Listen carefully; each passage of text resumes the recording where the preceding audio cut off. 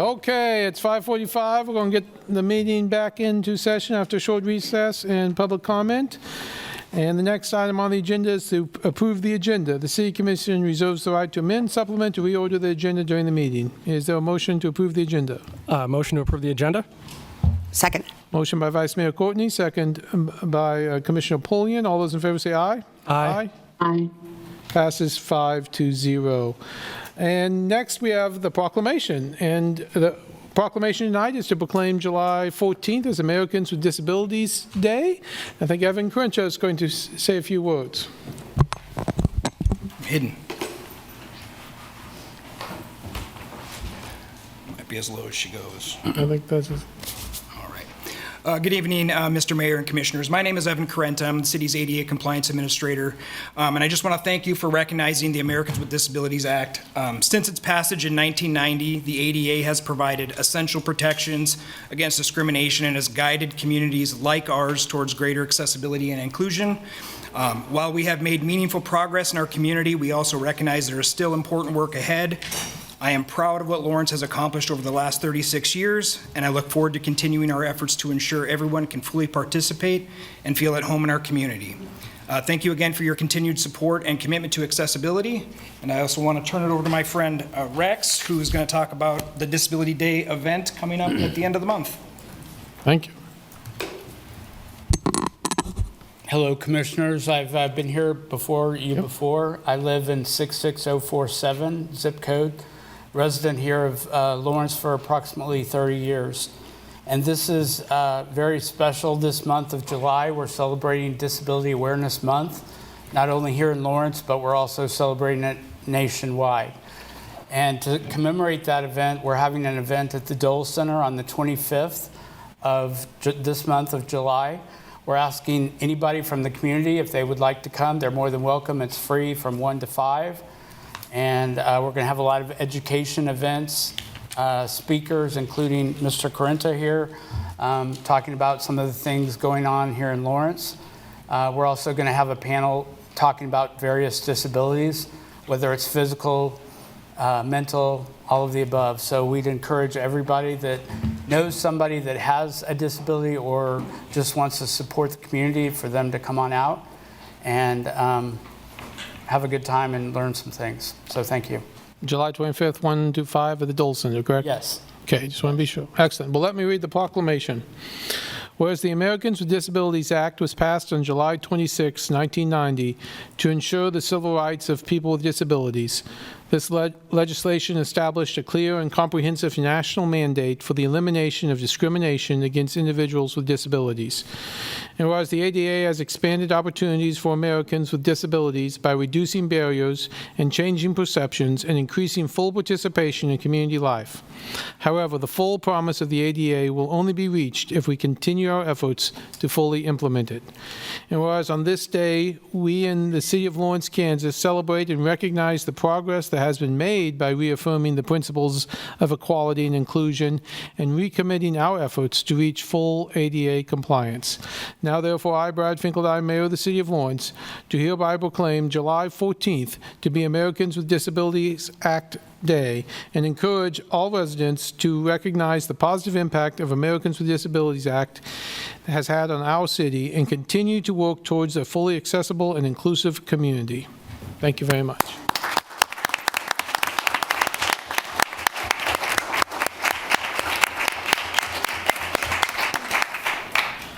Thank you. Okay, that takes us to the consent agenda. Items on the consent agenda are considered under one motion and approved by one motion.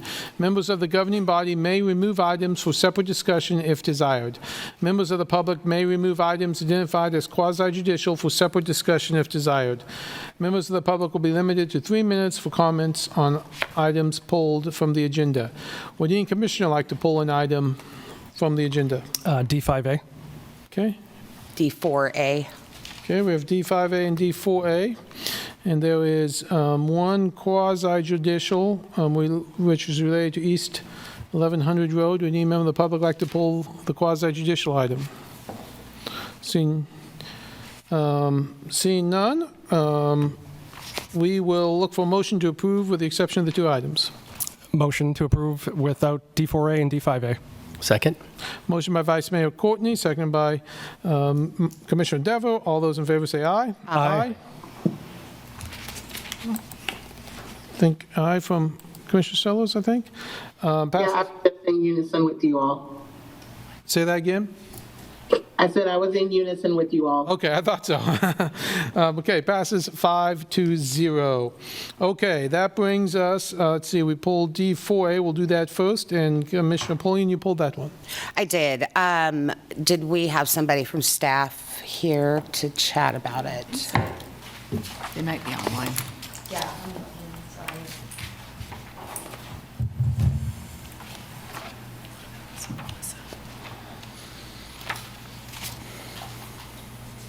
Looks like Kyle's here.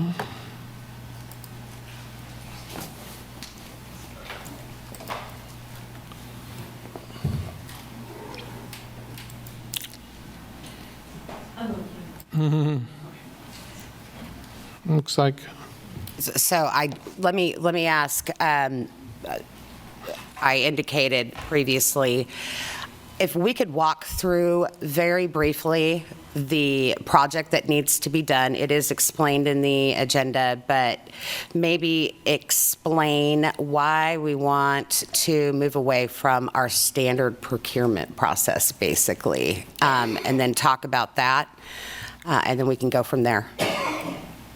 Kyle, I'm going to let you have this. This is Melissa Sieben, Director of Municipal Services. We did discuss this earlier today, so.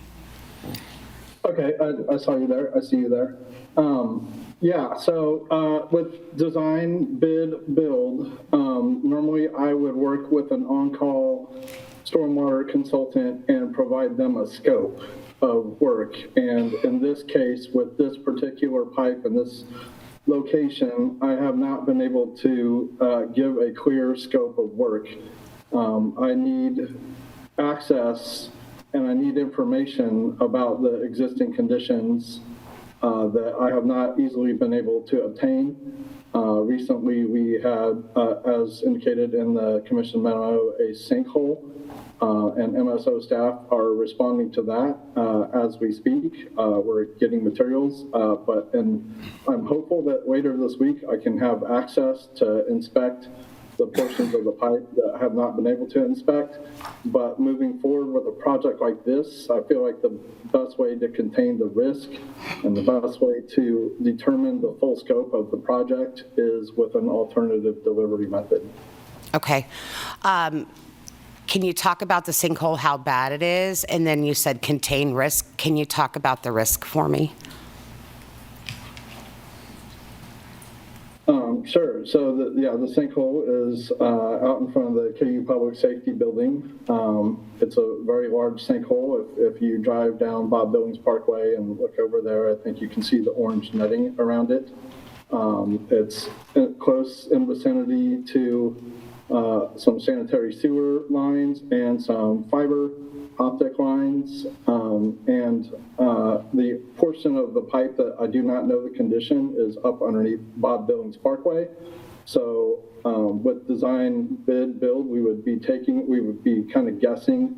We need to find out what the condition of the pipe is and how can we fix that as efficiently as possible without tearing up the whole street and interchange. That's my goal with this project and with this delivery method.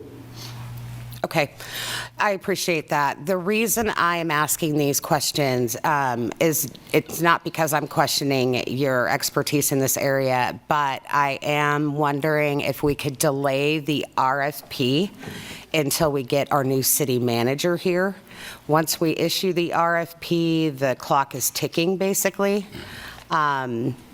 Is there one very specific reasons why we couldn't delay about 3 weeks to issue the RFP to kind of get, because as we know, our city manager is a capital project expert. He is a professional engineer, and this is a $2 million project, and I would love if we could get some insight. So I thought I'd ask you guys, Kyle,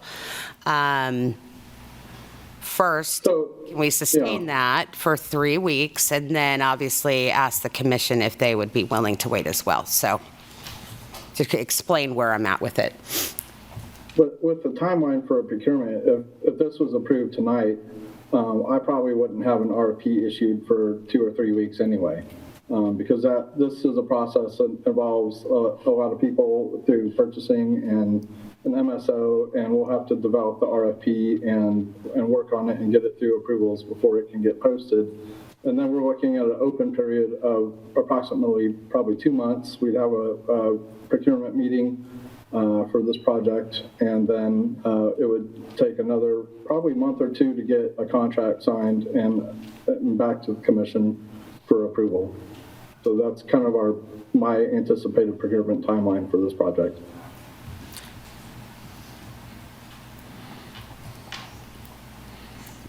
Commissioners, do you guys have any thoughts on this? Well, I guess, well, we can open up public comment. I guess my thought is, listening to Kyle, we authorize it tonight, but it won't be issued till after the new city manager's here. And so he could weigh in on that.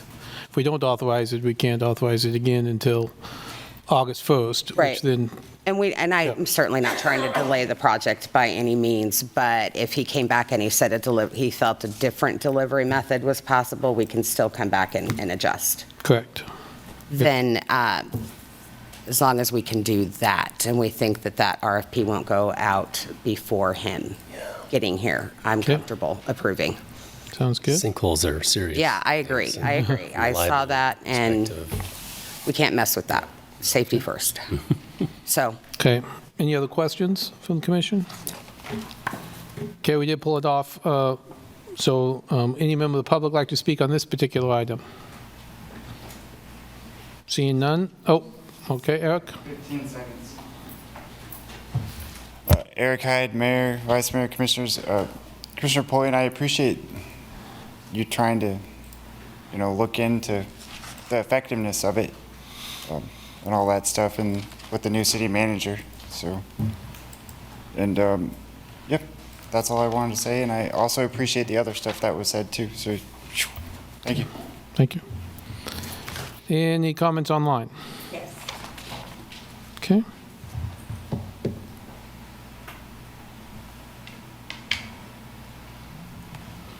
Stephen Watts.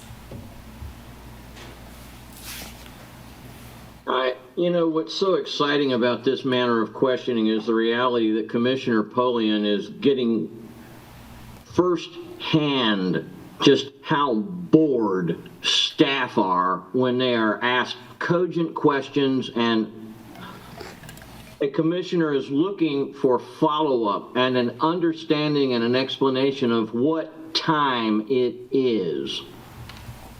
It's amusing to a guy that's been out here watching these SOBs deal out their cards and play their game together. Absolutely incredible. And certainly a sinkhole is something we all want to be worried about. Oh, yes. Where's the University of Kansas in helping us with this, by the way? They're supposed to be a neighbor. And what's the fancy word you guys use all the time? A partner. Wow. Put the money where the mouth is.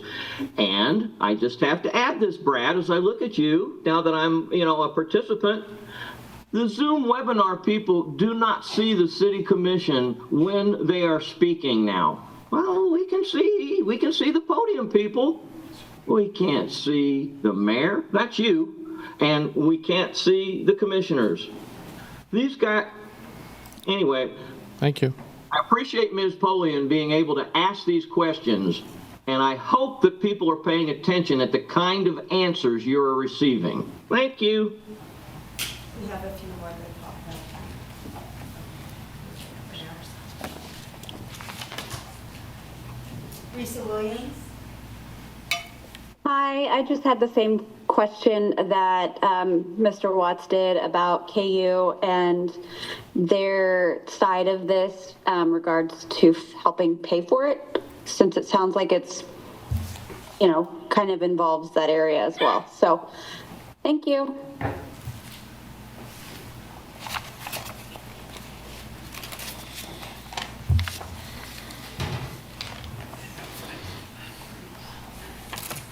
Bob Simonson.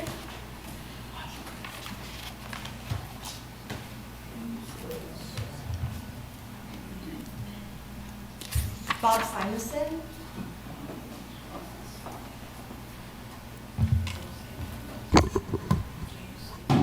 You're muted if you're trying to speak.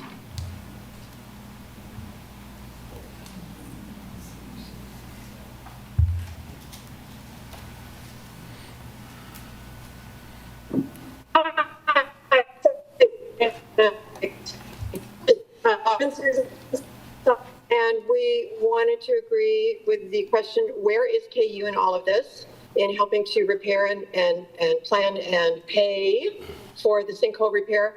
But we also wanted to say a kind word about staff, that perhaps they're not always bored when they're being questioned. Perhaps maybe they're just feeling shy or nervous about appearing in front of all of us. So thank you, staff, and thank you for your time. That's all the comments, Mayor. Okay, bring it back to the commission. Melissa, do you want to speak on if adjacent property owners pay for roadways? I know that we have been in coordination with KU, but what I can tell you is this is our infrastructure, is my understanding, or we wouldn't be moving forward with it. So, and the delivery method is to try and expedite things so that we aren't in a position where we have more cost than the $2 million that Kyle has estimated in his engineering estimate. So that's why we're pursuing this the way we are, and we'll take your lead. Thank you. Thank you. Okay, any comments from commissioners? And Commissioner Sellers, I think I saw you raise your hand earlier, but just want to be sure if you had anything to say on this matter. Oh, no, that was by accident. My apologies, Mayor. Okay. Just checking. Okay, any other comments or motions? I will just, I appreciate staff trying to expedite this. Safety is of utmost importance. I do wish KU could participate, but it is our infrastructure. So, but outside of that, I hope we can wait for the city manager to at least be able to review it before it goes out. And thank you again, staff, for your work. Otherwise, that's all I have. Okay, so motion. Yeah, motion to authorize the city manager to utilize an alternative delivery method for rehabilitation of storm sewer at Crestline Drive and Bob Billings Parkway, finding it is in the public interest pursuant to Charter Ordinance Number 45, and authorize staff to advertise an alternative delivery request for proposals for MS1 00052 storm rehab at Crestline Drive and Bob Billings Parkway. Second. Motion by Vice Mayor Courtney, second by Commissioner Pulliam. All those in favor say aye. Aye. Aye. Aye. Aye, passes 5-0. Thank you very much. Brings us to consent item D5A related to an annexation request. Vice Mayor, you pulled that? Yep, there was people who wanted to speak on a public comment on it. I do have a question. Do we have somebody who could answer questions on this available? I could answer questions. Oh, okay, cool. Corby Rust, Land Plan Engineering. On track 2, there's a piece of it's not contiguous with the blue area that looks like it's part of the interchange. Is that on purpose, or is that? That is on purpose. This is a very unique situation because you have existing city limits, and then you have, as you go east, you don't have city limits across the KDOT right-of-way, and you don't have it for a while across KDOT right-of-way. So, in this case, we couldn't annex east. We would be taking in a county road. That creates maintenance problems and whatnot. So in this situation, we have the horn up top, and we have the strip between the two tracks, and that's how we get to be continuous to touch existing city boundary, and there's a good reason that KDOT right-of-way has to be annexed as well. Okay, I'm good if public. That was your question? Yep. Okay, any member of the public like to speak on this item? We have 3 minutes. Anyone? Oh, here she comes. is Dominique 66049. I was kind of thrown up here. I just had a question if this was related to the Beacon Landings project or if we had any understanding of what the zonings were going to be like at this time. I know annexation can be independent and it can be exploratory, but do we have an idea about what this piece of land is going to do and how it's going to look into the bigger framework of what's happening on the west side of town? And if this, I imagine it's not going to be, but if this is at all related to the Star Bond project that's going to be up north. So I just had those questions. And then basically was kind of touched on is like, why wasn't the east side annexed? So if I could just hear like clarification, that'd help me. So that's it. Thank you. No, but we'll let my other comment. Any other comment in the room? How about online? Yes, Mayor.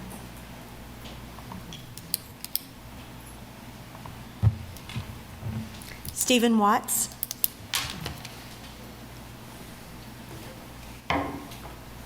Hi, you know, in channeling Hubert H. Humphrey, I gotta say I'm just pleased as punch. At the number of people that are willing to step forward and come to the aid of $100,000 a year employees. They don't need anybody standing up for them. This matter, I'm confident, and I believe in Ms. Siebens' direction inside MSO. It's one of our town departments that functions pretty darn good when you get right down to it. Now, there is some arrogance, particularly amongst the engineers. In my experience, it could just be my experience, but they do a darn good job, so let's leave it at that. Thank you. Thank you. Okay, bring it back to the commission. Corey, you want to answer the question about? Yeah, I just wanted to make it clear that this annexation has nothing to do with the Beacon Landing annexation. It's two separate owners, and it's a completely separate deal. Now, they do touch, but we're running them through at the same time, so that's, again, why the horn is there, but completely different.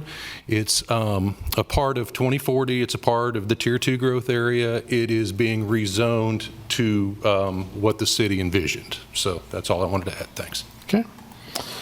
Bring it back to commission for comments or motions. A motion to authorize city manager to utilize and, oh, sorry. Nope. My bad. Let's do that again. Motion to refer the annexation request A26005 to the Lawrence Douglas County Planning Commission for consideration and recommendation, and authorize the city manager to notify utility companies and Douglas County Rural Water District number 1 of the request. Second. Motion by Vice Mayor Courtney, second by Commissioner Devo. All those in favor say aye. Aye. Aye. Passes 5-0. Thank you for that. That brings us, that was E, which is items should move separate vote. That brings us to the city manager's report. The city manager may report to the commission and the public on projects with public input opportunities, accolades, and other items of community interest. This is not a public comment item. Good evening. We just have two items for you tonight. One on the agenda, which is our year-to-date budget report that provides some information about some of our major funds. And then a second addition is that happened since our publishing. Wanted to let you all know that we've officially finished all of our federal reporting requirements for the $19.3 million worth of ARPA recovery funds that the city received, and have heard word back from the U.S. Treasury that our award was successfully closed out within the federal timelines. So in plain terms, that means we've wrapped up all of our paperwork and met our compliance, but I just wanted to remind you all in the community that those funds helped us through the pandemic maintain essential city services and made meaningful investments in homelessness response, affordable housing, emergency shelter options, new modular homes, support programs that kept residents stable and housed, and helped make Lawrence a safer, more stable, and more caring place for everyone. Those were the items. Okay, thank you so much. That brings us to city commission reports. I just have a few things to mention. One, was honored to be at the unveiling of the Nick Rice and Tiger Dowdell dedication on Sunday. Each of the individual ones are going to be the actual placement will be taking place later this week, so if people can attend that, that would be great. It's a good discussion and a good event. A couple other small things. One, I'd note on the consent agenda, we did, one of the things we had on the consent agenda was the approval of up to $751,000 in World Cup reimbursements through the state of Missouri and the state of Kansas for our participation in that. So I know lots of people have been, that's always been the plan, that we get reimbursed for the overtime and so forth, mainly for our police officers and firefighters. But just highlight that commission agenda item, that agreement is now in place. Two other small things. I met with the American Exchange Program about 4 years ago. They started a new program where they do exchange students, but those students that are exchanged are just within the country, not like from a foreign country. So we had 12 kids here from Indiana, Massachusetts, Maine, different states, and we had 12 students of ours that went out to various states the week prior to that. And so I got to meet them and talk with them a little bit about Lawrence, and they were enjoying their time here, and encourage folks to, if you're not, I mean, for kids, if that's one program you can do, high school kids, you also have the sister city programs if you want to go abroad. Hope people take advantage of those.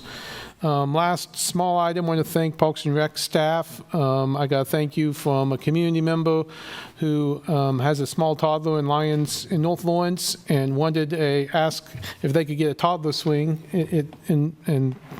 because the toddler could swing there, and they didn't have one in North Lawrence, and got that replaced. So she sent a nice thank you note and a picture of her daughter swinging in the toddler swing, and she asked me to pass that on to staff, so I'm doing so. Vice Mayor, any commission items? No. I also got the invite for the Dowdell and Rice memorials, and it was really moving. And there's going to be QR codes that are part of these presentations. And if you haven't had a chance to really learn about this history, this part of Lawrence, it's a lot, and it just makes you realize how far we've come. Okay. Commissioner Pulliam? Staff, congratulations on the ARPA closeout. More than me understands how arduous that is. Congratulations.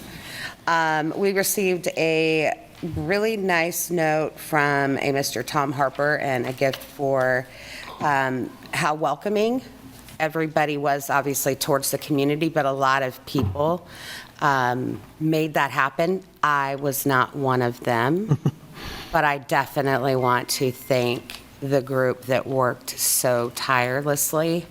It was an amazing experience, and it really, really reminded, I think, all of us how great this community is. So I'm going to have I have some questions. One of them is, what are we doing to provide water to folks during these heat waves? I know we made some changes to the Zoom meetings. I would love it if we could convey that information to the public. So if there are changes to it, or if maybe someone might need anybody not being able to connect, we can make sure they have that information. Again, it is incredibly important that people can access this meeting. I think we all agree. And then I'm going to be coming back at the end of the meeting to see if I can get some consensus. On July 4th at 4th and Lyons, a little girl was hit on her bike. Luckily, she was not hurt. But the folks in that area have been asking for some stop signs, but I just wanted to give that little girl... I just wanted to give that little girl my condolences that happened, and thank you to the driver who was incredibly alert. And I will bring that back later to talk to Commission. But other than that, that's all I have. Okay. Commissioner Devo, anything? Yeah, I think I wanted to make sure everybody paid attention to Lindsay Slater's email regarding KU Innovation Park progress this year. They gave us their second quarter numbers, and things seem to be looking pretty good from an innovation standpoint. You know, we're growing jobs, and these are good paying jobs, and I think, the kind of place that attracts people from out of town because we have these resources. So I'm happy to say that. And then also the fourth phase of the park is underway, and thanks to our contribution and the county's contribution, which is little compared to the federal government's, millions and millions of dollars of contribution. But we are a partner, and I think we've had to make a lot of tough decisions in the past, but I think they're really making headway on this fourth phase, and it's going to allow us to maybe even capture some of these jobs that people are wanting here in our community that we get emails about every day. And we're working hard on that, and I think people need to go to kuinnovationpark.com if they need to know more about what's happening there. Thank you. Commissioner Sellos? Thank you, Mayor. I don't have a report this week. I'll just yield and wait till next week to get the full report in regards to Summer Leadership Board and my NBC Leo conference. Okay, thank you, Commissioner Sellos. That brings us to the regular agenda items. And regular agenda item 1 is to consider adopting on first reading a moratorium and initiating a text amendment. Look, Jeff is here, it looks like, to produce that.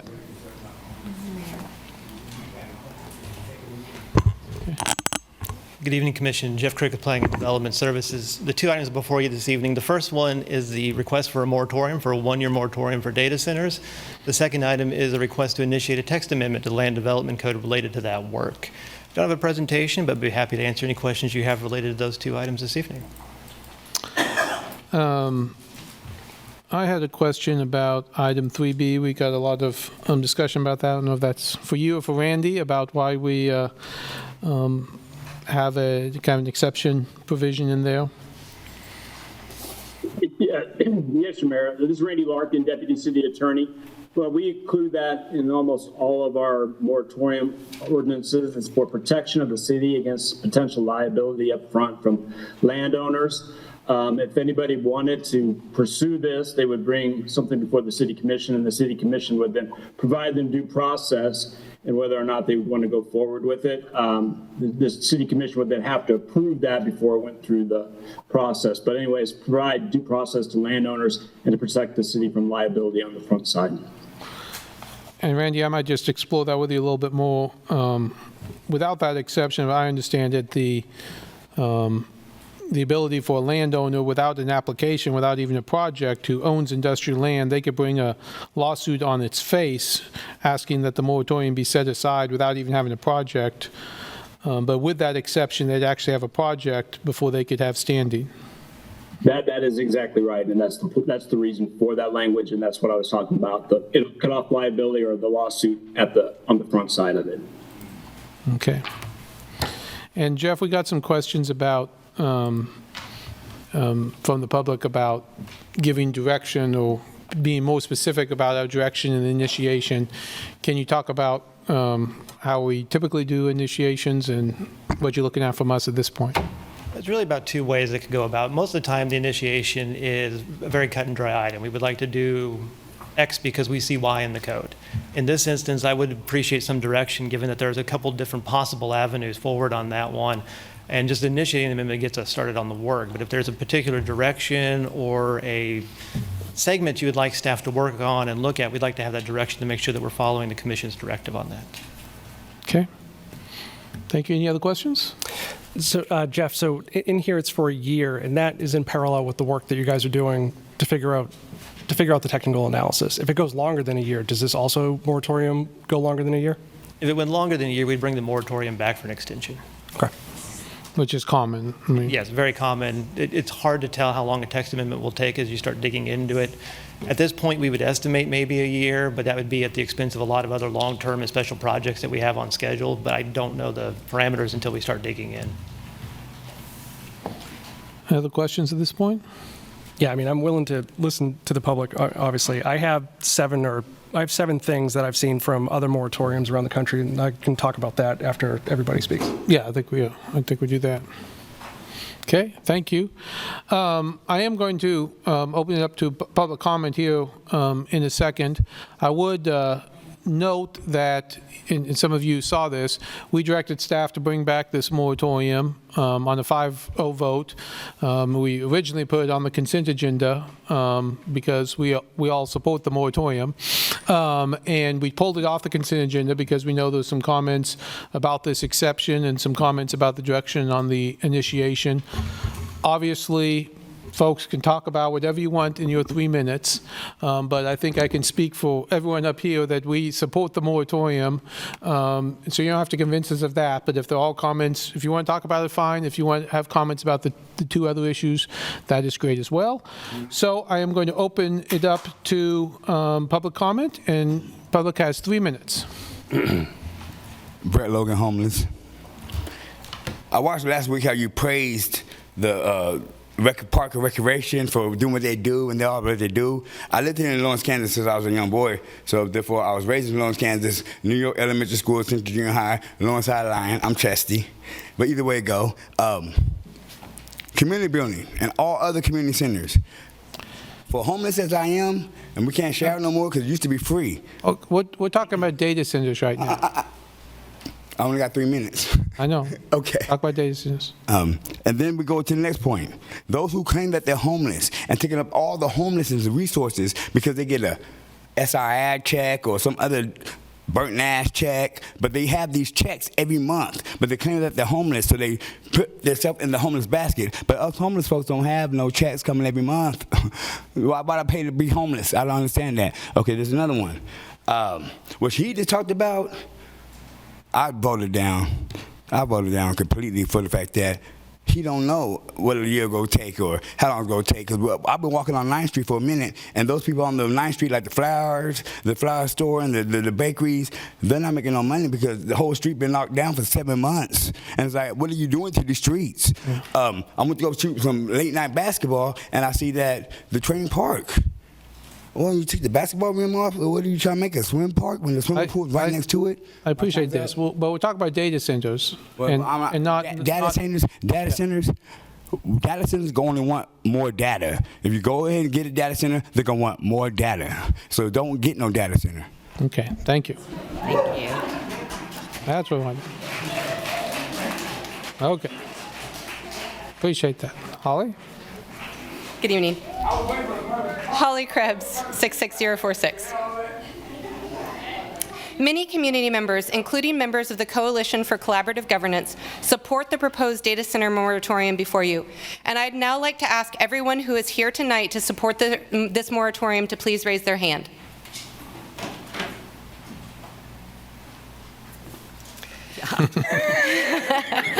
The Commission has also received 30 supportive written submissions, including several from community organizations. Thank you to staff and the Commission for moving promptly on this issue in response to the community's advocacy for this moratorium. Our community also has several requests regarding the moratorium and the initiation of a data center text amendment. We request the removal of Section 3 of the moratorium, which would allow a property owner to request that the City Commission temporarily lift the moratorium for their property. The Land Development Code has no use-specific regulations for data centers, so we believe it would defeat the moratorium's purpose if it could be lifted for a property owner to build a data center without any regulations in place. Additionally, while this section appears to be standard in other city moratoria in Lawrence, our researchers have not found this provision in other data center moratoria in Kansas. Therefore, we request this section be removed. If the Commission decides to retain this section due to legal reasons, Tad Kramer submitted a good potential amendment to this section, which would require the Commission to establish reasonable conditions, restrictions, and regulations regarding water, energy, pollution, and more before granting an exception while the moratorium is in place. Second, for the Commission's initiation of text amendment to research data centers, we request that the Commission clarify what research you would like staff to conduct. There appears to be a lot of agreement amongst Lawrence residents that it would be best to prohibit hyperscale data centers in our community. The city will also need regulations distinguishing different types of data centers and their use regulations. The staff report states that the staff time required to do the required research and policy development may delay or suspend other projects. Our coalition submitted initial research on data centers last month, and there are many people in our community with policy research and development skills. We request that staff inform our community what research and policy development work they need so volunteers can help staff do this work in a timely manner without straining city staff resources. Finally, I would also like to request that the staff bring their research and policy options back to the Commission and the public for discussion and more direction before staff drafts specific language for their regulatory options. Thank you for your consideration and support.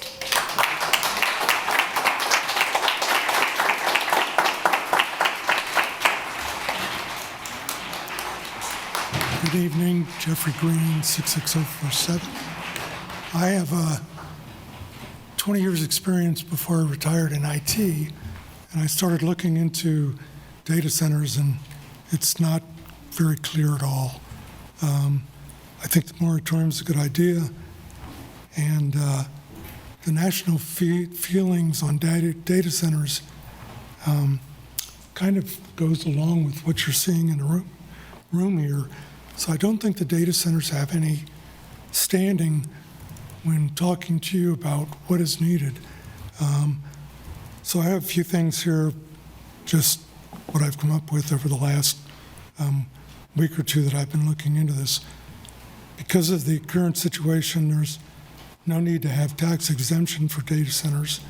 There's no need to have non-disclosure agreements with data centers, and there's no ability for a data center to do anything with the city as far as suits for emergency response failures or anything like that. The one-year pause, I think, is fantastic to allow you to get your definitions and thoughts on how the data center needs to be looked at when you're deciding to give them permission to be here or not.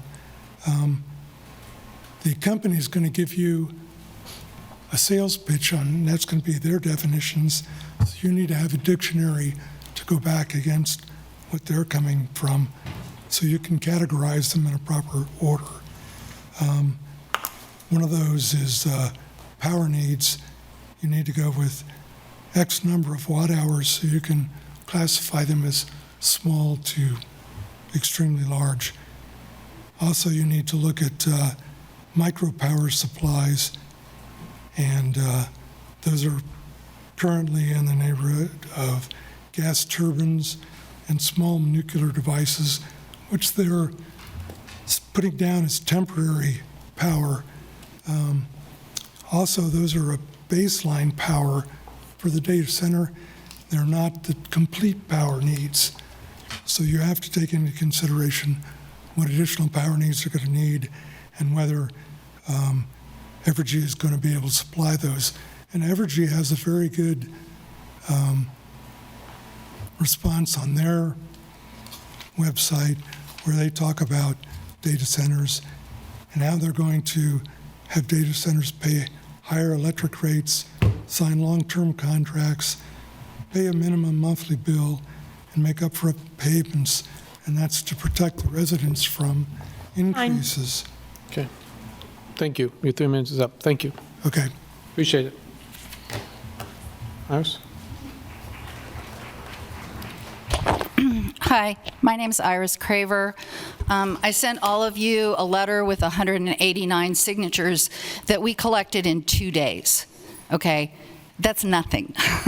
All right. So I'm glad to hear that you all are supporting this moratorium, but I expect that you, I should just say that yesterday we sent a letter to the Douglas County Commission with 264 signatures that we had gathered, again, like in 2 days.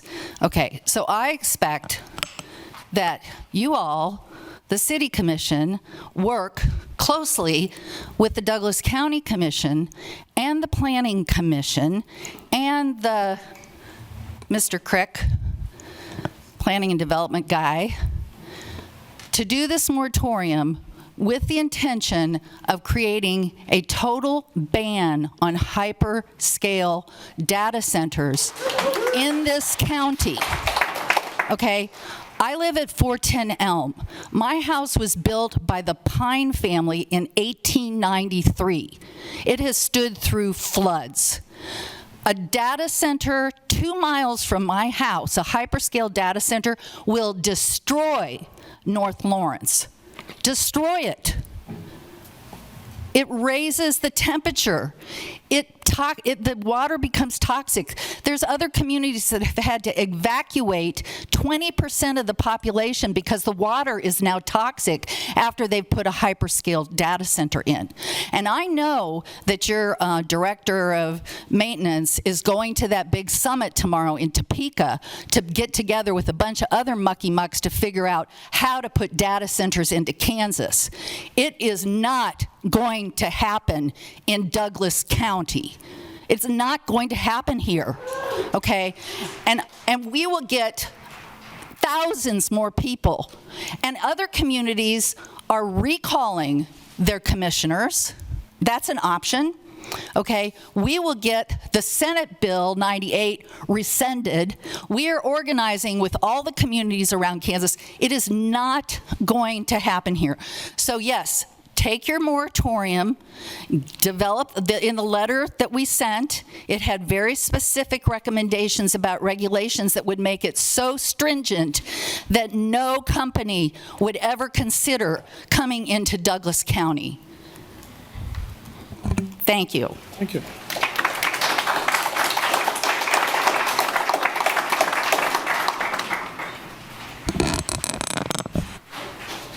All right, Eric Hyde. I don't plan to get any applause from this because I don't like taking popular opinion. I like taking critical thinking. I was invited to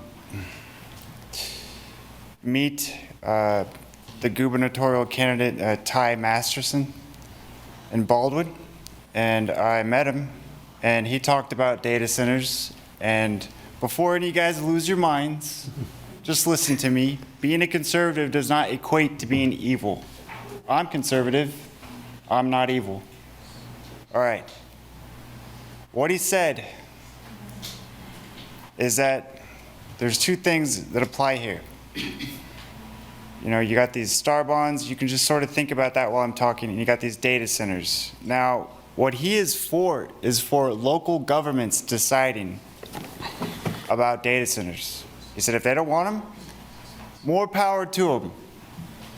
Don't have them. But if they want them, let them have it. You know? Well, somebody said no. How dare you tell somebody else in another community what they want? All right? I don't want them here either, but I'm just trying to communicate my ideas. All right? My ideas deserve to be heard too. Because for 32 years, I've been freaking ignored. Eric, talk to us. Anyway, thank you. So what I'm trying to say is that these star bonds, and I don't like star bonds. I don't like that people are like, ooh, gateway project, ooh, let's pass it with star bonds. I didn't like it. They did it anyway. Now there's all this hype about data centers, you know. I don't like it. Whatever. But the thing is that Masterson said that I think is that really important, and I haven't heard any other candidate say this, is that it's the way these things are managed. It's the way that, please don't insult me. I hear people insulting me. All right. It's the way they're managed. There's going to be offsets that are going to need to be covered through contracts. Like there's going to be the infrastructure needed to be paid for by the developers, all this sorts of things. You know, there's going to be lots of guarantees that are going to be needed to be made up front before anybody ever thinks about building them, such as property taxes too. So I'm willing to bet you that you guys are going to all change your minds, because I really believe a lot of you people in Lawrence are just freaking hypocrites. So, but I'm totally for banning them right now. I'm totally for it. I just wanted to present a different idea so we're all not mob mentality. Thank you. Mayor, can I just take a moment to remind folks who may not have been here, just the acoustics in this room, we can hear you if you're whispering in the back. So if you could just please not speak while others are speaking. It is really distracting. Thank you. Thank you, Sherry. Good evening, Council. John Chaffee, back again. The one thing I want to say is, even though you guys are saying you're for the moratorium, it's hard to believe you when 3 out of 5 of you voted on the change to the land development code that got us here in the first place. So when we are skeptical of trusting you right now, you have lost that, because many people, when this started back in April, 65 people, when I saw, and 75% of them at the school that we met in North Lawrence, were all from Lawrence. In 2024, we were let down with 4-1 vote because of some sort of change that allowed for an entry door to come in. The one thing I want to point out is that they say they don't know, just as the gentleman up here prior said, they're going to try a sales pitch on you. In 1923, when lead was introduced into gasoline after being discovered 2 years prior, it had compounding effects and was not done anything about it in the United States for 60 years. That is a forever chemical that sits inside of our oil, inside of our dirt. And it's not going anywhere anytime soon. There are cheaper alternatives to AI data centers, and that's all they want. They want cheap. The reason why they want cheap is to resurrect it, put it up, sell it off to the next bidder.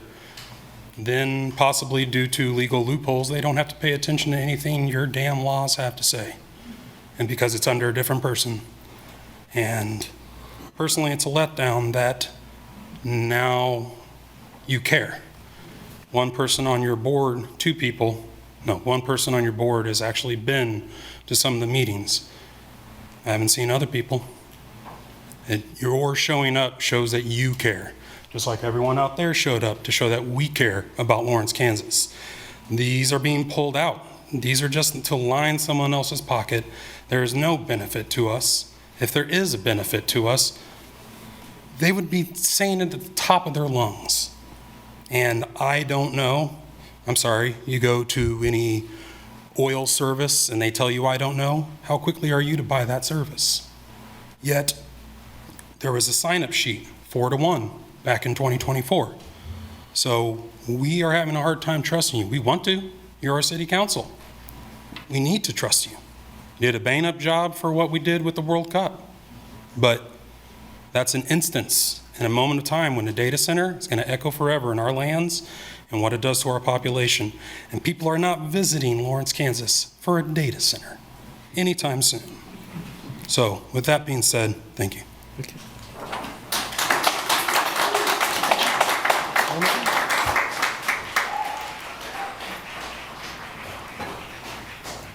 Tim Hamilton, 66044. Yes, Kurt, if you'd put that up. Thank you. Let me get it in presentation mode and then you got it. Jeez. Okay. So what I wanted to look at was how much are the utility bills going to go up for residents? Because that's one of the things that the city staff is going to have to research, and I've researched it quite a bit, and good luck coming up with a real answer because, and this is the game that the data centers use in response, you've got different areas of the country, you have different sizes of data centers, you have different utility companies that charge different rates, you have different households that have different consumption levels, and then you also have temperature that throws in there. So it's a really tough estimate to come up with. So here's one thing that the Brookings said that just showed how much water is used each day, and this is on the hyper centers. It's 5 million gallons, the equivalent of a town with 50,000 residents. So these are some of the estimates that came out of states that I looked at. In Lawrence, Kansas, we have an average electric bill of $138 in Douglas County, $147 in Lawrence. Water bill is an average of $145. So I did these estimates based on Ohio and Illinois, so those are the Midwestern ones, taking the Virginia and Texas out who've been around a long time. I estimated about $19 a month electric bill raise in year one if a data center comes in here, a hyper center, $24 a month in water, that should be water on the bottom. So you're looking at about, what, $41, which spills out, $41 per household per month, which spills out to be about $20 million a year for everybody here in their additional utility bills. So when the data center company comes and they dangle the tax incentive out there in front of you, just keep in mind, that's one question for staff. How much taxes are they going to have? So they'd have to come up with $20 million in taxes just to break even with all the utility extras that we're going to have to pay. So let me tell you about Google. Google in 2015 signs a non-disclosure agreement with the city of Dallas. This is in Oregon. They already have a center there. They want to open a second major campus. People are noticing once they do that water consumption goes up, so the local paper goes to Google and says, how much water are you using? And they say, well, sorry, that's a trade secret. So they say, well, we're just going to go to the city and ask them. So they do go to the city. And the city says, we're not allowed to give you that because of the non-disclosure agreement. So then the district attorney in that county says, city, you do have to give them that information. So then the city sued the newspaper, the Oregonian, who was trying to do that, get that information, because they came up with an open records request. So the city sued the newspaper to not disclose how much water was being used. Google said, we'll help you out and pay your attorney's fees. In the end, it took a year, and after a year, the newspaper won. Free speech. Thank you.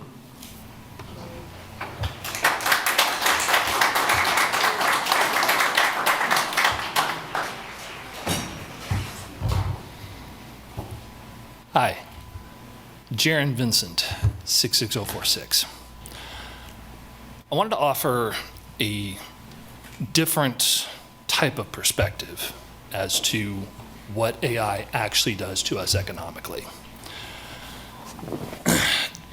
We all know that the reason that these data centers are even a discussion topic is because of the possible, or what we think is, an economic benefit.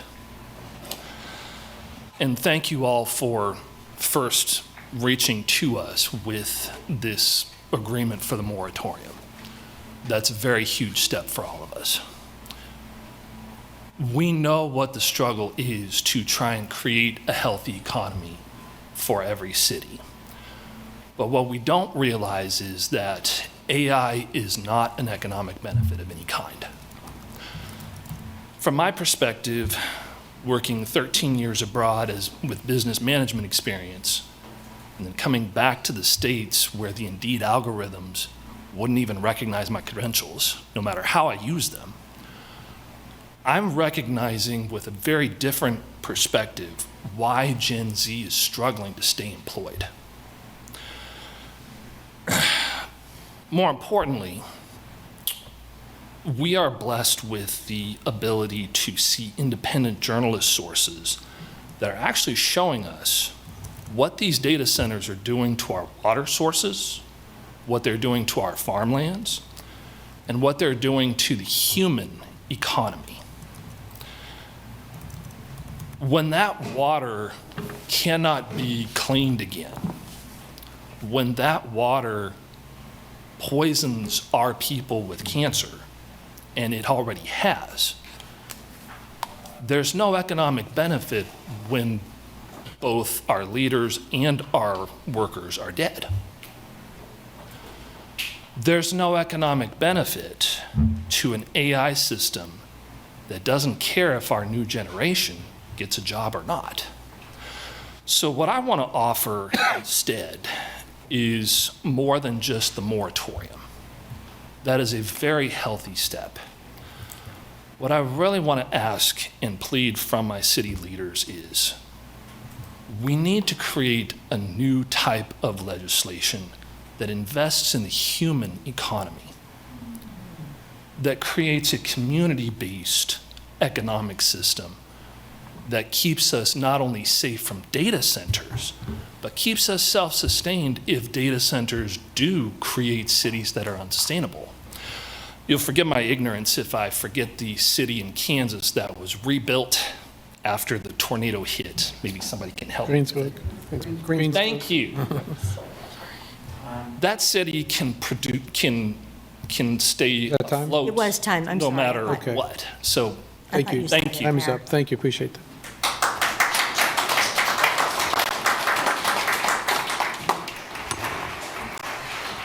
Good evening, Commissioners. My name is Katie Hasty, 66049. I'm a mom with a second grader starting school this fall. I own 2 small businesses here in Lawrence. I live on the far west side. It's near land that will likely be developed soon. I'm originally from Kansas, and I'm a volunteer with the Sierra Club in Kansas and in Missouri. But I'm not here necessarily as an activist tonight, but I'm here as your neighbor. I'm asking you to look at the data. I support a full, clean, 1-year moratorium without a loophole that lets favored projects skip the line. I support closing the by right gap so a project this size can't move forward without public input or commission review. That's because what we're discussing tonight is not hypothetical, and apologies to Commissioner Courtney, but I might steal some of your anecdotal thunder. In Manassas, Virginia, a resident's monthly electric bill jumped from $100 to $281 in a single month. That is not an outlier. Bloomberg found that electricity prices in high data center areas jumped 267% over 5 years. And nearly 3/4 of Virginia voters now blame data centers for rising bills. It's not just opinions, and it's not just perception. And it's power. In Dallas, Oregon, Google's water use grew 316% while the town's population grew just 12%. 2 communities in arid Arizona have already rejected data center proposal outright over water concerns. And then on jobs, a review of more than 1,200 U.S. data centers found that even the largest employ fewer than 150 permanent workers, sometimes as few as 25. An infrastructure built for one company can outlast it. Water and electric systems typically stay in one place for 30 years. So if a data center leaves, the community is left paying for the capacity that no one uses. Cities dealing with this aren't rejecting technology. I'm in AI education myself, and I'm not even pro or anti-AI. This is not about that. Many of us here are asking for the basics. Dedicated rate classes so that residents don't subsidize industrial users. Water disclosure, a real public process before land is committed for decades. A 1-year clean moratorium gives Lawrence time to get this right instead of finding out the hard way like Manassas and in Oregon, the way that they did. Please choose the measured, reasonable path, which is to pause, study, then decide with your neighbors about the real information at hand. Thank you. Thank you.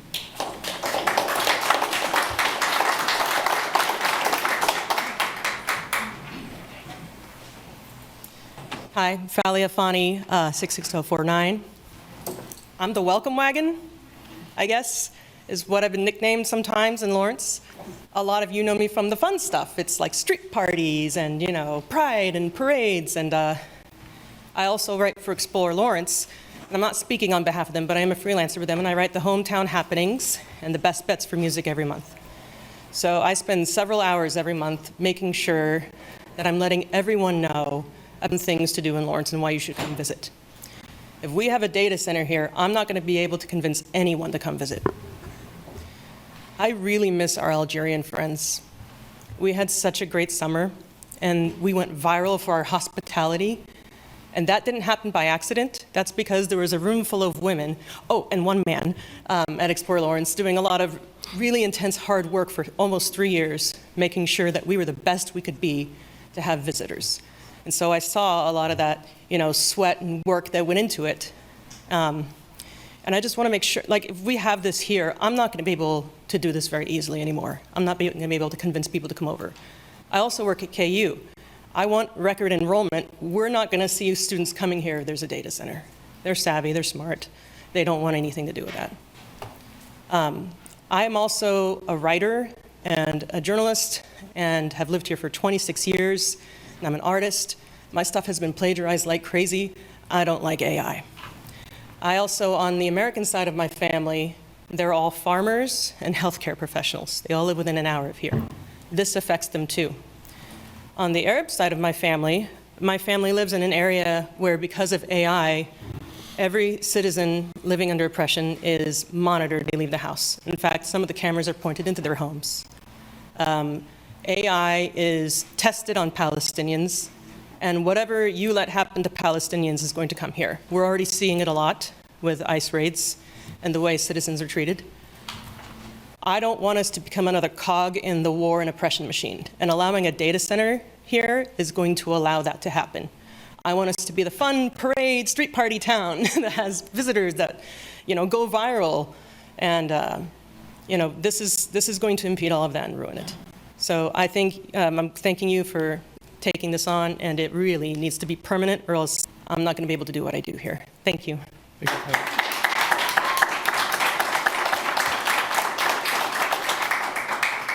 Tom Stolen again. 7th generation here in Lawrence. Here's what I know, is that I've watched things like the 8th Mile drag strip go away over my lifetime. There's a fish in our creek behind us called the horny-head creek chub. It's on the endangered species list. Put that hyperscale data center out there, it'd disappear for sure. When I was a kid, we canned and fished out of the Call River. You can't do that no more because of what goes on upstream. It's not us, it's upstream. So what goes on out there ends up here. Kansas has always set standards. They've always been high. Think about our history. You got a chance to make it here and just eliminate this. Eliminate all this. Keep us a farm ground. Keep our farmlands farmland. Kansas is about agriculture and community. Data centers, solar panels, got nothing to do with that. Think about it.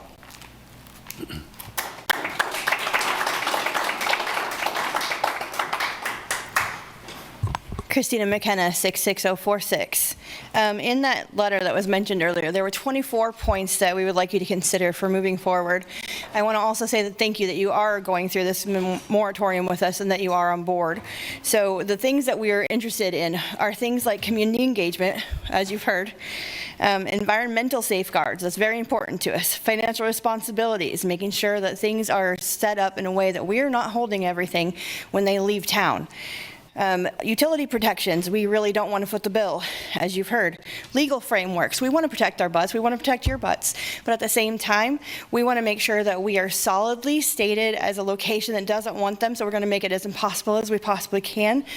At least that's the preference of the community, as you've been hearing. Fiscal policies that establish guidelines so that we can work with county and say, hey, you guys shouldn't allow one in either. Resource management, water quality standards, scale limitations, local economic benefits, employment standards. Did you know that most data centers actually migrate the employees with them? That's how they get their 20 employees. They just come and live there for a time, becoming local people. That's not going to work for Lawrence. Noise regulations for those ultrasonic, supersonic sounds as well. Property value protections, transparency requirements, developing oversight, end of life planning, because everybody knows what happens when they're done. All phases of development clearly defined, and there are several more points in there. I think that we have given you a really good framework, and if you have questions on it, I guarantee you there are a lot of us who are willing to answer those questions. We've been doing the deep dive research, we've been sharing the information, and we're willing to continue sharing it. I think going forward, the most important thing is just having no NDAs that are going to keep the public out and letting us know every step along the way. And again, I want to thank you for being part of the moratorium and making sure it does happen for at least a year. Thank you.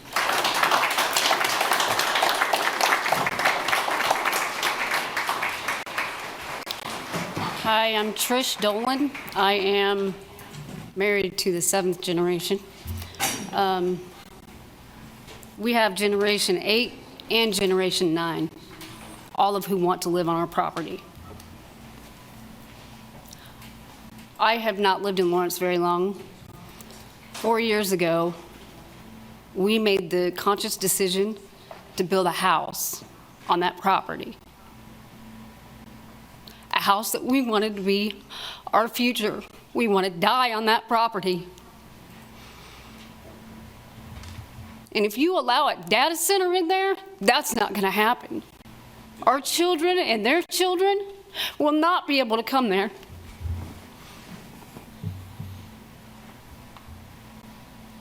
I moved to the country, because I love it out there. It's beautiful. There's so much wildlife out there. That wildlife will go away.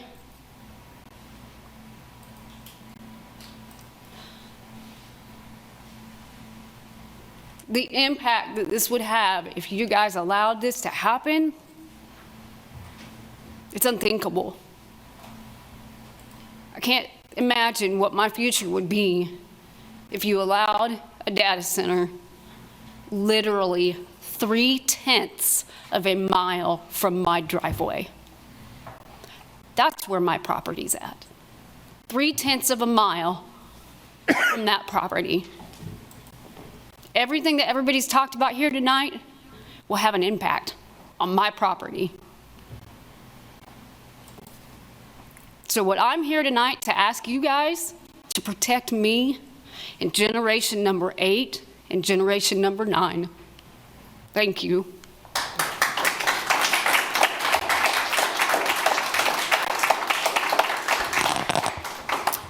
Hello, I'm Joe Harrington. The zip code is what is my zip code?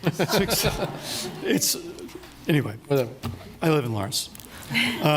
I was just looking at Mr. Crick's report where he says the text amendment will require ample research and analysis to determine the changes proposed with the text amendment. At this time, staff anticipates that this may require significant resources that may require the division to delay or suspend other long-range and special projects. And it just leads me to wonder, is a year really going to be enough time?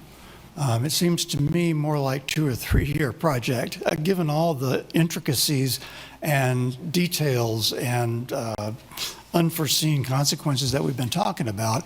It just seems like it maybe ought to be a little longer. That's all I wanted to say. Thank you.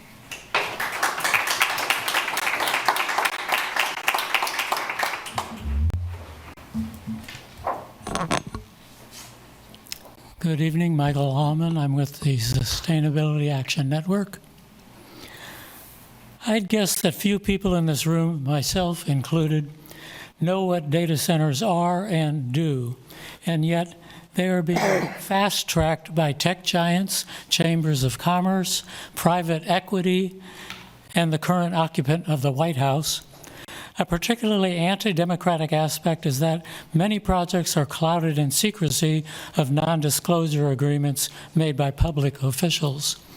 Therefore, a moratorium is needed for all of us to know what we're dealing with, to craft a text amendment for what we will allow or not allow in our community.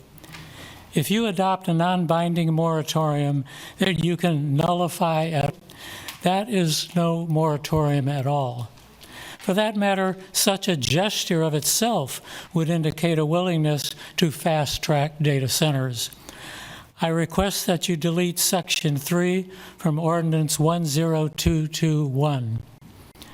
Here's a sampling of data center problems that we do know.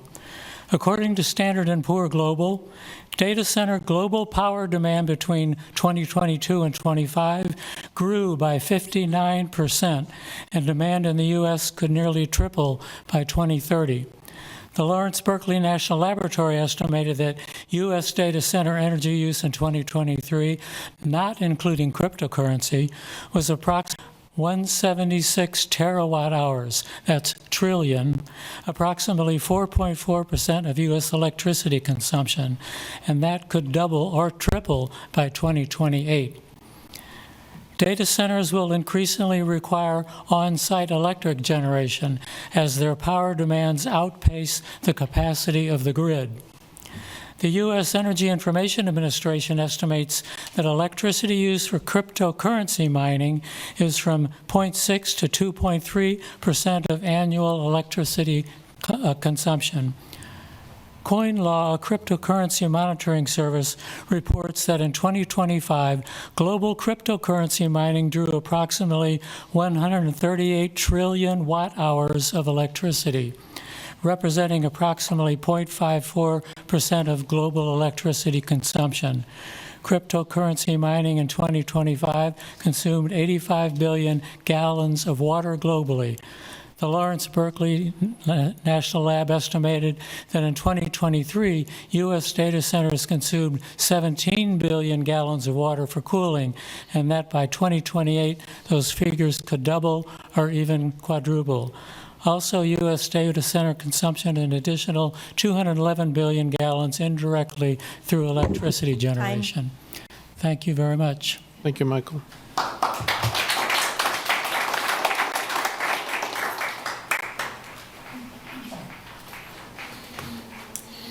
Hi, my name is Allie Ropey, 66044.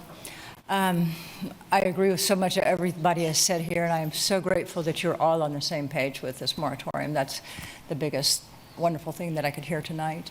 I know that KU has some interest in the property by the airport, and I don't know their agreements are about anything, but I imagine there will be some pressure on you guys from KU about that, and I'm hoping that you can educate them about the moratorium that we are so interested in having about this.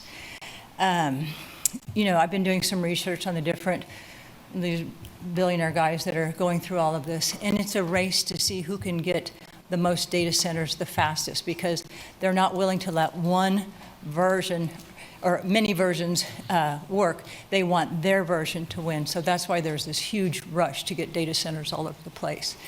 And another thing that even Ellison admits is that by 2030, quantum computing will be past what all of this is, and these will all become completely useless.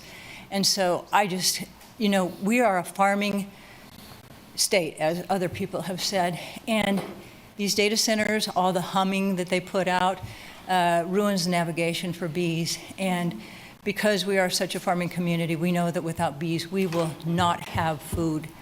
And so I am begging you guys to stand the ground with everything you've got, because the quality of life in Lawrence will go completely down the drain. We will not have drinking water for the people that live in Lawrence.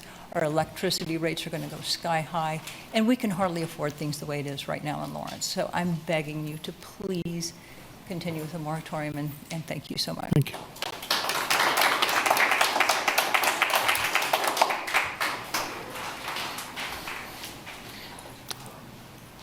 Lisa? Good evening, Commissioners. I'm Lisa Harris Friedman, 66044. And I thank you for considering a moratorium this evening. I would like to ask you to make it an ironclad moratorium. And in order to do that, I request that in Section 2, you take out the part where the city can amend or repeal the ordinance, whichever occurs earlier, and make it a complete 12-month moratorium with the possibility for extension. And I also request that you take out Section 3. That way, the community would have confidence that this is truly a 12-month moratorium. Thank you.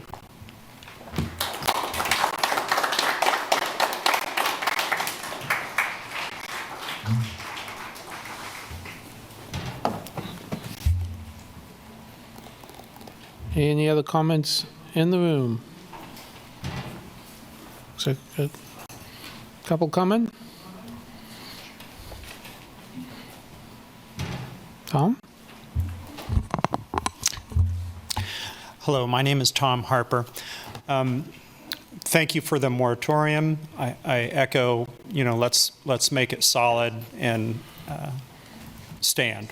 And I also agree that we need more than a year.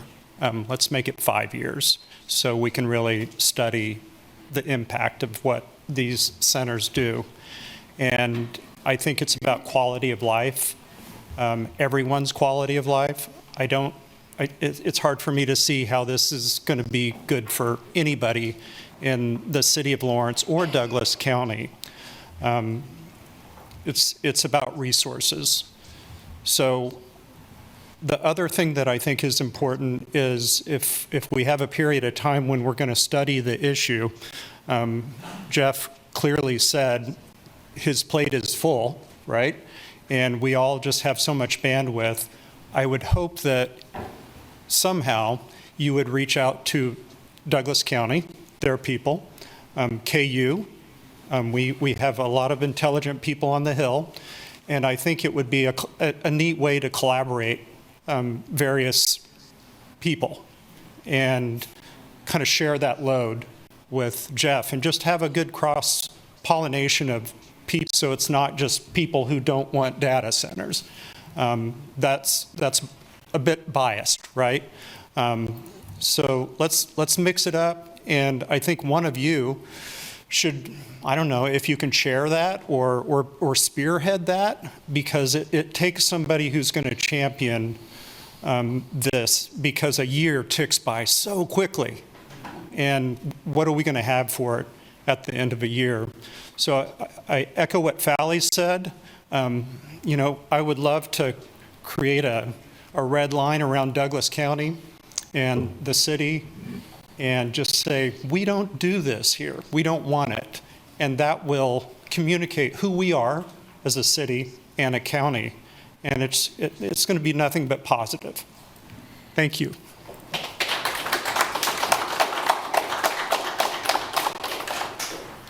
Hi. Shirley Bronlick. I live in 66044. And the first thing I want to say is I don't know why it would only be a year moratorium. It should be permanent.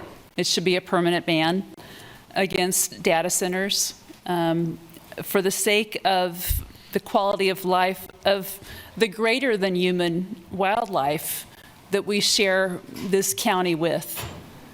For the sake of the river, for the sake of the dark sky to be able to see the stars, for the quiet, for the clean air, for the clean water. I don't want to see any non-disclosure agreements. I want to see complete transparency. And I don't want to see any tax breaks. In fact, I don't know why you would give tax breaks to anyone whatsoever in the future. I don't get a tax break. I'm just making it. And I'd like to keep being able to afford to make it, but I'd like to continue to see foxes run through my neighborhood and everything else that makes this a quality of life place to be. Thanks.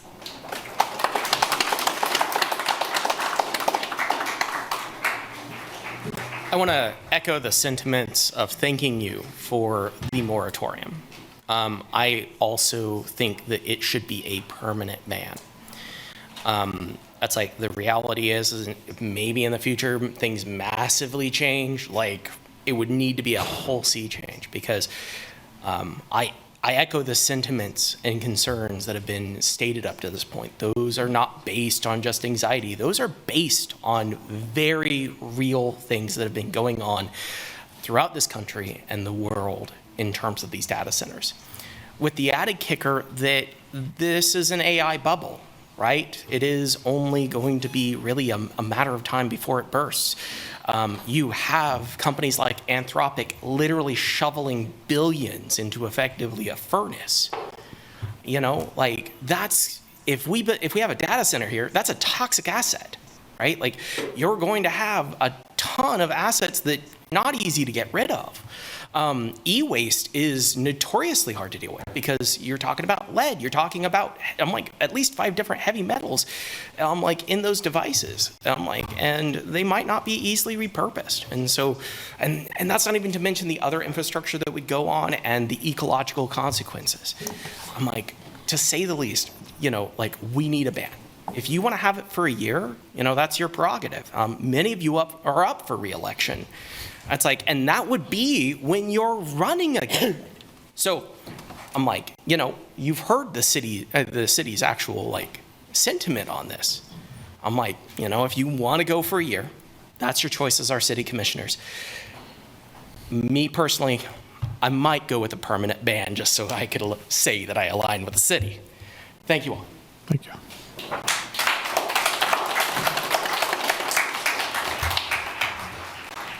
Hi. Hi, Nancy. Hi. I'm Nancy Thelman. My zip is 66044. And I just wanted to say I'm so glad for the kind of kumbaya spirit here tonight where it seems like we're all in agreement. about the moratorium and some disagreement about the details, kind of having a loophole. But I do feel like we're kind of on the same page with you, the public and you, which feels good. I do want to hearken back, though, to the moment in the development of the Lawrence development codes, that moment that the draft was altered to add data centers to the land use table that makes them by right, meaning makes them possible to bring into our community, bypassing the public altogether. I, for the life of me, don't know how that action, how that addition was made, how it was considered in committee, and how it was passed. Especially in a community that likes to be involved. I know what it's like to be in a hard fight when the public doesn't want you to do the thing you want to do. It's really unpleasant. But to bypass a public process, which is our constitutional right to have a public process, especially in land use issues, to bypass the public in order to make sure that data centers can happen by right on zoned land, I mean, industrially zoned land, just seems like it's not in the spirit of our community. It seems like that was a huge overstep, and I'd like to think maybe it was done out of maybe not knowing back then. It wasn't that long ago, but maybe not knowing back then just how impactful a hyperscale data center is on a community. Maybe it was an innocent mistake, or maybe it was done by some folks who are tired of seeing the community make development hard. But I would just implore you, in this time where we're in the moratorium, whether it's a year or 2 years or 3 years, please, is there a way to remove data centers from your land use by right table in the meantime, so that we can be somewhat at ease that someone out there in this moratorium loophole won't be able to, by right, bring their massive project into a community that should be consulted. That's what I'd ask. Thank you.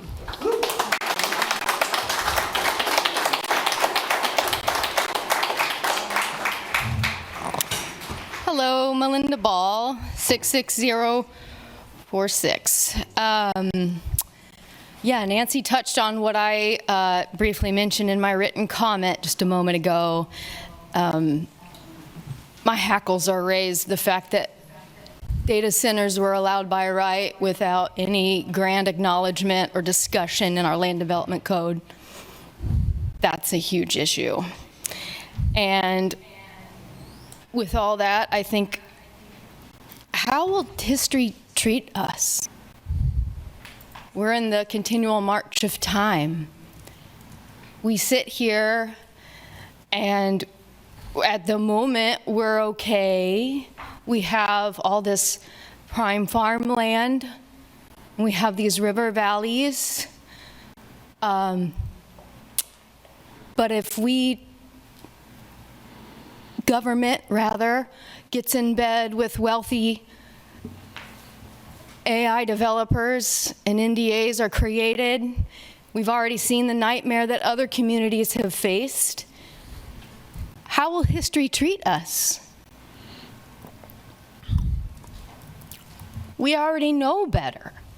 We have communities that are suffering greatly across this nation for many reasons, of course, but also AI. Also, extremely wealthy people that do not need another penny or dime.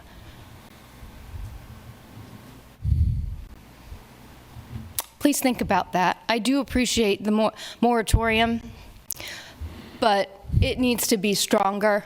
Also, alluding to Lisa's comment earlier, we need a ban. I don't see why that needs to even be year-long process, but I respect the process. Thank you. Thank you.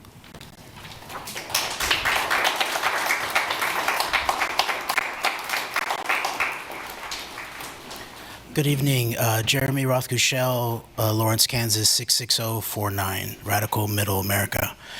We go from crisis to crisis, and we seem to be reactionary, and rather than fulfilling the core mission of public interest governance, which is to protect and secure the future for the people and the land.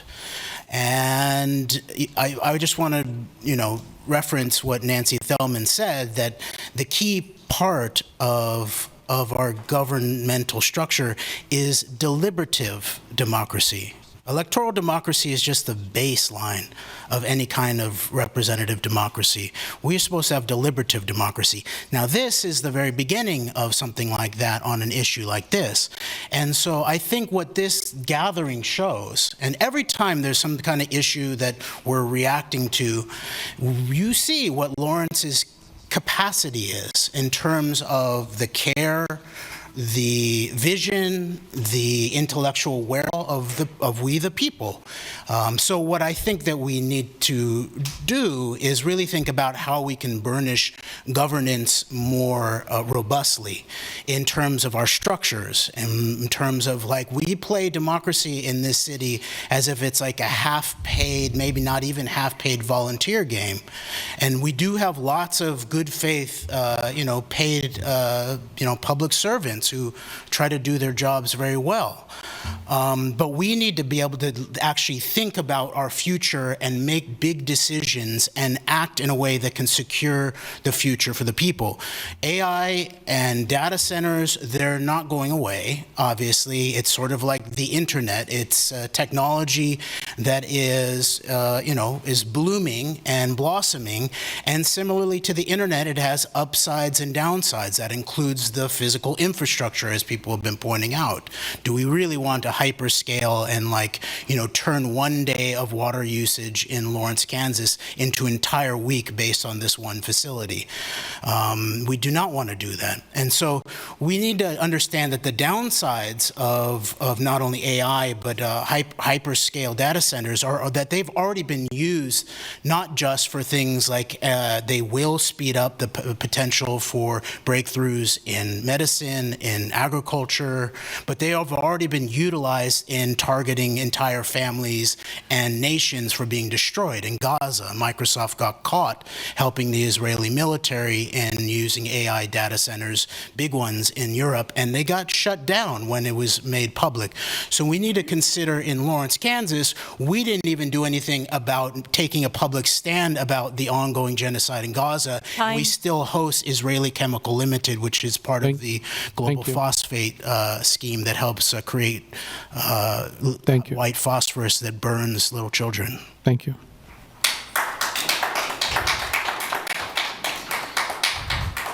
Any other comments? Oh, Steve.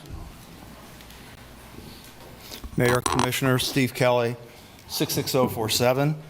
I'm here and I'm certainly in support of the moratorium as been discussed.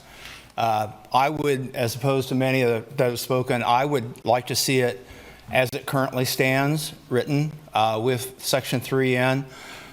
My interest is in, as we've listened to the discussion and I've done some research, people are all over the place in terms of definitions, and I would like to have research done to kind of define what is a data center. My sense is that probably if you looked around Lawrence, there are data centers already in the community of various sizes. We just haven't identified or noticed it because the hyperscale and these huge monolithic buildings are what we all envision as a data center, and that, I think, is certainly not the entirety of the truth.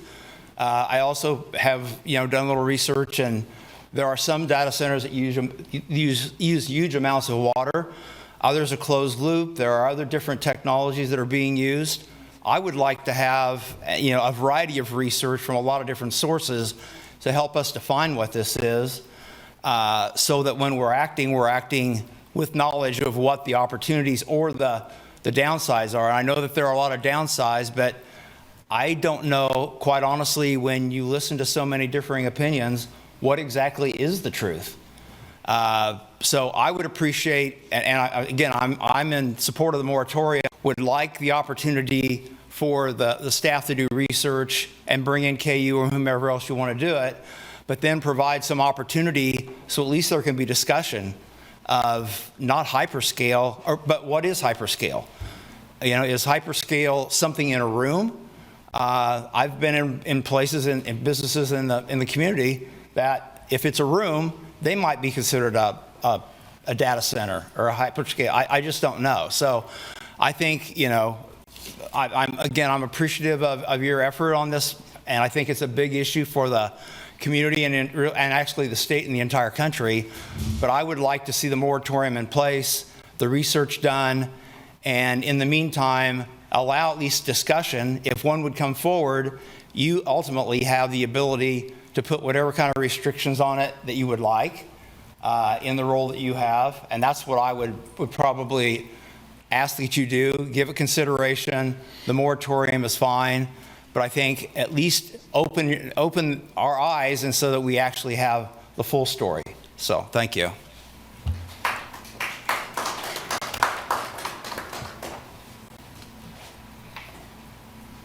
John M. 66049.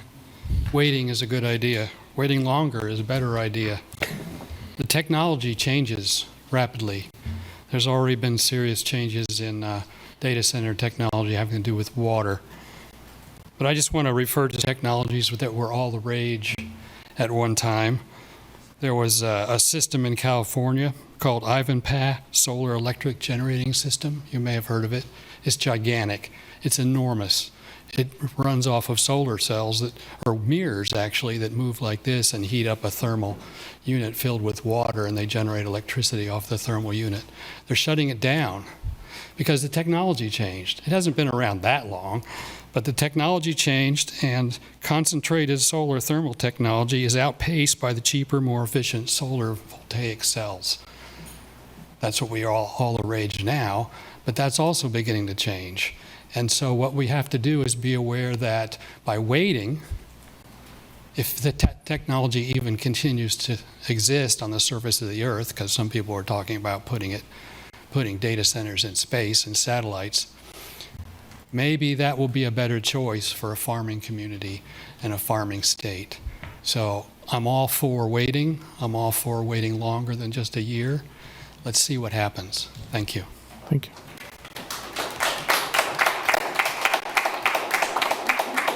Now you've already spoken. You only can speak once. Thank you. Thank you. Anyone else in the public? We have a few online. Dominique wants to come up. Oh. Wait. Yeah, you tried earlier. I should have known you were coming back. Back again. Thank you, commissioners. And thank you for acknowledging the moratorium. And as a lot of people have said here tonight, maybe 1 year isn't enough, maybe 3 years, maybe 5 years. And data is changing all the time. And by developing protective regulations that can require additional time, but it's going to give us thorough and well-written regulations that are going to outweigh any of the delays. I'm against hyper-scale data centers. I'd like us to remove the data centers from our land use code. I'd like to establish use-specific regulations and guidelines for our data centers and no NDAs. What do we need to hide? Let's bring it out so everybody knows what's going on and how it's going to affect us. And I would like to see to remove Section 3, the loophole allowing property owners exceptions. I want an exception if somebody else is going to get an exception. So let's just put all our cards on the table. And number one, we need to protect our community and our environment first, not somebody that's going to bring in big money ventures to our city. That's all I have to say. Thank you. Thank you.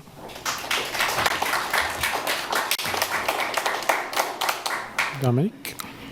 Good evening, Commissioners. My name is Dominique, 66049. I'm not going to talk about the moratorium because I think we've heard enough and we're all in agreement. But I would like to have some questions for staff when they do the initiation of the text amendment to look into. I'd like information on the feasibility of removing the use from the principal table, and if we have done this before as a community and what legal challenges we could have, or if it's really just something that we need to initiate and dictate in a text amendment.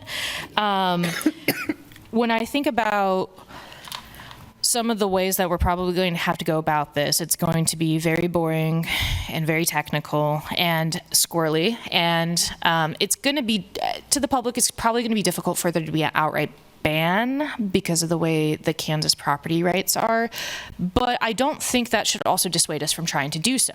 I think we both need to understand the reality of what we're working in a system that has laws and regulations outside of ourselves, either the feds or the states. But we also, I think we need to be a little bit bold as a community too, and also start to push some of the legal framework. I believe Kansas, and I'm not obviously well versed in this, but Kansas is a home rule state. So I think we should have more jurisdiction. I think we should start to inch our way into certain positions a little bit more forceful. I understand the cities want to be conservative and not open ourselves up to legal troubles. I don't think anybody would ever want to do that, right? But at the same time, like, can we start to push some of our own jurisdiction from being dictated by the state and the feds? We've seen how these agents have failed us when we're trying to do other things. When we talk about the budget and everything like that, we see how the state and the federal regulations have failed us or have put us in compromising positions. And I think at the same time, the community needs to understand this is going to be like really boring. And unfortunately, we also need to stick through it. Like, we need to investigate why the data centers got put in by right, but I think we also as a community need to be honest with ourselves and see why we didn't also look for that. And so maybe this will be a good opportunity for us to engage a little bit better and be more diligent in the future to see what's going on. And so I would also challenge the community to be involved in this process. It's going to go to planning. It's going to be boring. There's going to be reports. It's probably going to be 300 pages long, you know. But let's be diligent and let's be creative about how we're going to go forward. But I think we should also still at the same time propose a really strong advocacy that we should ban. We should define what a hyperscale is. We should define what a data center is. But we should advocate for a ban and get really creative about it. So I think both can be true at the same time. I'd also just like to inquire, when the staff had put out the report that they said other projects would be impacted, so I'd just be interested in what the diversion of resources would look like, just as a broad scale understanding of what's going on in our community, and to see what we could do. And also, if there is something that the community can do, I think we would want to. Thank you. Thank you, Dominic.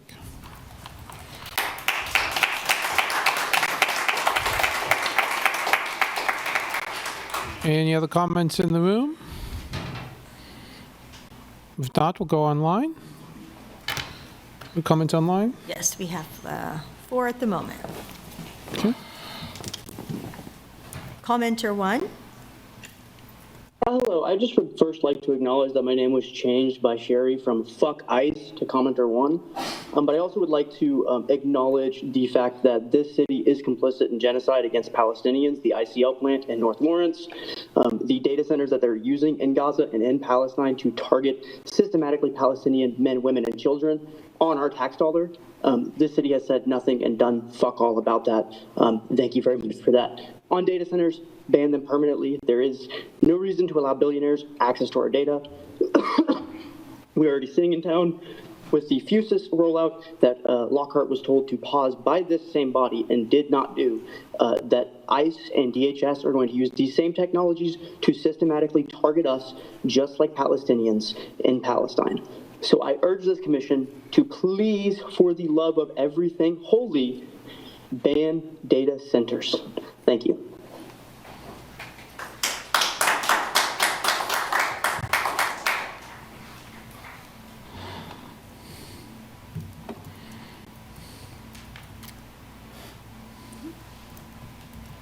Sorry, I'm trying again because they declined, but I think it was an error.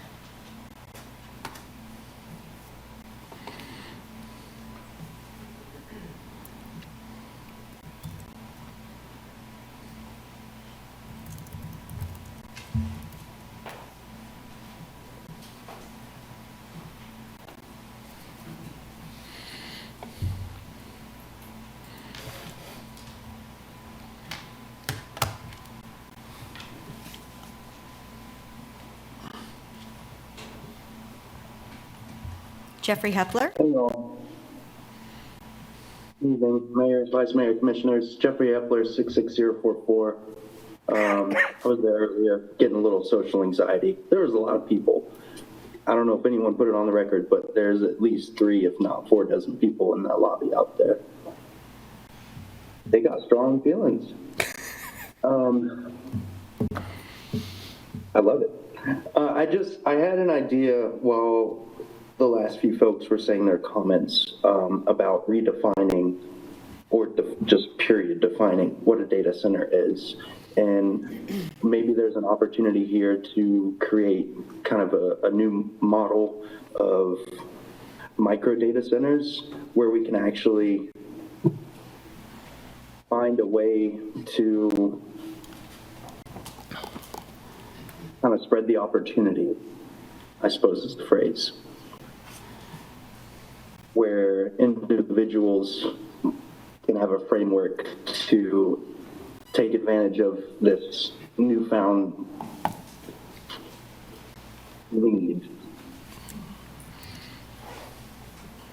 And I know it takes a lot of resources, generates a lot of heat, sound pollution, and requires a lot of water, but maybe there's a potential for innovation in technology that way by dispersing the risk. That's all. Thank you.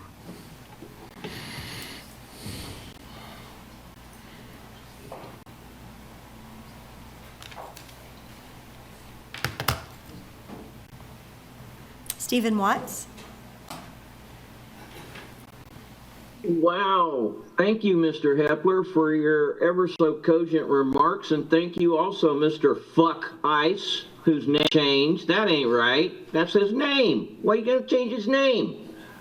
Meanwhile, we got the Chamber of Con Men in here talking about how great these things are. And of course he supports the wiggle room established by the town lawyer who puts wiggle room in everything so that the city can get out of stuff.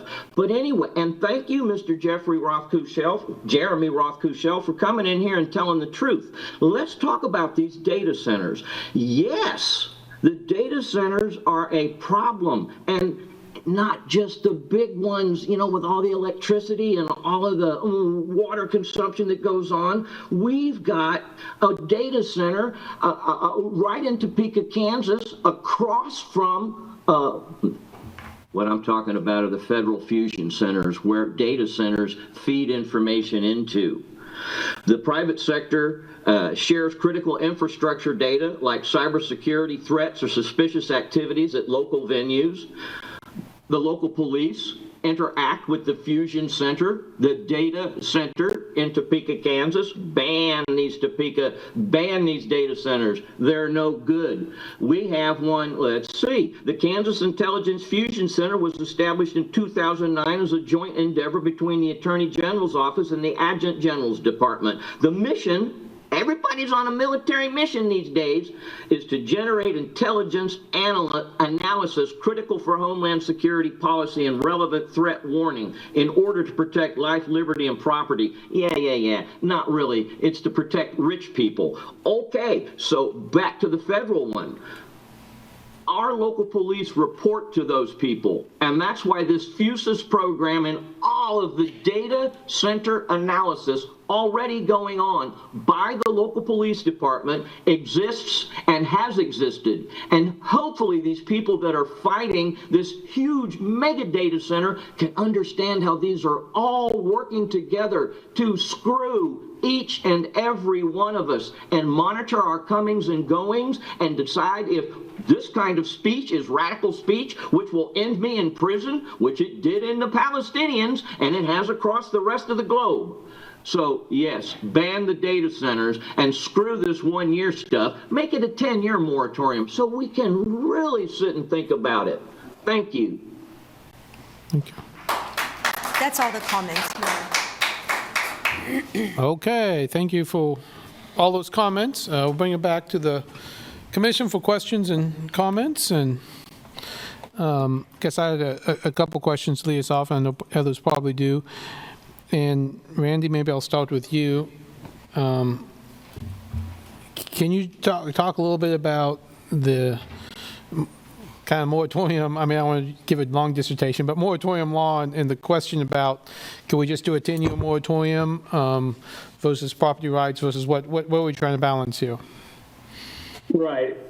Mayor, this is Randy Larkin, Deputy City Attorney. You're exactly right. Moratoriums are not favored in the law. So we have to walk a fine line here. I'm pretty sure that we could support a 1-year moratorium in court, and if we had to come back and could express reasons why, we could extend that to finish the research.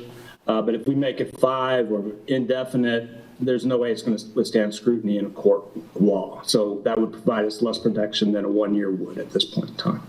Okay. Thank you, Randy.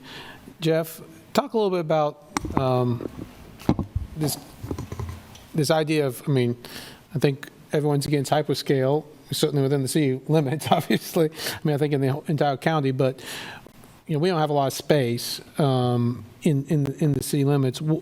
But if someone wants, a business that has some servers in their back room that they might call a data center to run there or whatever, how do we regulate that as opposed to it's just an office with something in it versus a data center? How would we go about trying to define those two different types of things? That's probably the crux of the text amendment itself there, is how do you kind of parse out something that's the normal daily operating function for a school, a hospital, a city government, versus something that is the primary and principal use as that data center. And that's where I think a lot of communities are spending their time in the research, is kind of what triggers that, what does that look like, how do you define standard versus hyperscale, any number of things. Typically, when you look at a land use, you define it by a principal use, and I'll use our building here as a great example of one. You would define it as a governmental use, and while it may have servers and computers and other IT equipment in it, it's not principally serving that function. It's serving as an office or a government. So computers are ancillary or accessory to the real principal use, which is the city government. And that's how usually the definitions work for the land uses in the code. And so if we talk about a data center and define it as only as its primary use, that also could lead to problems. 2 offices and 14 rooms full of data. How do we, I mean, again, I think, is that your point of how we try to define that principal use? Correct. If you think about something like, if KU has a computing center, that may constitute a data center in certain codes. And so just trying to figure out what that looks like, how does that give form in the land use, that would be the conversation, the research that staff would be doing. For KU, for the ones you mentioned right there, are they zoned data center? Oh, wait, actually, do we have any zoned data centers in Lawrence? The University of Kansas is not subject to the City of Lawrence zoning or land use law, so we don't have a standard on that one. They're zoned UKU, which is agreed to under the cooperative agreement between the university and the city itself there. But to the question, is there any other thing from the LDC that zoned data center within the city limits? Data center is not a zoning district itself. Typically, data centers are used that are allowed in certain zoning districts, and there are zoning districts in the city that do have that designation currently, such as IL or IG or IBP. It's like a permitted use by right in that zoning designation, basically. Is what But we don't have any, that we know of, we have no applications for that use. Correct. There have been no applications for that use to date. And so, like when we talk about the development code, if, someone, and I guess kind of a question, if someone wants to do something weird, I mean, they want to put a snow ski slope in the city. I support that. You're good. You go to the use table, there's no thing as snow ski slopes in the use table. The use table doesn't cover everything. How do you go about analyzing something that's either not in the use table or when you get an application like that? Typically, we look at what the use characteristics are. I'll use your ski slope as a great example of one. There's probably, I can't think of any page in the land development code that probably contains the word ski slope off the top of my head. Even a new one. I know, just has an yes, just best I can do. But typically what you look at and go, what does that kind of look like? And there is a use in there, and I believe it's outdoor participant recreation and sport. So if it was an outdoor use and it met that classification, it may qualify as that land use depending upon the characteristics that are provided, the details that go into that thing.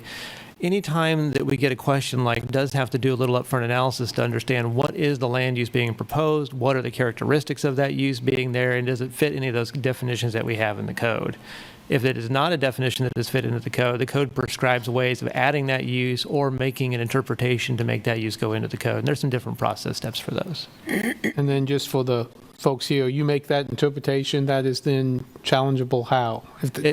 Sure. So it'd be challengeable, I believe, to the Board of Zoning Appeals, which then goes on to its direction on that point there. The other avenue And from the forward Board of is... Zoning Appeals to District Court. Correct. Yeah. And the other avenue is that somebody can request a text amendment to change the code or add a use or modify the use regulations, just as we've seen with other amendments previously to other codes and standard sections. Okay. And last question, and I'll let others ask questions. Again, typically when we have moratoriums, we have this language in there for an exception. I'm not sure if we've ever had anyone apply under it, but if we did, how do you see that working, or why is that in there for the application purposes? I'm not familiar with ever seeing a moratorium with that kind of in there. Usually you see that exception clause related to a demolition moratorium or something that there may be an unforeseen circumstance or something that the moratorium cannot, at that moment foresee. And then you have that ability for the governing body to weigh in and provide guidance or direction on that. So typically in a land use moratorium, it's kind of like, as Randy was describing, that gives a bit of a conversation, because if it's just a moratorium on the surface, I believe there's a different legal precedent than if it is with that clause included. Okay. I did have one more question, I'm sorry. Douglas County, I don't know if they've directed you yet to look at this. You have a combined staff. How do you see, if you directed by them to research, how do you see that working if we direct you? Tell me about that. Sure. Douglas County has started the process and doing it with the zoning and code staff, so it is not the planning division that is undertaking that work. We are talking with them and have been in conversations since we've been having this discussion to kind of coordinate and have some conversations along with them on that part. But the planning division is not working on the one for the Douglas County's unincorporated area. Okay, so their other staff is working on that. Correct. If we directed, do you expect your staff to be working on it or someone else? For us? For you, for the city. I mean, just making sure that the county didn't choose to use the planning staff. Would you suggest we use the planning staff for this? Correct. I would recommend that. Okay, just checking. Okay, other questions? So as we go through this, inside the LDC, however define it, it says data center. Could we just remove that for the time being until the end of this moratorium when this thing is defined and then put it back in? The City Commission can initiate a text amendment to land development code at its discretion. So if that was the Commission's prerogative, you could initiate the amendment to do that. I support that. This is Randy Larkin, Deputy City Attorney. Yes, the City Commission can initiate that text amendment, but it would have to go through the Planning Commission, and it'd be back in a month or so. This is not something you can do tonight or direct staff to do tonight. It would have to go through the Planning Commission according to the City Code.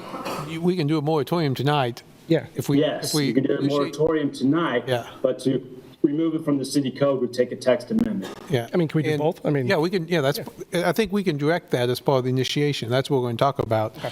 The other trick there, though, is if we have a moratorium on data centers and then we take data centers out of the code, and someone applies for something that looks like just like my analogy of they can still apply if we don't have it in there, if we're not moratorium data centers.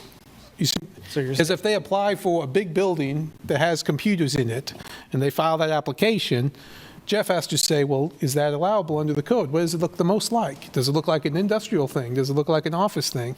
Actually, by having a data center in there and having a moratorium makes the moratorium stickier. Okay. And then we can say we want to define what that data center is. Because if we don't have data center in there, then they can do a runaround. They can do an in-round about it, and we have to accept the application. And the concern, is, some people are talking about the Google lawyers paying folks. I mean, this goes back to Section 3, and we can. Some people want us to be more aggressive, and if that's what the commission wills, that's fine. But the Section 3 is in there, in my opinion, because if someone who has industrial land, Google can say, hey, they have a moratorium in place, and it applies to me today. because the moratorium is no data centers. So then they could sue us tomorrow if we have the number 3 in there that says they have to apply, they have the right to apply, and then they don't have standing to sue us until they come to us, apply, tell us about the thing, everyone gets to have public comment on it, we get to hear about it, and then we can say, no, we think the moratorium still applies or not, but that doesn't allow them to sue us until they actually have a plan in place. And so, I mean, to me, that's why you have it in there. So, again, if we want to take, I mean, I'm not saying anyone's going to sue us tomorrow if we pass this moratorium. If we want to take that out, I understand that. But I also understand why Randy, and we've done some moratoriums in the county before. You know, again, I'm a lawyer. I try not to give legal advice while I'm sitting up here. But, you know, I mean, those reasons in moratoriums, you have that in there because it gives you some leverage in a lawsuit. Again, if we're willing to take the risk, I'm fine with it. I mean, I think that's just that's a business decision about whether or not you have, you know, that section 3 in there. I do appreciate Randy putting it out there because I do think it is a legally safer alternative if we have to defend it. But, you know, that's why it's there. But I do think we absolutely should direct staff, and I have lots of comments, I mean, some comments on what I'd like to see in the initiation, and I think we can give them a lot in the initiation. And if we have that in there, if we've initiated that text amendment and it's comprehensive, if someone files under number 3, we can say, well, these are all the things we're looking at, and we don't want to approve this until we have these things looked at. And so it actually, by defining it, not only gives Jeff some direction, obviously, which is helpful, but it also gives us some legal protections should someone apply. And so I do think we want to be very specific on things we want to look at, like, you know, I want to look at, you know, at least a 1,500-foot, you know, setback for noise, and as we've done in other cases, you know, X number of decibels at the property line, which probably, you know, increases, for anything hyperscale, increases that setback. Obviously, I want, you know, data centers defined, you know, by size and otherwise. You know, I think there's, and I know you have a list, I won't go into all of them at the moment, but yes, I think we can define it in such a way that if they try to come in with a larger one, you know, you automatically have that to be looked at. I did see Amber raised her hand, and we were in the question phase, and I started talking, so I shouldn't do that. Amber, did you have some questions or comments? Or maybe we lost Amber, that's why she raised her hand to move over. Let me see.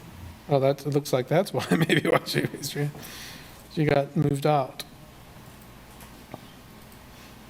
Do you see her? Yes. Looks like maybe that's why she raised her hand, to come back over. Yeah, I mean, okay, other questions or comments? Do you want me to go through the list that I had? See if we can find. Yeah, make sure Amber's back. Make sure. Did we lose you there for a second, Amber? Mayor, are you there? Yep. Yes. For some reason, I got bumped out of panelist mode, so I just wanted to flag that for someone. But no, I don't have a question. My hand was raised because of the technical issue, but I do have some suggestions once we're ready to get to discussion. Okay. Any other questions? Or then Vice Mayor can jump in with suggestions, whatever. I do have some questions if Commissioner Courtney just has. Mr. Kelly, you indicated you wanted to leave Section 3 in there. Is it because you think it will give us further legal protections, or is there another reason?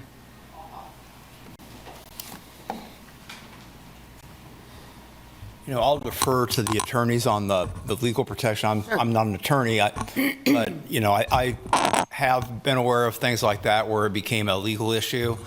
I also think that having the ability to at least explore, and I think part of this, to me, is that we have very strong opinions, obviously, but no real definition of what we're about. Hyperscale is what? What is a data center? And we're discussing that. I think having the ability to at least have it open, and again, I'm not advocating that the by right piece, but just to have the ability to review and work through a process where you define what you're interested in doing.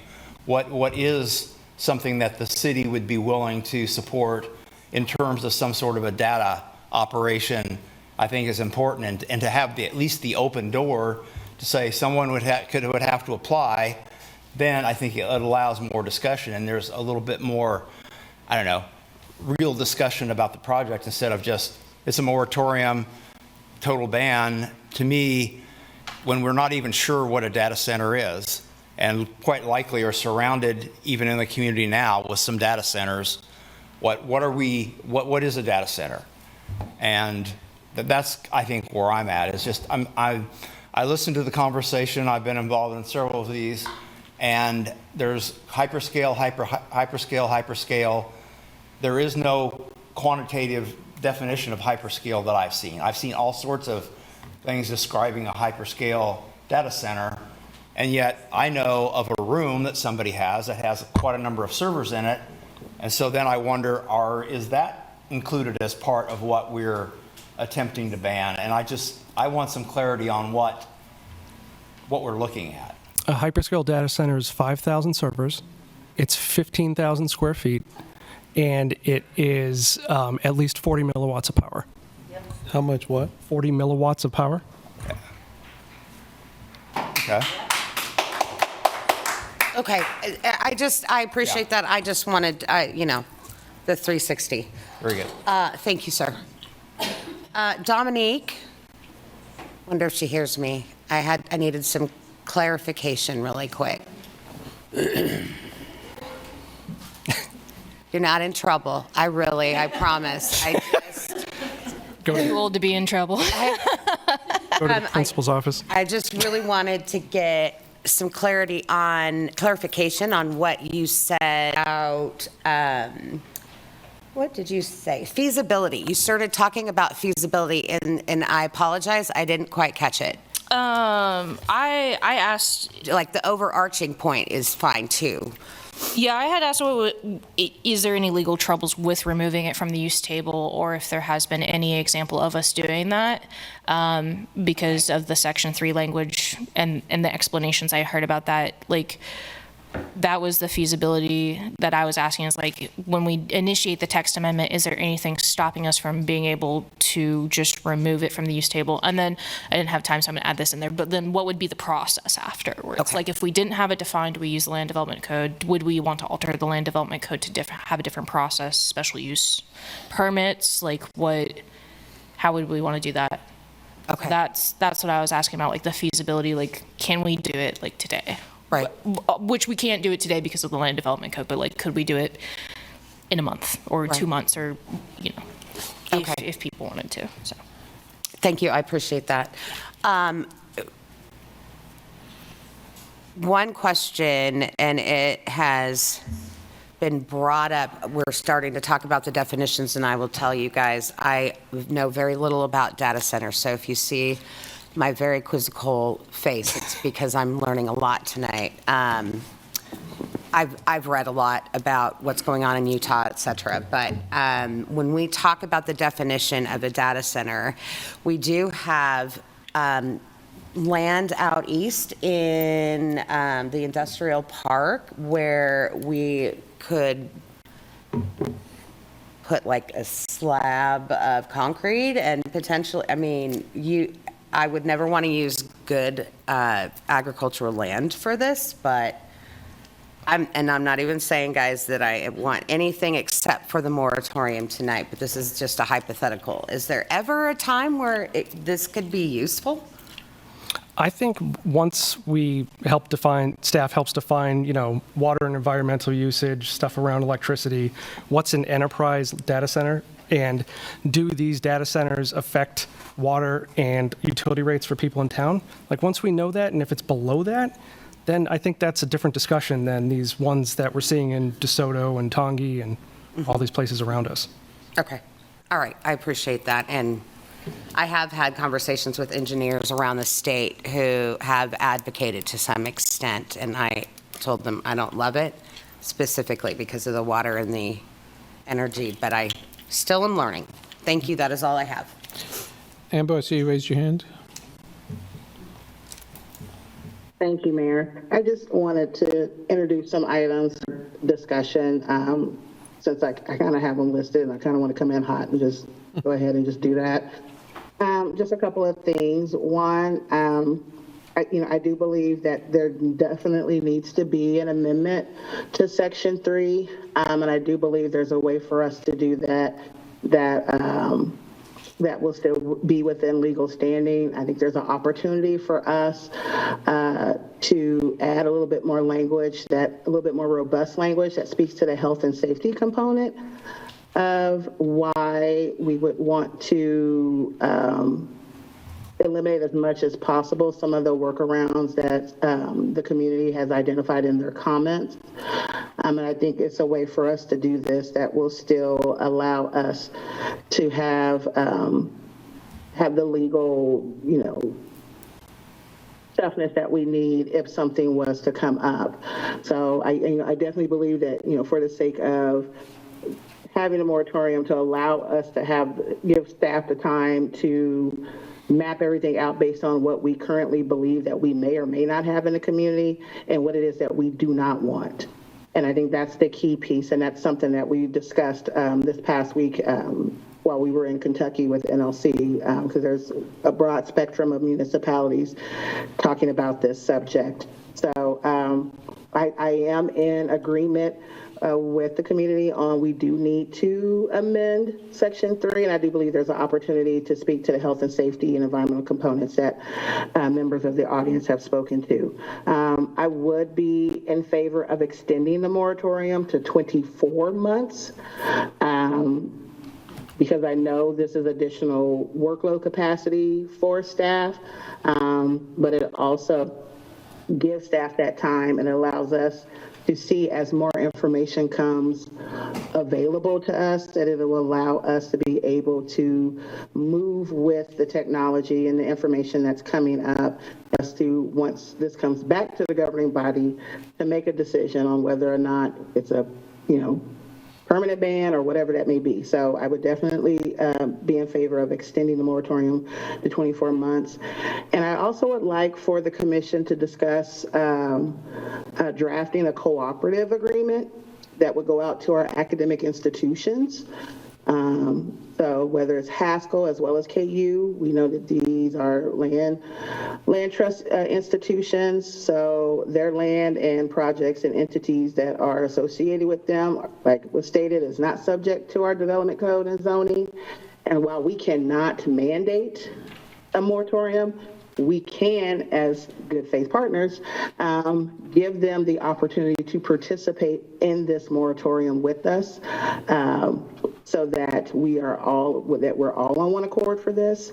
So I think that is an opportunity for us to. I think those three things that I hope that we can get some alignment on this evening, as it relates to the agenda item. Thank you. Thank you. Vice Mayor? Yeah, no, I support all that. Thank you, Commissioner Sells. Yeah, absolutely. I would do 24 months too. I have a whole thing I wrote up, but in terms of the in terms of the question for you, Jeff, in terms of the by right, do we have? I'm not going to get the terms wrong, but do we have anything where there are zones or whatever you call it that do not have by right, or is it by right across the board for everything? It would depend on the use in the zoning district. There are some uses that are allowed by special use permit in certain zoning districts, which is a discretionary permit that's approved by the city commission, while in other districts that use may be a permissible by right use. Restaurants, for example, sometimes you see them if they have a drive-through, it's a special use permit in some districts, and in other districts it's by right because of the way the districts are configured. So there isn't a specific one other item. You can have it kind of split out depending upon the districts and the uses and the standards that are in the code around them. Yeah, the reason I'm asking is one of the things they're working with in DeSoto right now is that initial one is going to be 4X because that person has by right to be able to make a 4X size data center when it was originally supposed to be 1/4 the size. I mean, I would support, however you guys want to say it, like removing that right for this data center thing going forward. Well, that's what I wrote down, is maybe making the amendment from by right to SUP immediately. and then anything would have to come to us. For me, I'm sorry. Legally. Instead of taking data centers completely out, so we have some protection with the moratorium, change it from from by right to a special use permit. And that way they don't have any by right. I mean, it's different. So many things that have impacts on communities we do by special use permit, so we can put conditions on them, which is different than by right. So we could make that amendment, initiate that text amendment tonight to bring that back in 2 months or after it gets to the Planning Commission. We probably missed the July Planning Commission meeting, so it'd be the August Planning Commission, then back to us. Probably be the September Planning Commission and probably October, November before it returns back to the City Commission. Yeah. And just as a point of note on that one, their data centers is used by right in 3 districts and a special use in 2 other districts. So it already has that same configuration in the code today. Yeah, but if we wanted to make them all special use, for example, we could do that. Initiate that. Yes. How many lawsuits have been initiated, Randy? We're talking about the protections. When we talk about removing Section 3, we want to leave the word data center right in there, allow them to still apply to mitigate potential lawsuits. Are we aware of any pending litigation? I'm not aware of any pending litigation regarding data centers, although I do know there's some. But 30 years ago, the city of Lawrence, Kansas was sued regarding a building moratorium in western Kansas, out in the western part of the city. And that's where this language comes from. Did we lose? We ended up having to put in the Baldwin City Interceptor. So as a settlement, yes, we didn't lose, but we settled. Okay. I appreciate it. Thank you. Yeah. Okay, you have your speech. No PowerPoint, but you can. Yeah, no PowerPoint. Yeah, no, I want this to work. So as I was thinking about this, it's obviously been a topic in the community for a long time now, but I lived in Loudoun County, Virginia for almost 5 years. And 11 years ago, before we moved back, it's where you have Data Center Alley in Virginia. And what you find there is there's this town called Ashburn. And Ashburn is, for all intents and purposes, the beating heart of the internet on the East Coast. And what you've seen there is that when you drive between, it's almost like North Lawrence, Prairie Park, and like Albemarle, and they're all like kind of tied together. Every single place else is a data center across the entire thing. And these are not buildings that you look at and you're like, wow, that is just fantastic art. Like nobody's going to be studying data centers in an art class in 100 years. But what that has done for them is, at least in the past decade, every single one of your utilities has gone up 50%, and in the next year it's supposed to go up another 20%. So they raced after lower property taxes, and now what they have is a community that's more expensive. So much so that they had to actually open a coal-fired plant in West Virginia to support the energy demands of these data centers that are in Northern Virginia. And you see local examples of this. You see what's happening in Edgerton, Emporia, Tongi. And to be honest, I don't fault the local elected leaders. They have rural hospitals closing, populations in decline, you have a reduction in schools. But Lawrence is going in another direction.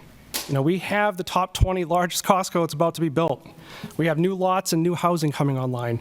We're about to rebuild our riverfront for the future of this town. So what we're proposing here is not us being, as usual, unmistakably Lawrence. So let's talk about what some other places around the country are doing. 18 of the 50 states have some level of restrictions for data centers. Oklahoma, Arizona, Minnesota, Michigan, Indiana, and today, New York, now have restrictions on data centers right across the board. The county that I believe has the best regulations in the entire country, which is Lynn County in Iowa, they, in the last week, also now have a moratorium. You have localities in Iowa, you have localities in Nebraska. In Missouri, here's a couple. Independence, Missouri, which just opened, it's about to open an 800 megawatt data center. 800 megawatts. The coal-fired plant in town only does 520. That data center itself is going to do 800. They are now putting a moratorium in place for no more data centers. Jackson County moratorium, City of Springfield moratorium, St. Charles, St. Louis, both moratoriums. And I can't believe I'm about to say this, we all know where I'm going. City of Columbia, moratorium. In Kansas, we're seeing this too. Miami County has a proposed moratorium, Harvey County has a moratorium, and Sedgwick County has a moratorium. So my hope is that, so what we're doing here, what we're talking about, it's not, this is where I feel like a lot of cities and counties are going as they wrestle with how do we make sure that if we're building something, we're not raising utility rates, we're not raising electricity for the people who live there who aren't getting anything out of these data centers. So I have a list of things that I'm interested in. And so one is when we do this to have water and an environmental usage study when a data center goes into place. Energy requirements for different classifications of data centers so you can have ones that are basically less than 10 megawatts. Those are what's called like enterprise data centers. Those are ones you'd more find, that would be more of like a university data center. We need to understand if there would be any cost to residents for water and electricity usage, noise and light pollution protections, mandatory setbacks from existing neighborhoods, mandatory closed loop systems to recirculate water, and to make sure that smaller enterprise data centers continue for research at KU, at Baker, Haskell, and even Peaslee. I support the 24-month moratorium.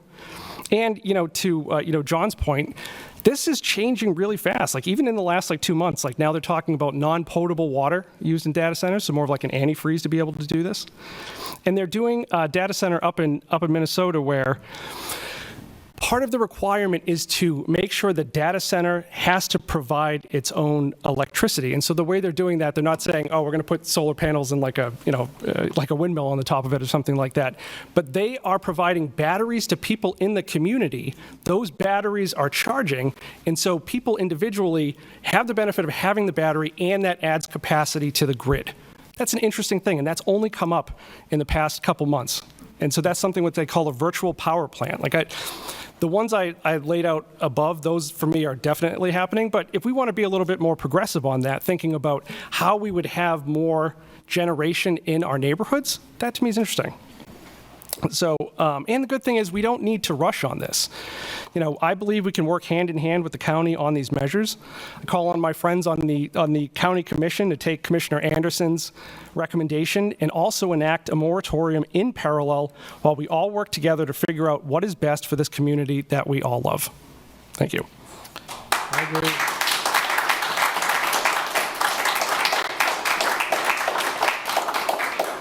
I agree with all that. I think also, I'm not sure how to say this exactly, but whatever the county adopts, I want to be more restrictive than the county. Because I don't want anyone to say, well, it's easier in the city than in the county, so let's annex instead. I think obviously timing might be different, so I can't, I'm not saying we have to do that, but I think generally speaking, I think, we want to be, we don't want to be the place they're looking. So, no, I think those are good. Randy, well, I guess I'll say this, and then maybe I'll ask Randy or Jeff a question. Again, a little legally risk adverse, and again, I can be talked out of it, but I would feel better about the 24 months if we had the exception. If we didn't have the exception, the 1 year is probably better because it makes it, the challenge on the moratorium more defensible. Sorry to interrupt you. We could extend after that. Yeah, well, obviously, if you're working on it, you can extend the 1 year to a longer. That certainly happens. Okay. It happens in lots of places. But Randy, maybe the trade-off there on 2 years, given the complexity of this, how do you feel about defending that 18 months, versus having that exception in there? This is Randy Larkin, Deputy City Attorney. If it's the will of the commission, that would be 2 years. Because it will take 2 years, it might be a good idea to ask Jeff Crick how long, based on his staffing, how long it's going to take. That would be something that we could support if we needed to. But I would hate to go much beyond two, because I know the courts dislike indefinite moratorium. Jeff, actually speaking, what kind of workload do you see here, and the length of time given other work that you're doing and the complexity of this situation? it could be 12 months, it could be 24. It's hard to tell at this point in time. Knowing the application load that has been submitted and the current text amendments that are underway at this point in time, there is not a lot of bandwidth available in the planning division or actually in planning and development services period to kind of take a lot of that through the process there.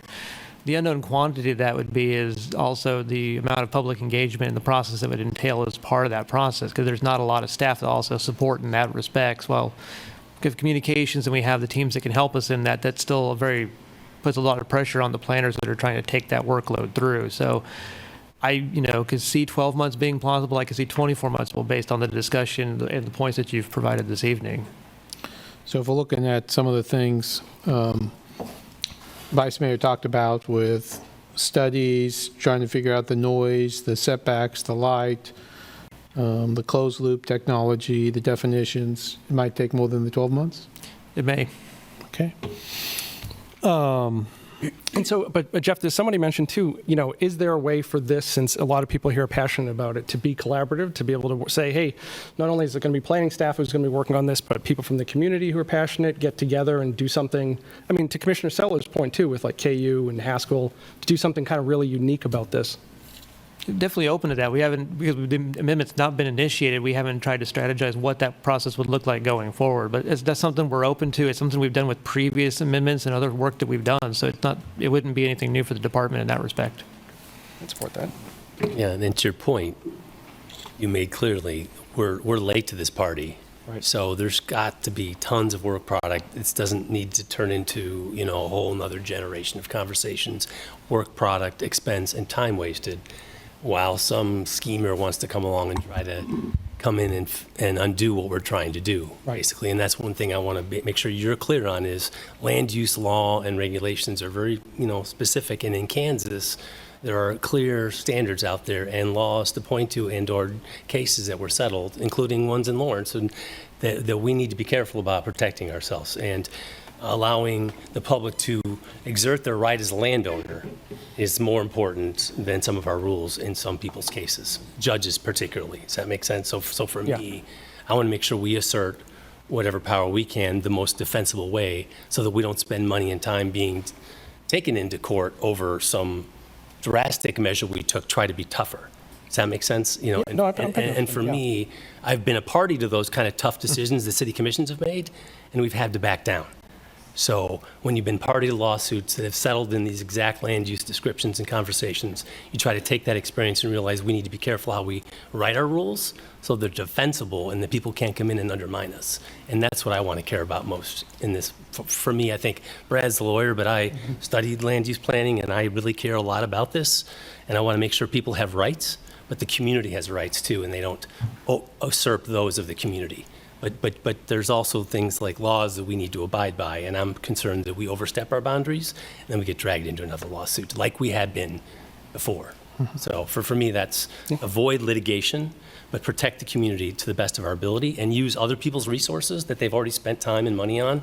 Take that rocket science, make it our own, and not try to make our own when there may be great ideas out there. And then it won't take a year or two. Maybe it'll get done sooner.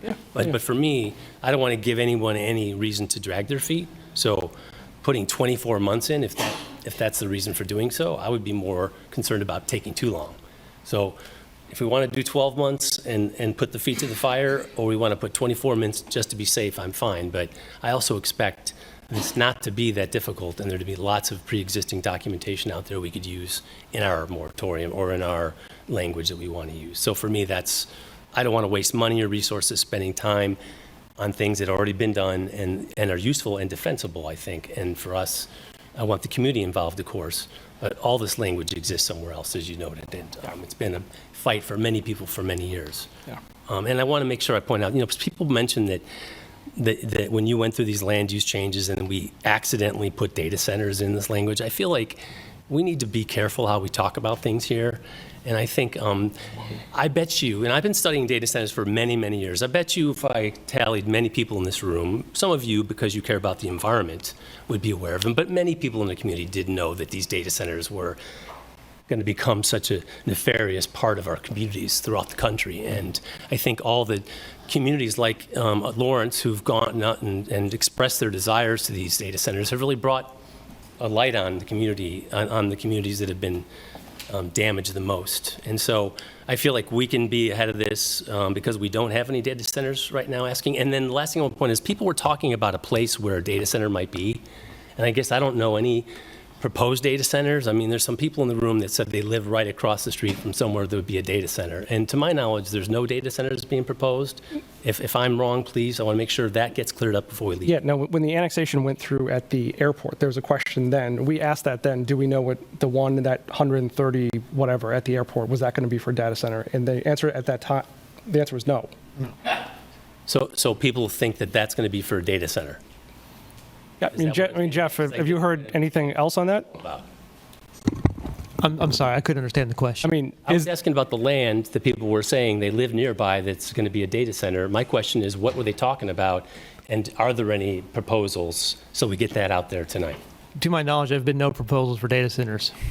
Okay. Commissioner Sellers. Thank you, Mayor. I just wanted to offer a point of clarity. When I was stating the piece on the cooperative agreement, yes, I do want our academic institutions to be helping research and whatnot. What I was actually meaning on the cooperative agreement is that if it is the will of this commission to move forward with an up to 24-month moratorium, that our academic institutions will abide by that and not do anything conversely to that. So I just wanted to make sure that the commission understood that my request for a cooperative agreement was not to be good faith partners in doing the work with us. It's also to make sure that they don't do anything opposite of what we're hoping to accomplish. Understood. Okay, so I think we have a couple action items. One is the resolution,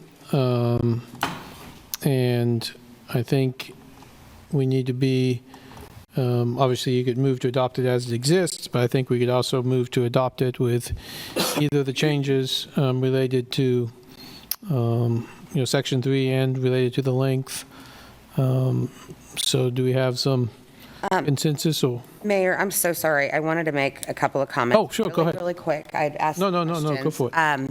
They'll be quick. I do want to point out that in my eyes, in general, data centers as we know them, not now, we have to clear up definitions, but right now the M&E exemption at the state level, really, we don't get any revenue from that, and they've got high water usage and high energy usage. So for those three issues, I am very unlikely to vote in favor of any kind of data center that has those issues. And then for those of you guys that are worried that I might, I was in favor of any kind of data center in the Venture Park, in our industrial park. I promise I'm not. But I do believe that we have a responsibility to know all of the information. If I had the opportunity, I probably would ban them tonight, but I don't think that's appropriate. I don't want them as I know them now, but I know I have a lot more information that I need to have before I make an informed decision. So that's it. That's all I have. I am absolutely in favor of the moratorium, and you guys take the lead if you don't mind. So I think the couple questions I would say is, what's our consensus on the 12-month, 18-month, 24-month? And second, do we want to eliminate Section 3 or add some language to Section 3? Because I think we're going to initiate a pretty strong text amendment here in a second, which will be the next action. I think we could add into Section 3, if we left it in, that has to be consistent with, lift the moratorium with respect to real property in question, only if it's, and again, it might need some help, consistent with the nature and the intent of the text amendment that's been proposed at the same time, rather than some of the other things, because I think we want it consistent with the text amendment, because the defense for not lifting it would be, we're waiting for the text amendment. So we need it to be consistent amendment. And in the kind of that, but I think we could be clearer about that. And then I think we initiate a text amendment with many of the things you said that we direct staff on. And then I think a third motion could be to initiate a text amendment to change the use table to make them all special use permits now. Yep. And then I think maybe I don't know if we do it now or commission items about the cooperation agreement that reaching out to our partners, partner universities on a cooperation agreement. Haskell's always has limitations on what they can agree to compared to KU, but anyway, it's worth asking. Anyway, those are the full motions I think we could make. So thoughts on the length and the section 3? I'm down with 24. I'm good with 24. Okay. Well, I will say, for the record, that I'm concerned about the workload of our staff, and that we have a lot of, including the annexation that we initiated tonight, we have a lot of annexation work, we have a lot of development projects coming forward, and we have a limited staff. And we have some other very important things like the East Lawrence neighborhood plan and other items that the staff report said we might have to put on hold to do that. So I think, I think I couldn't support 24 months because I think, factually speaking, that's what we need to get a good product out. Although I do hope we could use, and if there's some other regulations that are created in Kansas and supported by law, we can always, if they get challenged, we can always jump in and use those. Right. We can, and again, someone made, I think Lisa talked about, being able to repeal it earlier. The reason you can repeal it earlier is if you get the ordinance done earlier, then you repeal it. If you don't have that language in, you get the ordinance done. You have to have that language so you can repeal it once it's done. And maybe we get to that point where someone else has done the work for us. So. And we are literally in good faith giving you the time that's necessary. Mm-hmm. So we're not doing this to drag our feet. Mm-hmm. I really do believe that we need 24 months to thoroughly explore it, give it time. So, as the transcript will read in court. Anyway. Perfect. I like that a lot. When you're in a deposition. Data centers will be in space. It's going to be fine. Okay. Well, if So, Commissioner Mayor, Devil, you support, I'm going to make a motion here. Yes, I support. you're going to make the. I'm going to make a motion. Okay, perfect. Unless someone else wants to, I'll try. Okay. I hereby move we adopt on first reading ordinance number 10221 with the following changes. That in section 2, the 12-month temporary moratorium be changed to a 24-month temporary moratorium. And that in section 3, that the final sentence be amended to say the governing body may or may not, at its discretion, after a hearing, add the word public hearing, the request, lift the moratorium with respect to the real property in question if the application is consistent with the intent of the amendment adopted contemporaneously herewith.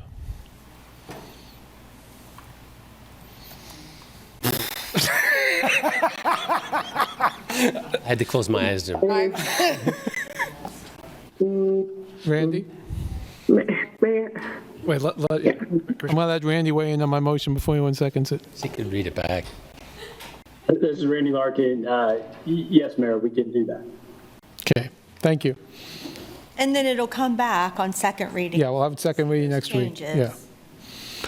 Okay, is there a second? Second. Any other comments? Mayor, Yes. I would ask for a point of clarity to ensure that everyone on the dais understands what we're voting on. Thank you. Yeah, thank you. I'm sorry, I missed what you said. You might want to just restate your motion or point of clarity. Or like explain exactly what this is doing for both me Okay, and so public. it's doing two things. One is to change the 12 to 24 months. Got that. The second is trying to put some criteria for what the decision would be if someone makes an application under Section 3. Right now, it just says it's our discretion. Some members of the community, rightfully so, wanted, some sort of language around that. And the only reason to lift the moratorium, one is, when these things come up, if you're 1 month away from the moratorium ending anyway, because you're adopting it, well, you can say, look, you're only a month away, there's no harm, right? If someone applies really, with a year left, and we haven't made any progress, they have an argument that we've taken, it's a taking, and therefore they have, the moratorium is illegal because it's depriving them of their property rights. That's the reason moratoriums are not favored by, favored by courts, is because you're taking away someone's property rights. That's why you can't just, ban certain things because people have property rights, but you can heavily regulate them. And the purpose of the moratorium is to get regulations in place that are appropriate limitations. And so, all that to say is, I think we're going to initiate here in a minute a very somewhat specific, that's going to be the next motion, text amendment that lists a whole bunch of things, and we want only to consider it if it's consistent with those. Consistent with what the regulations we are looking, it doesn't violate those. So that's what I added in there. Okay. Okay. Yeah. So the teeth are in the text amendment. This is just saying we need to reference the text amendment. If you don't do the teeth, then it doesn't happen. That's right. Correct. It gives instead of just saying at discretion, we've added some teeth to it. Okay. Great. Second, or Hold on. Okay. And the public, I added the word public. It said a hearing. the public will get a say. Sure. Okay. I think that was implied, that hearing, but I added public in there Yes, too. please. Just to make sure. Yes, I appreciate Just to make sure. Okay, there's a motion on the floor and a second. All those in favor, say aye. Aye. Aye. Passes 5-0. Okay, now we have initiation of a text amendment, and the action, would be to initiate text amendment to research data centers to provide blah, blah, blah. What we want to add, I think, is your list And so in that motion. Okay. And so that list is to have a. Yeah, hold on. So what I'm going to say is, if you look at the agenda, I'm going to let you make this motion, because you have the list. Yeah. And so initiate text amendment to research data centers to provide, so what's there, with the following direction. Okay. And it will include the following direction, then you can use your list. Okay. And that will be the direction we're giving. Okay. So initiate a text amendment to research data centers to provide a technical analysis of data center uses with regard to the City of Lawrence Land Development Code with the following direction. For a water and environmental usage study, energy requirements for different classifications, the cost to residents for water and electric usage, noise pollution protections, mandatory setbacks from neighborhoods, and mandatory closed-loop systems to recirculate water. I'll second that. Any other additions? I have a question. Yes. I'm sorry, before I vote on this. Yep. I don't believe we've heard anyone interested in hyperscale data centers. Do we have the ability to completely ban those tonight, along with all of this? Well, again, you're taking away someone's property right. I know. And so the more common method is to say they can't be so much megawatts, they can't use so much water, and then Got that it. effectively bans them. Described it. But, I don't want you- but it's the health and safety. And I apologize for that, but I have to make sure I ask all the right questions. Okay, so there's a second. And Jeff, before I take a vote, is that clear to you? Is that only or one of? One of, I mean, Meaning these are things and others that we are going to consider. I guess I hate to limit whatever this discussion is to. Yeah, I mean, if a group, yeah, up to include. Yeah, that's all. including. I was taking it to be including but not limited to. Correct. Okay, Yeah. just to make sure that we don't stick ourselves without any other choices. Correct. There might be things that staff uncovers and what would bring back for your consideration. Right on. Yeah, yes, absolutely. Okay, there's a motion and a second on that. All those in favor say aye. Aye. Aye. Passes 5-0. I think now I'd make a third motion, which is to initiate a text amendment to change the use table to require special use permits for data centers in all, in the categories in which they are currently allowed. Second. Yeah, that's the cleanest, I think, yeah. Yeah. Second. Any comments on that? If not, all those in favor say aye. Aye. Aye. Passes 5-0. And I think we can maybe I think we can direct staff, Casey, maybe to talk to our partners, Haskell and KU, and see if they will join us in this endeavor. That's the consensus? Is there a consensus? I mean, Haskell obviously has its own limitations, but... And don't forget Peasley. No, I mean, seriously, I mean, they have a little IT thing up there. They do have a little IT thing. Yep. Okay. Would we consider a committee or a task force that would include the public? Do we want to explore that a little more while we? Well, let's wait to see how they'll bring back stuff to us. You'll go to the planning commission so let's give them a little time before we start that. Sure, But obviously, I think as people have ideas, we see resolutions we like, please send them to us and/or send them to Jeff. And maybe once Jeff has someone appointed to this, we can deal with that. So Jeff doesn't get all the emails, but we can consider that. But yeah, I think that's part of the process. I think we need to go a little farther along. I think it's just important Yep. we include that. Oh, yeah, absolutely. And as with all of them, there'll be several public hearings. Okay, anything else on this? If not, let's take a 10-minute recess, and we'll come back with our other agenda items. Thank you. Thank you, everyone, for being here.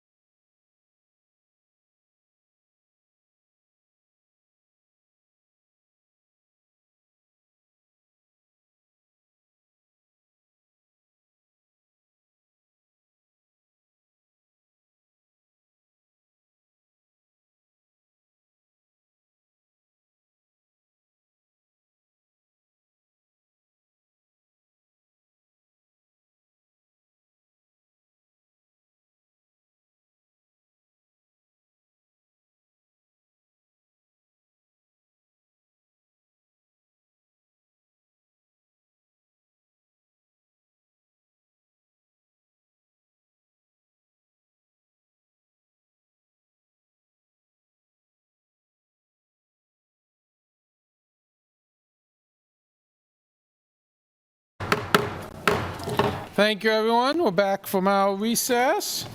We'll move on to agenda item number 2, which is to receive an update on the Americans with Disabilities Right-of-Way Transition Program. Evan's back. I'm back. Okay. Let Kurt take control here.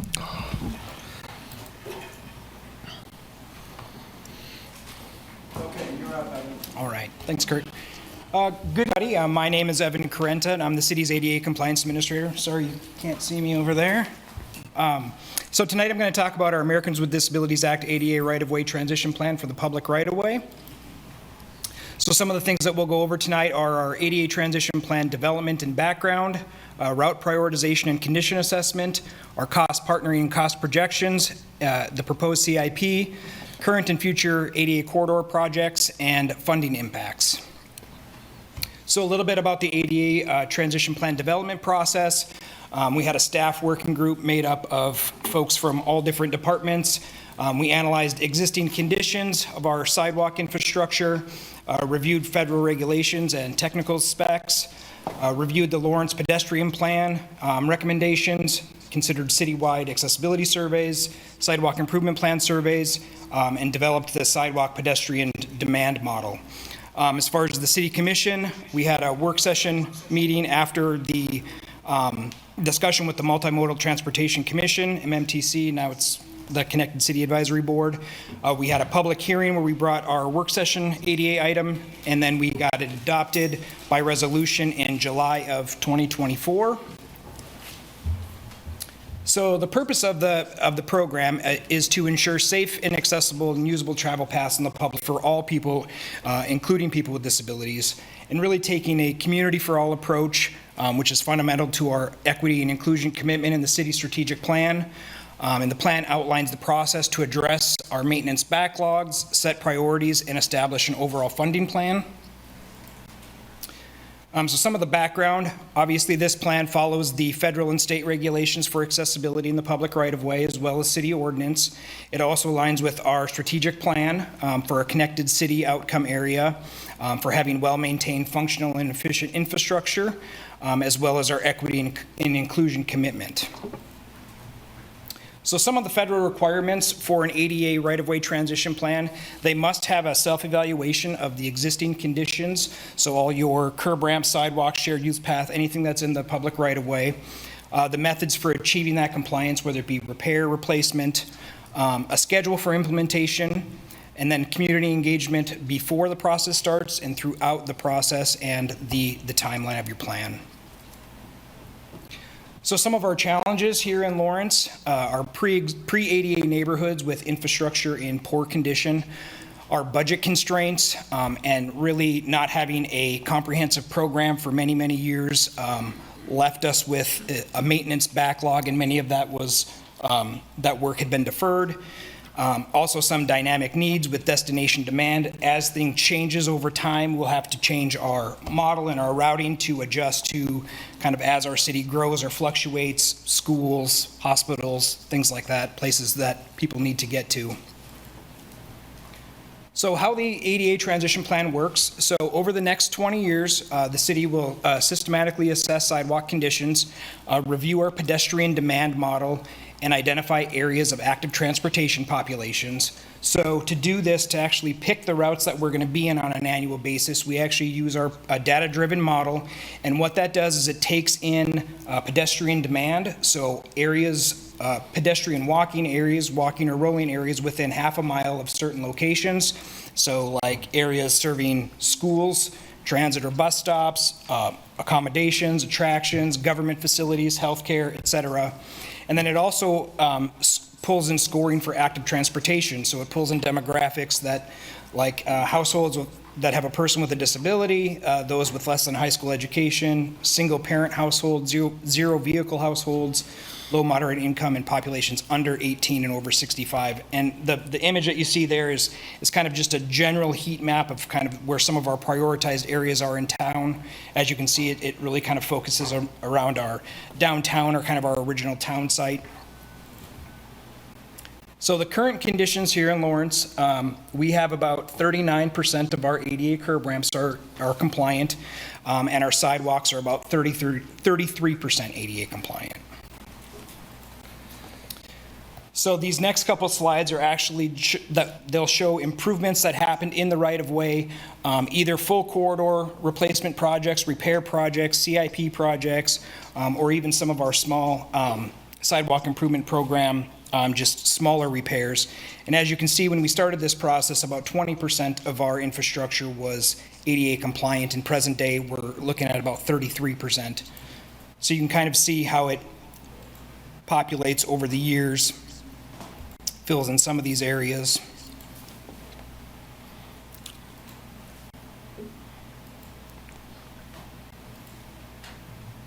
And then to current. So some of the common property owner hazards that we find when we're doing our inspections for our prioritization routes. So vertical separation, horizontal separation. So if something's either vertical or horizontal over half an inch, peaking and dipping, deterioration, vegetation obstructions, loose or unlevel brick. Those are a lot of the common property owner hazards that we find. And some of these pictures are, you know, for illustration purposes. They don't, I mean, some of these are pretty egregious, but to kind of get an idea of what we're looking at when we do these inspections. So the financial responsibility. So per Kansas state statute, it's the responsibility of the adjacent property owner to keep their sidewalk in good condition. And given that property owners are financially responsible for keeping their sidewalks into city standards, we have committed to a cost partnering with property owners. Our cost partnering model offers significant cost and time savings for property owners, including favorable materials and installation pricing through the economies of scale and the size of these projects. And then to be eligible, the property owners will go with the city contractor to complete their repairs on the projects. However, they always have the opportunity to do it themselves if they have the skills to do self-repairs to city standards, or hire their own contractor, whatever is the best option for them. So some of the benefits of cost partnering, obviously the out-of-pocket savings, but under our program, when an area has been selected for repair replacement, each individual property owner gets a hazard report that shows what square footage they had hazards that were their responsibility, and they are responsible for the material and installation costs to repair that square footage of their identified hazards. Under this program, the City of Lawrence takes care of the demolition and removal, excavation, grading, retaining walls, traffic control, design, any hazards caused by city-owned infrastructure. So a lot of times water lines, street trees, that's a big thing that happens to sidewalks. So a lot of times if the city street trees have damaged the sidewalk, then the city covers those costs. All of our ADA curb ramps, ensuring the sidewalk meets accessibilities not only for hazards, but also for our cross slope, running slope, and width, and then restoration of disturbed areas after the project is complete. In addition to the cost partnering model that we have for property owners, we also have financial aid. So if a property owner is owner-occupied property and they are under the 80% area average income limit, the city covers 100% of the repair costs in concrete. If they are a owner-occupied corner lot, the city will cover 50% of their materials and installation, and that can be applied to brick or concrete. So the brick streets and sidewalks policy, this was developed in coordination with the ADA transition plan. It was developed with our planning, our MPO staff, as well as our public works staff, and they had a brick steering subcommittee that worked alongside with the ADA transition plan. And after the brick streets and sidewalk policy provided guidance on how to balance historic preservation of the brick, and while also bringing those up to modern accessibility standards. It also included brick permissive maps, so essentially areas where brick is allowed to be. And once that policy was passed, that was rolled into the ADA transition plan and is eligible for the cost partnering the same way as our concrete sidewalks would be. So the city investment, so here you on the fourth line down, you have the total program cost. So for our 20-plus year plan, we have $103 million for the total cost. Resident contributions over that time frame are about $13.2 million. and the total cost of the city is roughly $90.3 million. As you can see, the 2026 CIP has about $2.63 million in it, and the proposed CIP that you see there on your right actually is a reduction from the previous CIP. It actually decreased over those 5 years by about $4.5 million, which turned our 21-year program into about a 25-year program. So the 2025 ADA right-of-way projects that we did with ADA funding is both sides of East 12th Street from New Hampshire Street to Oregon Street, the top right image there. And that actually is scheduled to be completed at the end of July. And then both sides of Connecticut Street from 9th to 12th, including the alley connections. And then as part of the ADA right-of-way transition plan, we also supplement the street maintenance program, and while they're doing their street maintenance work on their priority routes, they also take care of the ADA curb ramps. So the ADA transition plan funds the ADA curb ramp replacement and repairs along their routes as well. So what we were able to accomplish in 2025 with our ADA program funding, we've got about 9,700 linear feet of completed sidewalk and about 188 ADA curb ramps installed. So here are just some project pictures. This is the East 12th Street, both sides from New Hampshire to Oregon Street. And then this is the one we did on Connecticut Street from 9th to 12th, which is a combination of brick and concrete, and I think turned out really well. And these are just some images of some of the ADA curb ramps that our street maintenance program was able to install throughout the 2025 year as well. So 2026 ADA right-of-way projects that's currently in design, we have the Sunset Hill neighborhood routes and routes in the Pinckney neighborhood. And then we also will have another chunk of funding that goes to our street maintenance program for our annual curb ramps. And so this project is currently in design and hopes to go into construction in the late fall of 2026. So we've already started working with property owners in this area, and so far outreach to those property owners has gone really, really well. I'll knock on wood. So for our non-compliant sidewalks, so any sidewalks that get reported to the city, we track those, and according to city code, we send out notification letters to adjacent property owners, letting them know that letting them know their responsibility.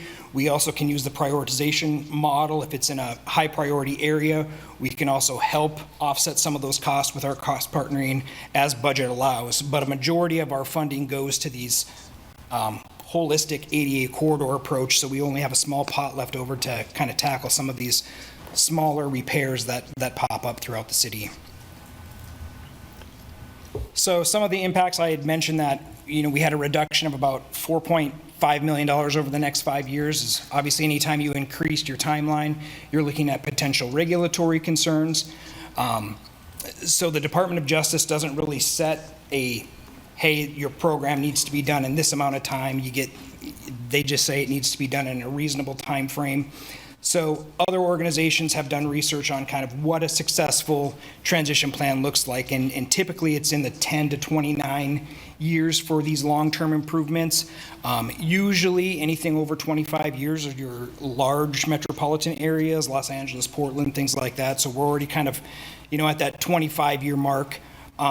So just some of the thinking long-term, if there's more cuts to the ADA right-of-way program or something that extends the timeline even further, that's where, we would probably want some guidance maybe from legal staff or city team on potential exposure or anything like that.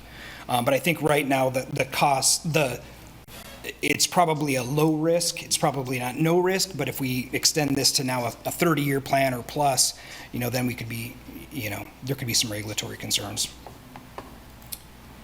So with that, any questions? Thank you for that. Evan, do we have questions? I have two. So for the sidewalks, so one of the things we've learned one of the things I've learned is that the PCI for the roads, they have some value to them. Is there an equivalent for the sidewalks?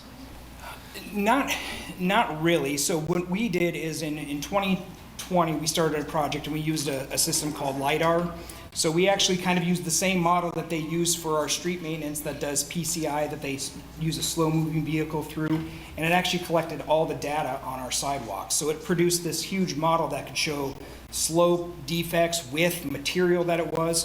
So then we had all this information, and we had to combine it into this, you know, and get it to, okay, well, this isn't accessible because of slope or width or cross slope or vertical discrepancies or things like that. And so we used that information, that condition assessment, and then we paired it with our pedestrian demand model to pick kind of highest priority routes in town.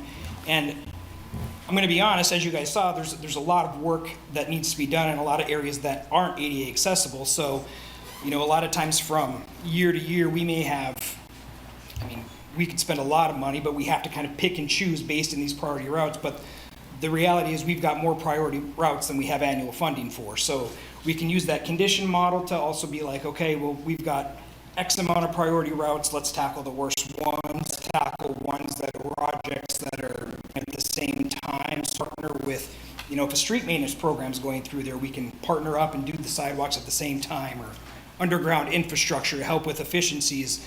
There's nothing worse, I don't think, for community members or people running programs when they put in new infrastructure and then a year later, something, you know, another project comes through and tears it all up, or things like that. So we try to, when we pick our routes, not only use that demand model, but also try to be realistic about our annual budget and then what other potential projects we could kind of collaborate with or partner with when we're doing these. No, it makes total sense. I know the East Lawrence people I talked to, they just love you, by the way. They were like, Evan's fantastic. So just for what that's worth.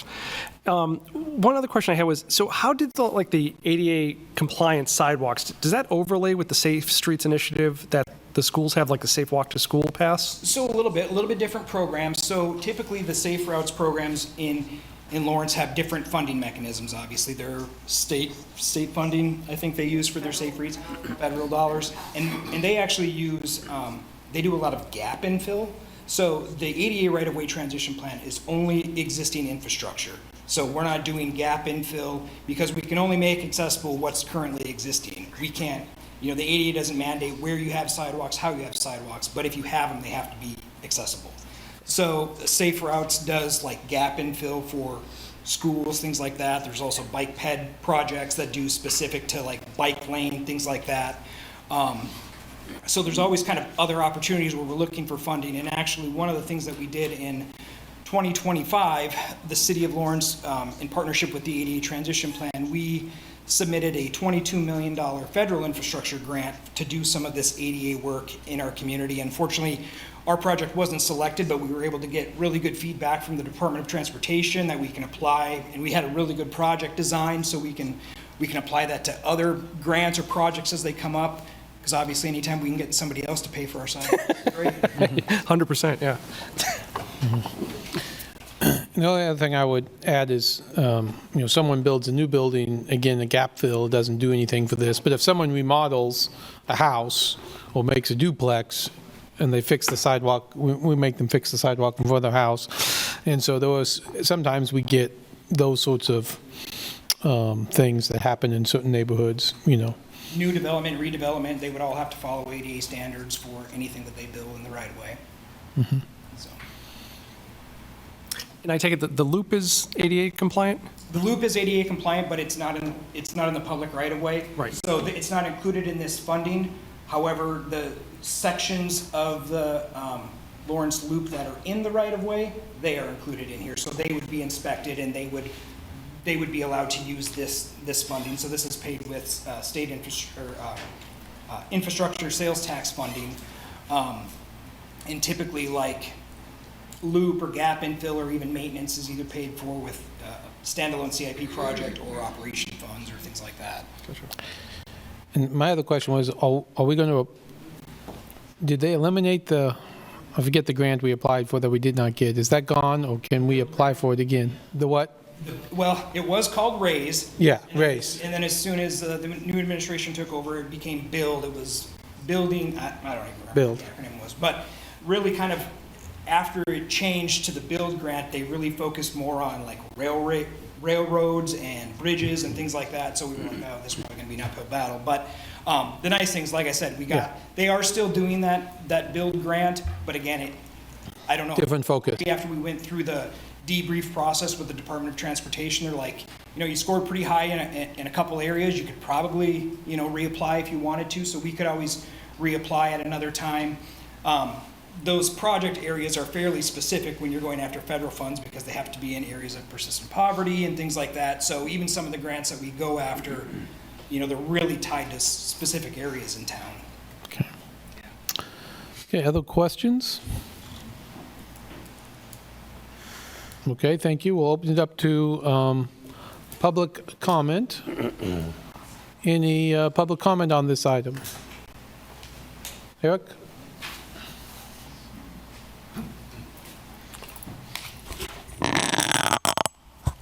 All right. Hold on a second. Yeah, you can start it. Eric Hyde, Mayor, Vice Mayor, Commissioners. Oh, crap. Sorry. Sorry. I wanted to include this in my comment. So, I think this is going to require some money, and we're thinking about, our budget after this, and, we're obligated to fund this program as best we can and support it. I have an idea that's relevant to this, which is I was going to present in the budget, but I think it could apply to this, and I could touch on it later too a little bit. So I mentioned the pilot thing, the payment in lieu of taxes, and I'll just say what I wrote down before. That I encourage LMH and Burt Nash to voluntarily enter into pilot agreements with the City of Lawrence, specifically for this program, and then we can talk about other things later. But, they rely on city services funded by taxpayers. That's the budget thing I was going to talk about, sorry. But, a lot of people come out of there with disabilities, me being one of them. In 1994, I went there first before going to KU Med, after I got hit by a car and all that stuff. Trying to think of some other productive things to say, but that pilot thing I think could really benefit this program. And I did figure out recently that Innovation Park is also doing some pilot stuff too, so I think there's sort of a phenomenon happening with more pilot programs that pay for stuff. I think it's worth exploring. I also just want to advocate for the disability community. They really get crapped on a lot. I don't agree with all disabled people. I don't even like all disabled people, but, their life is a lot harder than normal people, you could say. So I think we really need to support them with this. Thank you. Thank you. Rebecca. Rebecca Britton, 66049. I just wanted to say thank you to all the staff for the improvements over the years. My mom lost her vision about 4 years ago, and it's just amazing how you don't realize how bad sidewalks are in certain areas until you're walking with someone who can't see and you're saying, there's a bump, watch that ledge, oh, the sidewalk ends. And it does really affect their lives, and trying to find her housing and taking into account several square miles of how the sidewalks are in that area was a huge feat. So just thank you for all the work on this. Thank you.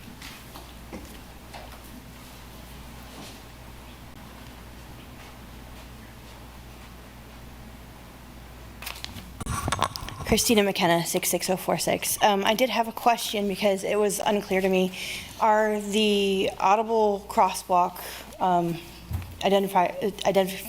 the identifying audible crosswalks, are those supposed to be part of the ADA compliance for intersections, or is that a whole different thing? I'm only asking because I've noted that I have friends that have, they're either legally blind or fully blind, and there are intersections, especially in our most walkable areas of downtown, that are not audible, and I know that that can be an issue, so I just wondered if that was even part of this program, or if it's a whole different program.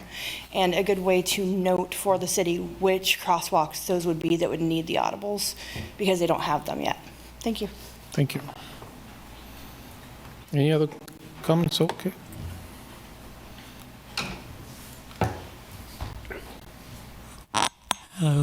Michael Allman, 66044. I'll just cut to the chase rather than making comments. I'm wondering if anything in the federal code restricts the ADA funds from being used for bikeways, or if local jurisdictions can allocate some of the ADA funds for bikeways. Okay. We'll ask later. We'll ask later, once comments are done. Okay. Okay, then my point being, if that is possible, for years and years, the program has been focused on sidewalks, as we all know, and curb ramps and whatever. And yet, the presentation tonight says maintaining public right-of-way infrastructure that removes barriers and increases accessibility for all people in accordance with a connected city outcome. Infrastructure includes bikeways. All people includes people on bicycles. So that's why I'm curious if there is latitude there to do that, how and when and by whom did the program guidelines become what they are, that I've never seen any of the funds used for bikeways. And I think it would be an additional revenue source that bikeways are struggling with as much as sidewalks. But has anybody ever considered why, or if it's possible? So, thank you. Thank you.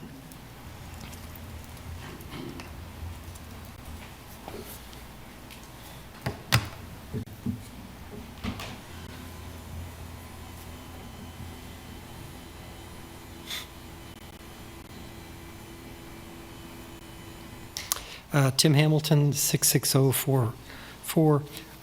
Really enjoy that I live in a city that takes this seriously and that really puts this forward. My sister is legally blind with macular degeneration, and being able to walk on a sidewalk and what you and I might see as a dip becomes a real hazard. So that's really nice to see that we're in a community that takes that into account. One of the things that was mentioned was that for a homeowner, that they would get free repair if it's 80% of the average income, which I believe if our average income is $68,000 a year, then that means the only person that's going to get a free repair or sidewalk is if their income is $54,000 or less. That's pretty low. That's a pretty few and far between people that are going to fit that, because they're going to be a property owner, right? So if someone owns their own home in Lawrence, Kansas, they probably are going to be making a lot more than $54,000.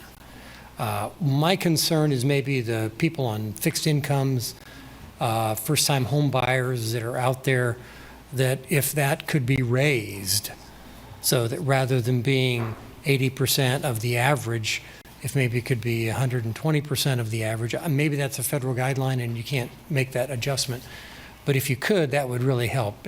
The materials indicated that the average repair was $660, I believe, which doesn't sound like a lot, but then for everyone that's under 660, there's going to be one that's over. So for those older people, fixed income, low income, they may have some difficulty making those repairs, even though they may want to do so. Okay.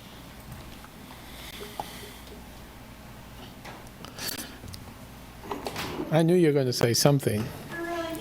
I knew you were going to. Sidewalks. But you only have 3 minutes. I know.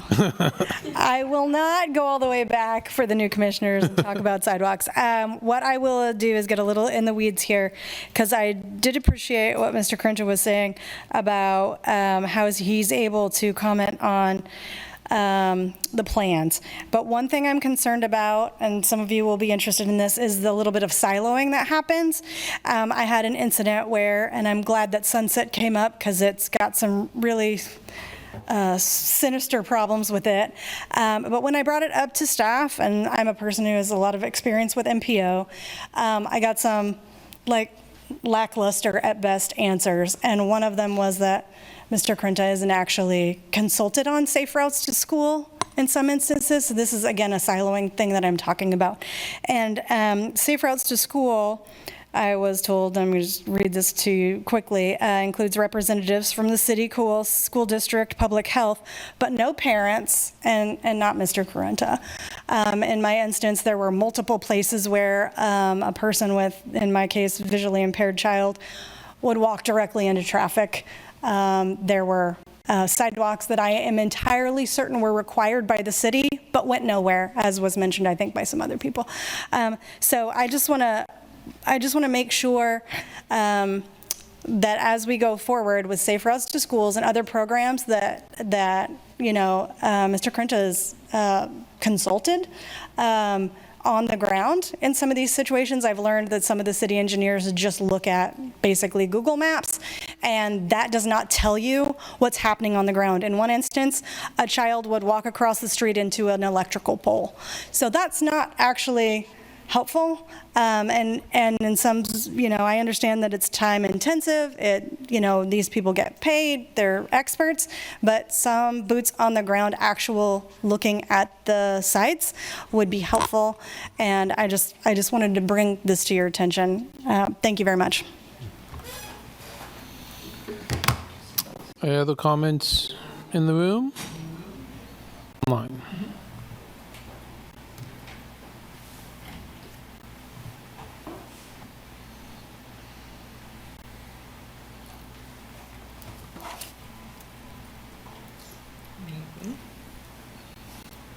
Julie Jones.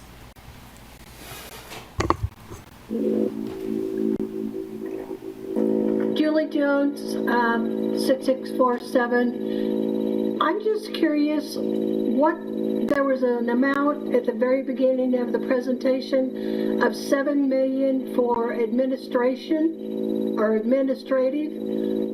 I thought these were all city employees, so I don't understand what is going out the door for administrative cost of $7 million. That's my question. Thank you. Thank you.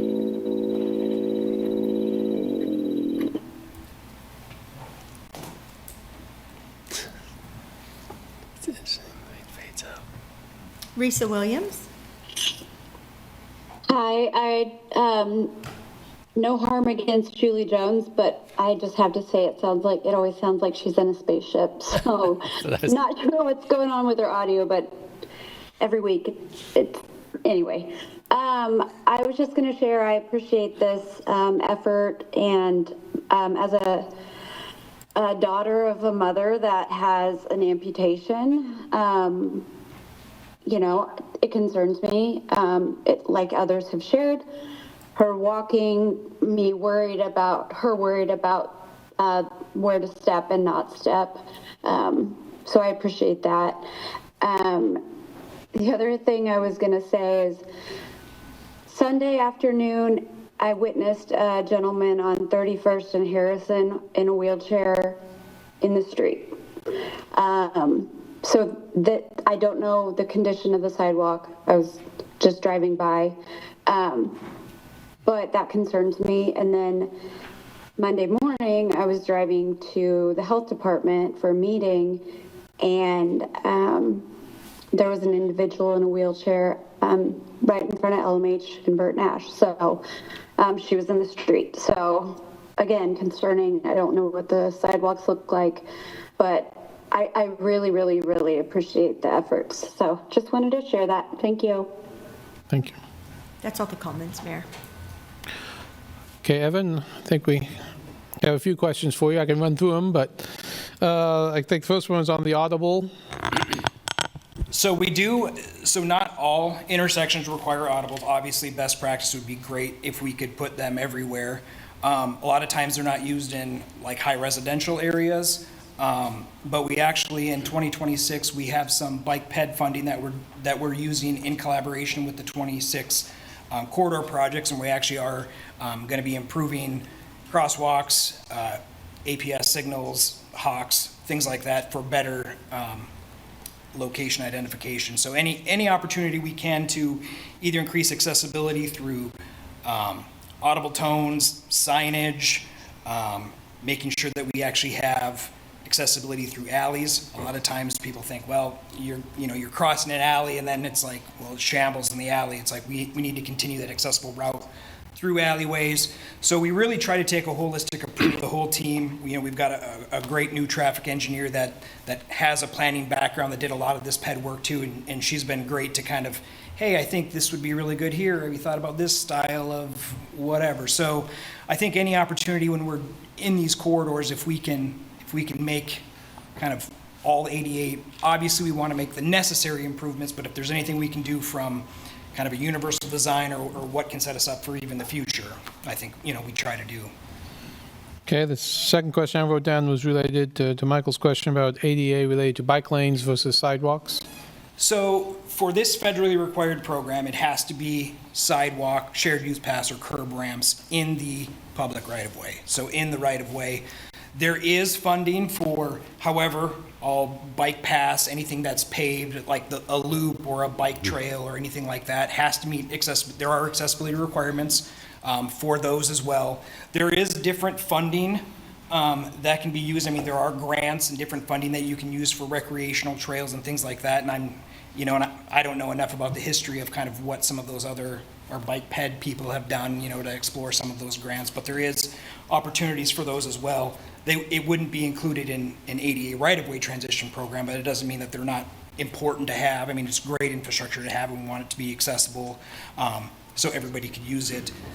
Really the thing is why they focus on the public right-of-way is because they assume that that's how most people who either can't drive or who are walking or wheeling would use to get to basic amenities, resources in their community versus, like the Lawrence Loop is fantastic. I use it multiple times a week, but I wouldn't hop on it to get to Hy-Vee, So, I mean, it's so just a little bit different in kind of how it's classified.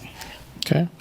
Talk a little bit about the 80% and what other possibilities there are. I know we do some other things, I think, on putting it on the property tax bill, that sort of thing. The current rate, so for a family of one, the income level that we got this year from HUD is $61,850 for a family member of one, and it goes up by every family member you have in it. So if you have two, then it's $70,000. So it kind of keeps going up by how many people you have in the household. And surprisingly, we have a lot of folks that qualify for low income, whether they're single earner households or just starting out, retirees. We've got a lot of retirees that qualify for financial aid.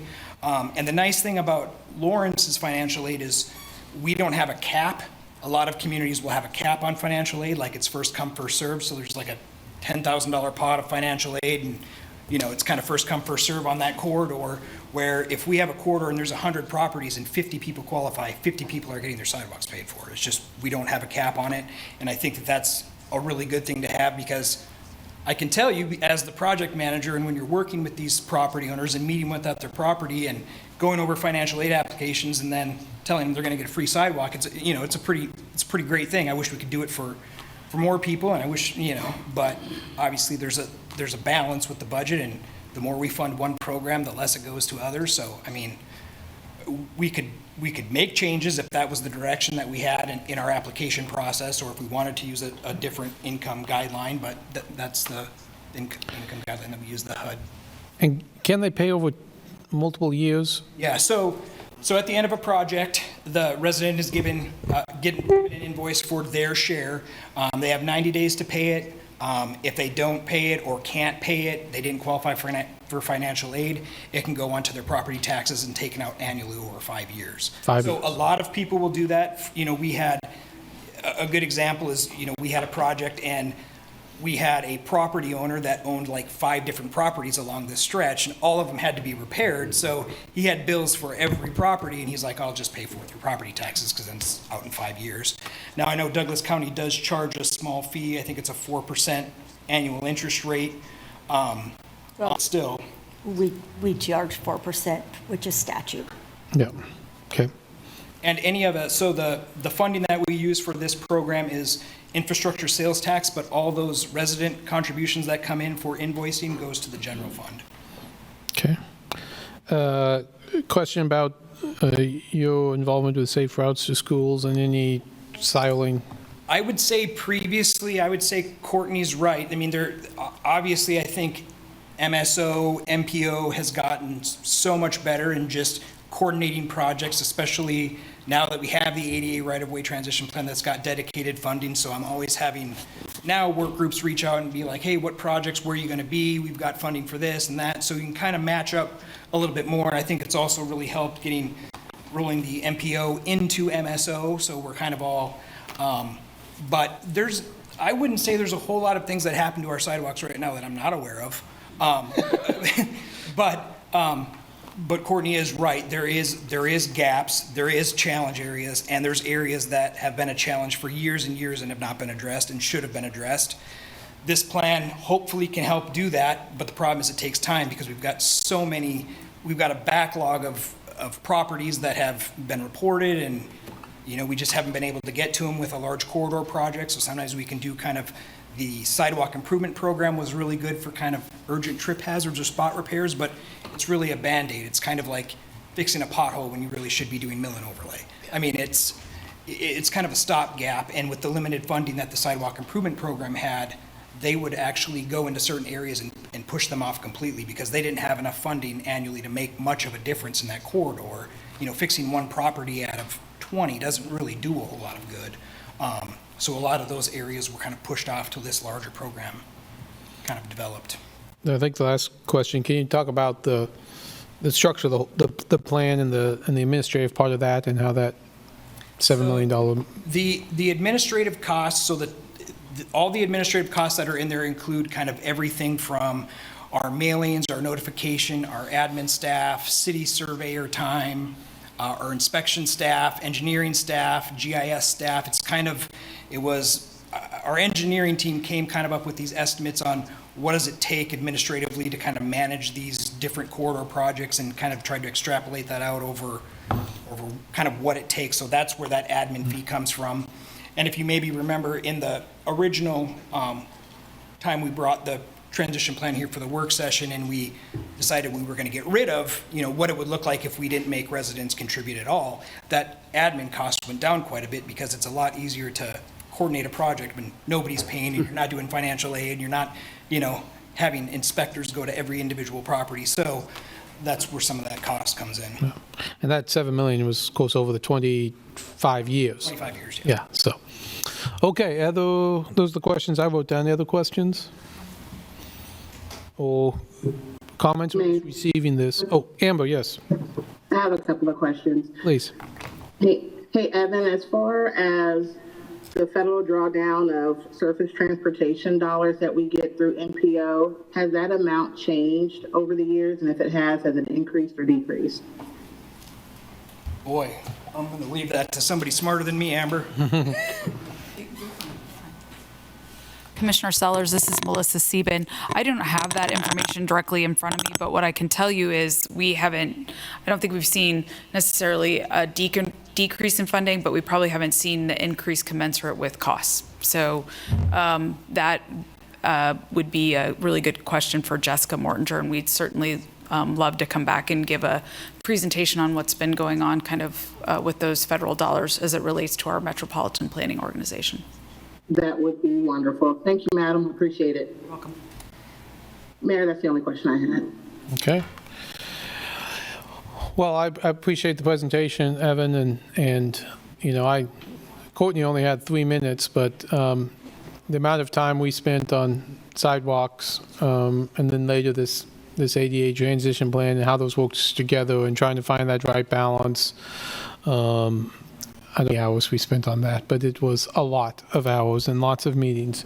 And to hear you say, in the first couple of years before Evan, it didn't go smoothly as I would say it's going now. And so I appreciate all the work you've done and the whole team has done.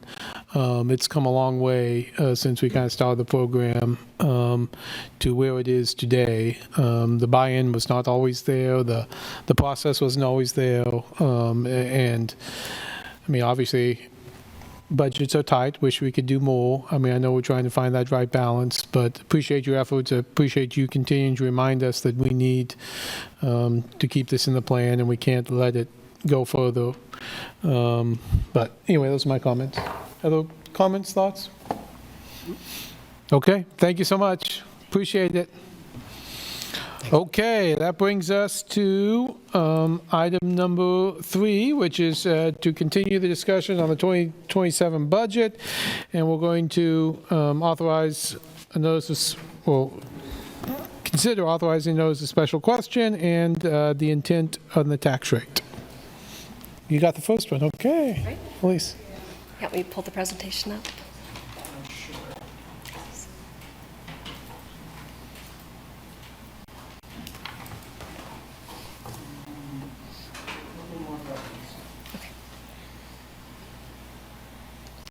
Beautiful. Thank you. All right. I've got the first run at it this evening. It's good to see you all. I'm Felice Laverne, Director of Transit, and I am here this evening to seek approval to add a transit sales tax question to the ballot this November. Our transit system has been using sales tax as our primary source of matching funds for around 18 years. Based on this structural decision, fares don't support our budget in a significant way. To say it another way, returning fares to our transit system won't replace our need for a sales tax. Fare-free or not, our budget will remain structurally unbalanced without this 0.1% increase. Continuing at our current 0.2% sales tax rate will result in significant cuts to transit service when we renew our operations contract in 2029.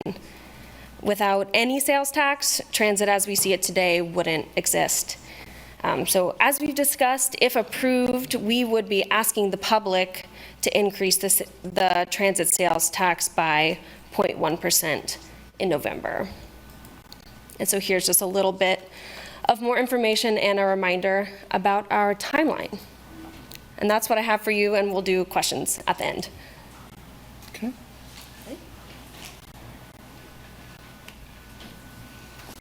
Good evening, Commission. Mary Bisbee, Senior Budget Analyst. I'm going to talk about the revenue neutral rate portion of our presentation tonight.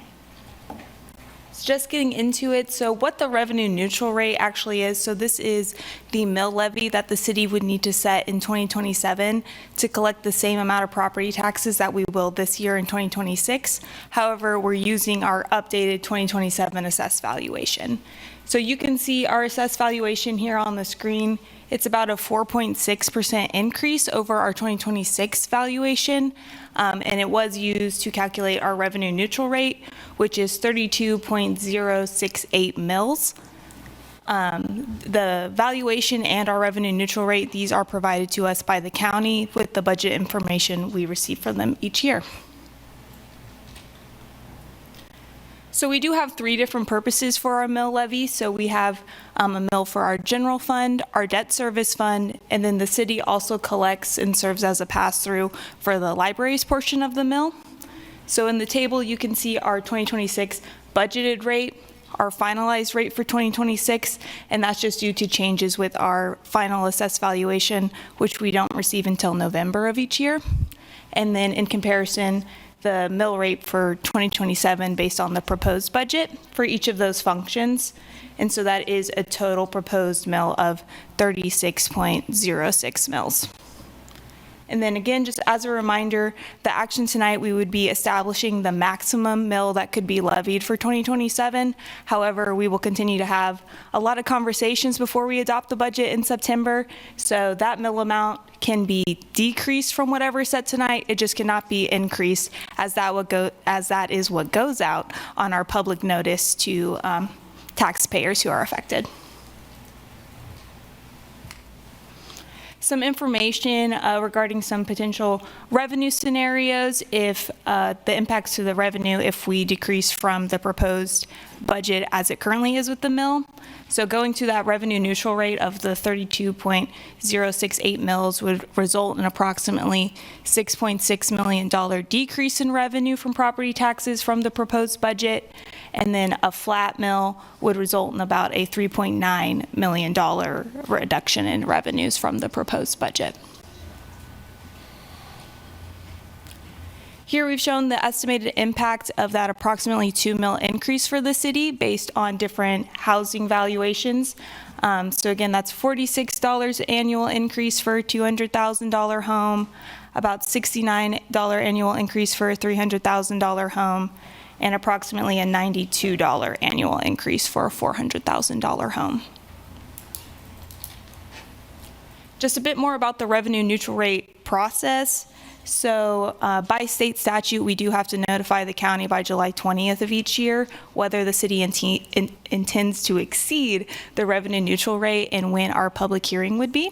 And the county takes that information and they provide a notice to taxpayers with that so that they are aware of all the public hearings and proposed mills for the entities that taxpayer has. And then lastly, if the city does intend to exceed the revenue neutral rate, what that means is we would hold an additional revenue neutral rate public hearing in addition to our standard public hearing. By law, these have to be held between August 20th and September 20th. And so as part of the action tonight, it would also be establishing our hearings on September 1st, as the city typically holds these on the same night as our two separate hearings. And then lastly, just in the budget process, we have to certify our budget with the county by October 1st. So you'll see those hearing dates and adoption nights in early and mid-September based on our timeline we'll see later. But I'm just gonna hand it over to Ali for some follow-up from our conversation last week.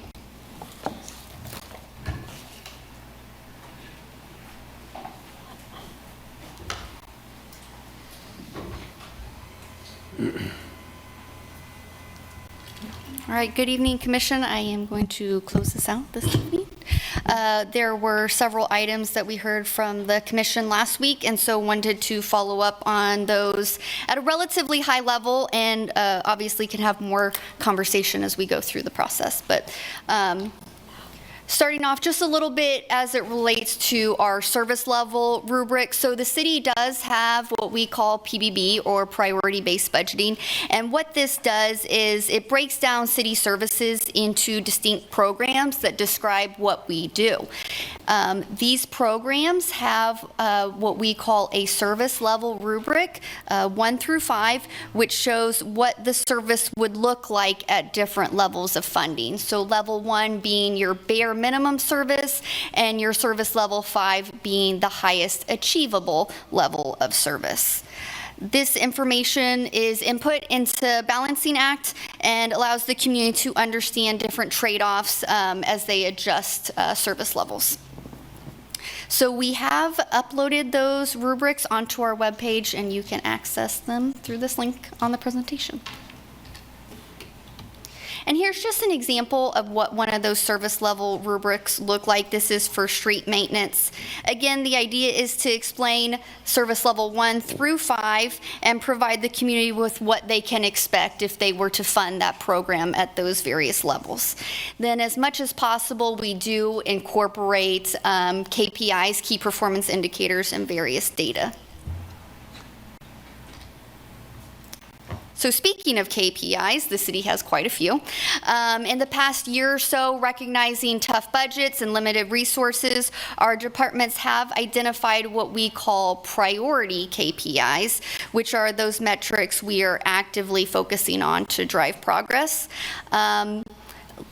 Each KPI does have both an outcome champion and a commitment champion. So those are the folks that are responsible with moving the needle and driving progress toward our strategic plan. Again, you can click on this link and visit the dashboard for the priority KPIs. So moving on to LDC FM expansion, and several of us were interviewed last week by Silas at the LJ World, and I made the comment that we've been talking about LDC FM expansion for years, and it has occurred to me that not everybody was a part of those conversations, so we thought we would take a step back and just kind of go over at a very high level how we got here. So in 2020, the department published the station optimization analysis, which identified a need for 2 additional stations as well as a redeveloped station 3. Throughout the 2022 budget process, when Station 6 was shown as funded in the CIP. And then in May of 2023, there was a joint city-county meeting where there was general support for that proposal as well as the recognition of the need. A lot of discussion during the 2025 budget process, but towards the end of that, staff did receive direction to maintain 4-person staffing, and then what we showed for Station 6, that was delayed by a year. This past budget process, the county did fund Medic 6 as well as a handful of other positions through a one-time increase contribution. And then towards the very end of that process in September 26, the commission directed the city manager to build a 2027 budget with a property tax increase to support the ongoing operations of Station 6. Which led us to where we are today. Again, the city manager's proposed budget does include the funding in 2027 for Station 6 expansion, but we were asked about possibly phasing that over 2027 and 2028, which we had shown previously, slightly updated that information given the assessed valuation that we received from the county. So you see that before you here. I do want to note that if commission gives direction to pursue that phased approach, we will need to follow up with the county to see what, if any, changes would need to be made to the funding agreement that we are currently discussing, because our governance conversations have been assuming identified funding in the 2027 budget for expansion. Regarding the support positions that we have talked about, you see those before you, 1 building technician and 1 HR advisor.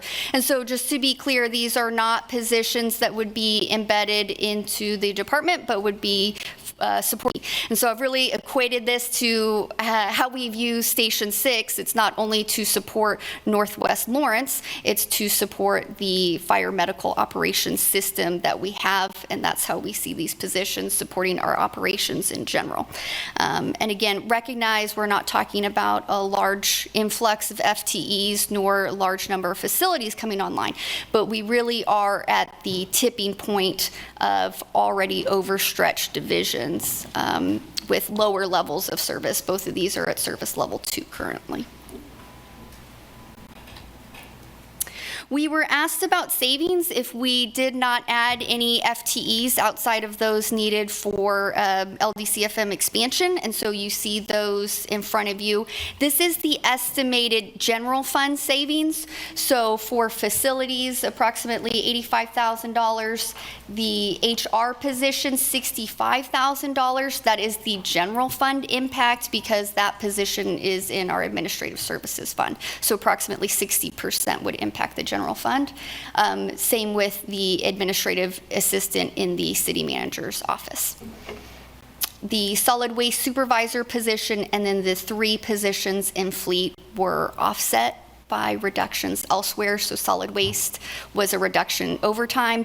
If that position is removed, we would need to put that overtime back. And then fleet, that was offset by money that we are spending in outsourcing. So if those positions are removed, we need to put that money back. So all in all, approximate estimated general fund impact of $200,000. We were also asked about savings for the pay plan.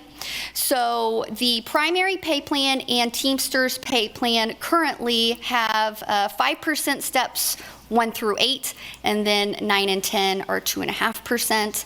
IFF and LPOA are all 5% steps. But we were asked what it would look like if all steps were to go to 2.5%, which is what you see in front of you here, broken down by those employee groups, and then the estimated mill levy impact as well. So if all steps were to shift to 2.5%, there's an approximate half mil savings.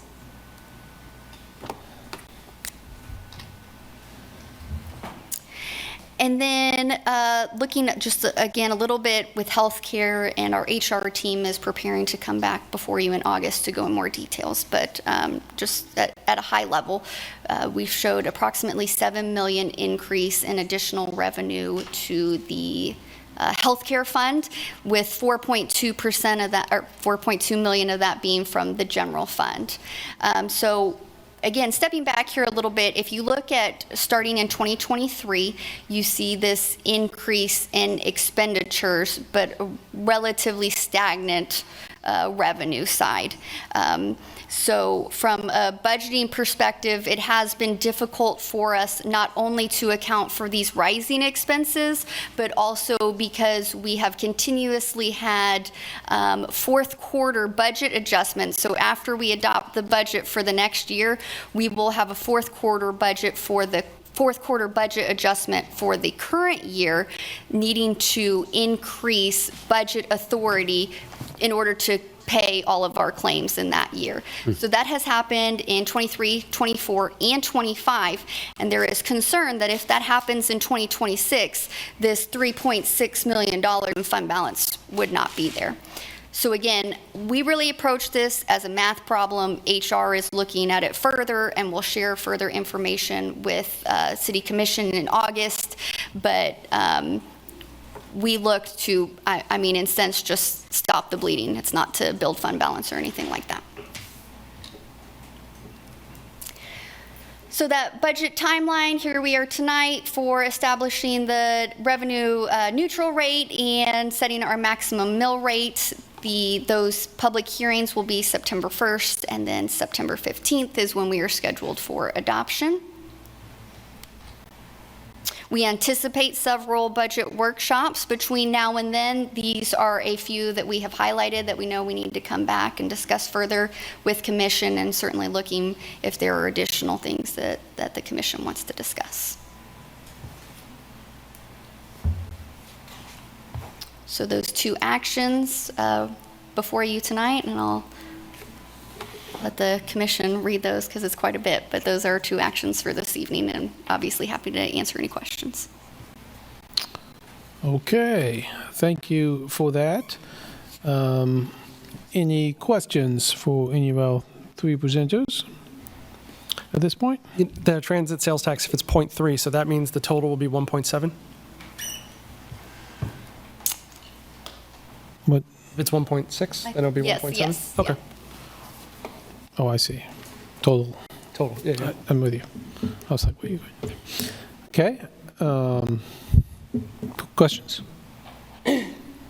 Just out of curiosity, when we talk about how we fund the fire and medical next year could affect the county agreement. Can you explain that a little bit? Why, if we only say funded half of them in 27 and then the other half in 28? I would just like a little clarity. Yeah, I'll start, and I'll let Casey add anything that she wants. So we don't have a finalized agreement for the upcoming year. What we call governance is currently working through that right now. And per most things, we have to make several assumptions. So we've been assuming the city manager's proposed budget, which has funding all in 2027 for expansion. So I say we need to circle back what, if any, there could be none, or there could be changes. It's just a discussion point that we would need to have with them. Is that an assumption then that they would be frustrated we didn't fund? Or is there, I really am just curious. I don't think necessarily that they would be frustrated. I think it's just changing the assumptions, right? When you're having negotiations, you make some assumptions as partners. You say, okay, assuming we're able to agree on this funding methodology, we'll bring back an agreement that says how we'll fund our joint operations going forward. One of those was that we would be moving forward with expansion. The county has continued to advocate for expansion and express that they want to see a commitment from the city to move forward with expansion. That was an assumption. Is that helping? Yes, and I've actually heard a little bit about that, and I certainly appreciate that given how long we've been talking about this expansion. Can I follow up on that real quick? Please. And I got a partial question, partial. Last year, for example, we had an agreement in place. So when our number changed, it automatically caused a math deviation. We changed this and changed that. Here, we don't have that agreement in place, so we don't have the same movement. We still have the agreement in place, but what's happening right now is the county agreed to operate outside of that agreement. Yes. So we ended up amending our existing agreement to reflect what the county agreed to. So if the agreement that we have in place right now ends at the end of this year, so we need a new agreement. And if we go to the funding methodology that you all agreed to, in order to get to an agreement that reflects that, it is based on the assumption that we're moving forward with expansion. If we don't, then that we need to revisit the conversation of, is that new funding methodology that we reviewed with all of you and with the county commission still appropriate? Is that helpful, Mayor? Yeah, and just to be clear, when you say moving forward, you mean having everyone start in 2027? Correct. Yeah, that's the number that was assumed, was that we'd fund the full amount. If we decide to fund it over 2 years, we just have to go talk to them about it. And it may or may not. So how do we initiate having that conversation? Well, I think we have to give direction that we're thinking about doing that. Remember, I guess I'd say when we started this process, we thought we'd be paying a bigger share, and with the new formula that we tentatively agreed to, we saved about $1 million. It's possible that, again, I'm just saying, it's possible that if we say we're going to do it over 2 years, they might say, well, okay, we're going to spread out $1 million over 2 years, and the amount of savings we get might not. So we just have to have that conversation. Right. Yes, but what the formula that we have that we just agreed to was fairly mathematical based on realistic numbers, right? Whether we increased, so I understand what you were saying. I promise I do. But whether we have less numbers or more numbers, that won't affect the formula per se. But they haven't signed it. That's the Yeah, I understand that. I get it, guys. I get it. But it is really hard to justify. I'll definitely be open to different ideas on how we can accomplish this. I am absolutely in favor of expansion. It's going to be very difficult to justify employing a non-existing building. I know we need, and I've had multiple conversations with representatives from fire and medical. They can use the staff. I get that. But the entire staff is tough. So I would love alternatives here. So here's a potential alternative. I've been thinking about this too, and I talked to somebody who was pretty smart about this. If we did in 2027 10, and we funded the other 5 FTEs also in 2027, but we waited to pay for the class and their benefits in 2028, Do you think that would be a good faith effort to show, hey, we're doing what we need to do to save the money for 15, but we are saving a little bit that won't be funded in 2028 more about the training and the benefits that they would receive? Could you repeat what you're proposing? So they want 15, in the spread out. For me, that I'm more interested in making sure we get that at least a couple year proposal with the county. I think that is super important. So if they want, reassurance that we're going to do 15, could we in 2027 have 10 go through the academy? That would include benefits, that would include the whole thing. We pay for the other 5's salary in 2027, but then we hold off on benefits and the cost of the class until 2028, which would be, it may not be all that much, but that might save a 0.1 or 0.2 mil, something like that. Budget for the salary, not the benefits. Right. But we don't hire them? Until 2028, yeah, but it shows good faith that we're putting the 15 So we're kind of putting that money like in a reserve. Escrow, yeah. In an escrow. But you have to, can we spend money that way? Did you understand? Budgetarily? I guess I understand. Yes, you can do that. I guess I understand the proposal. Yeah. Yes, technically, yes. Okay, that's what You're basically budgeting for reserves, but for it's or a line item of something. Right. Okay. And then in 2028, we can talk about our 2 internal. I mean, that's stuff for us. That's not stuff for the county. Yeah. I guess I have a question for the chief, and not saying you have the answers tonight. I'd be interested in understanding the difference. I mean, I know we're paying a lot of overtime, and I know if we fund,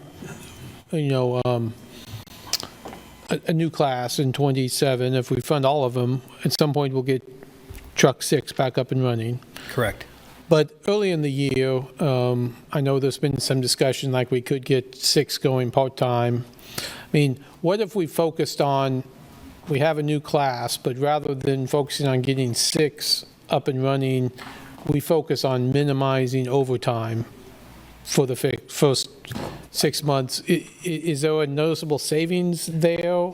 Yeah, I think for sure. I mean, it's obvious we would get savings for the overtime until we staffed Engine 6 on a more permanent basis with the staffing that it would take to do that. Just to kind of touch base on the governance group, just a little bit about that. We've been a part of that. So this year, we were able to get a multi-factor agreement on, with the county and the city to agree with this multi-factor. So we were at a 64% before this year, and you guys saw that numbers our first meeting in April. After that, we were able to do the multi-factor and get everybody to agree. That's with Engine 6.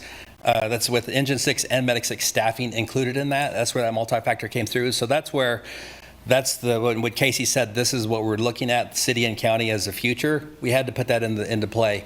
And so we haven't locked that in yet. I know you guys have agreed to that. I know the county has agreed to that. And it brought an additional $1 million from the county to the city, which assisted with some of our mill levy increase for this year. So just to touch base, it's not finalized yet. So looking at that would have to be a discussion that we have at the governance group, and we could push those questions. But the county's already doing their budget already as we speak, and they're counting on that. So it's more so, just to catch us all up. That's one of the things that we have brought to the table, and we've all talked that the same message of where we're going with it. So I just want to be careful with how we approach this and not make the county think that we're not going to go forward with what we're saying we're going to do. So I like the ideas of looking at opportunities, and that's great. To answer your question, overtime, yes, we for sure can do that. The academies are about 12 weeks long is what we need. And with me being as a training chief, but also a fire chief, that puts us down to 2 people in our training division. This last academy, we had 2 people that ran the academy, and that was able to allow our operations to be able to succeed without pulling more people off. But with 1 person down in training, we can't rely on the training division to teach the academies and also teach our firefighters as well. So those are the things that are in my mind, like how we're going to play it out. If we do pull a captain off the operations to go teach an academy, we change them from a 2912 employee to a 2080. That's 40-hour work week to a 56 to a 40. that's where the cost comes in. So we pull someone off the operations, we need to fill that spot with overtime to fill that spot. And so that's where the strategy of us looking at the budget will help. And so there is a cost to what we're trying to do, but I think once we get some people in play, we can help with filling those with overtime savings. Yeah, I'd be interested in that. If obviously it's an estimate, you never know when someone gets sick or someone goes down on, with an injury. Or obviously you can't predict, but just maybe a little information on that.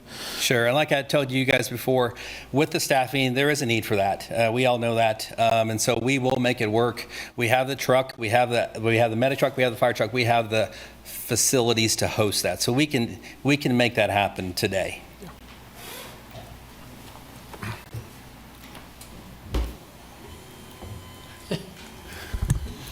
Mayor, we did do that a little bit in 2025. We were having some financial problems, but just beyond the browning out of Engine 5, we did reach a point where we said, okay, we'll call back one individual in overtime to staff that truck. If we were going to have to pay overtime beyond that one employee, we did brown it out for the day. So if we were to hire 8 or 9 at the beginning of 2027, we could implement something similar to that, where the priority for those new FTE positions are to offset overtime. If we have a good day and there's not a lot of leave usage, we could intermittently staff that truck, but it absolutely could. The primary focus of those additional FTEs could be to bring down overtime. And then the more overhiring we have done without actually putting additional fire truck in service, when it comes time to do that second recruit class for the additional new FTEs, we'll have extra staff to work that can help reduce the cost of that second class as we onboard those new folks.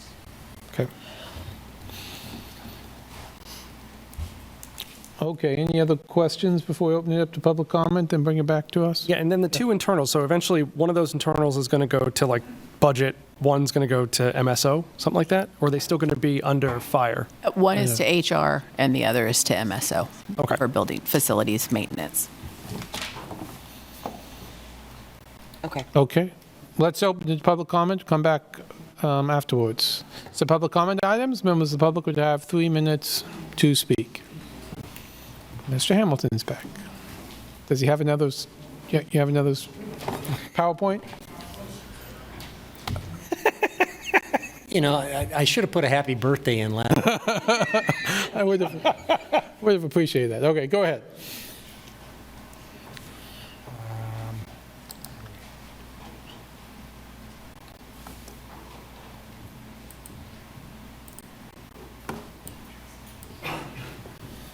Okay, you may recognize that quote. Show me your budget, I'll tell you what you value. So we can see here in our general fund, the vast majority of the budget is personnel, right? 62%. So why the mill levy increase? Well, the short answer is the increase in the amount of step increases, the way the steps are automatically given, and then the, what I would say, unrealistic health insurance premium subsidies. So I'm going to jump past a lot of this stuff, showed you this last week. These are the average wage increases in the United States. In Kansas, for 2025, it was 4.1%. That's what, if you gave a 7.5% pay increase every year, how the salary from $60,000 would elevate to those astronomical numbers. Well, what if you do 5%? Well, it still goes up a lot. It still goes up a lot at 5%. And that isn't something that anybody else is getting. Let's talk about health insurance here, because I've been teaching the economics of healthcare for about 20 years. So this is from the Kaiser Family Foundation, looking at the national average for an individual person. The national average is that the employer pays 84%, the employee, the worker, pays 16%. City of Lawrence pays 97.4%, the worker pays 2.6%. This is that same chart, but looking at family coverage down there. Family coverage, the national average is that the employee pays 26%. Here in Lawrence, the employee pays 13.9%. So the city pays 13.4% more than the national average in health insurance, 12 for an individual, 12% more for family. And keep in mind, when the Kaiser Family Foundation takes these national averages, there's a ton of businesses that don't provide health insurance at all. And a lot of them here in Lawrence. You know, your landscaper isn't going to do that. Your dry cleaner's not going to do that. Your restaurants, the servers are not going to do that. I mean, the list goes on and on and on. So this is only nationally of those companies or government entities that are providing health insurance, what the national average is. So here you can see in dollar values for an employee only, the national average is, their share is $1,368. Here in Lawrence, the employee pays $281 for the whole year. Family coverage on the national average, $6,947. Here, the employee in Lawrence pays $4,689. So on the far right-hand side, you can see that's how much more compensation workers here are getting because the city is taking on the burden of the extra health insurance premium. That ought to be leveled out. Thank you.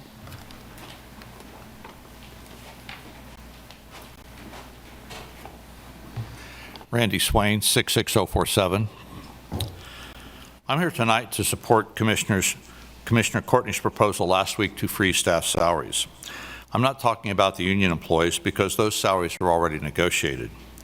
There was a discussion last week about treating city employees like corporate employees, and I'm in favor of that because in my 35 years at 2 Fortune 500 companies, we had 6 reductions in force, and many were accompanied by a pay freeze that year.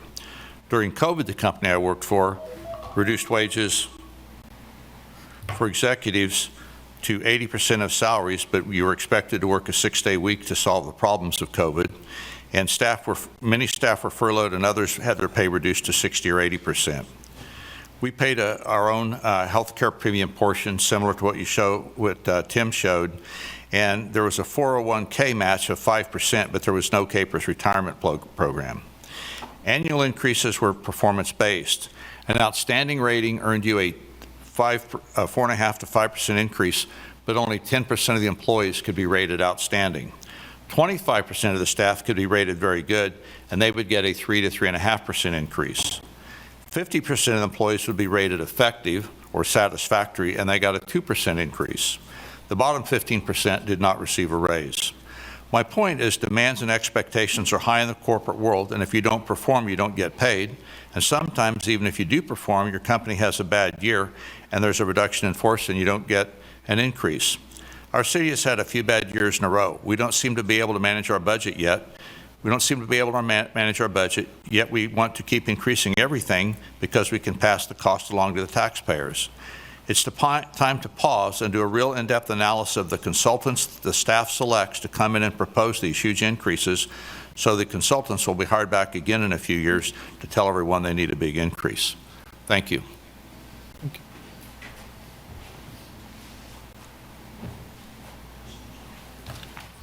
John M., 66049. I know you received a lot of emails and a lot of discussion. I appreciate being with staff earlier in the week. I think it was this or last week, talking about different scenarios. There were some smaller things suggested that I want to repeat now. If we're going to talk about different scenarios that say half a mill levy or a quarter of a mill levy, we're really scraping up the crumbs. So I have a few more crumbs to suggest. And you've received these. I just want to repeat them. Reinstate bus transit fares to support transportation. It's going to be challenging to get through an additional tax on the budget, but you can certainly go ahead and reinstate those bus transit fares. Find a way to contractually bill KU for specific police and emergency services rather than use a flat contract. Require the Lawrence Community Shelter to increase independent fundraising to reduce the $2.5 million general fund expense. They did agree to that last year, but they really didn't raise all that much money. And pause arts and cultural project funding to tie it to matching grants to reduce that cost as well. Thank you.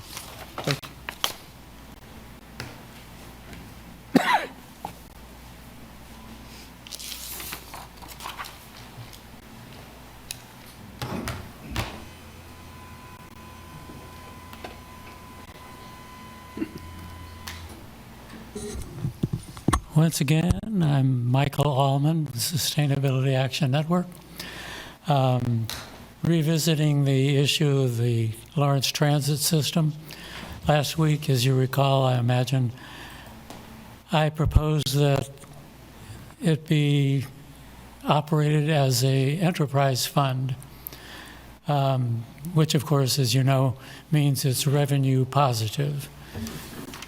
And since I said that, various conversations or things in print have devolved into, well, let's charge $1 or $2 fare, as that's going to make it an enterprise fund. I wouldn't agree. I mean, if you have a product or service that people are not interested in buying, charging more for it is not going to generate more revenue. Probably do the work, the reverse. What I was talking about, and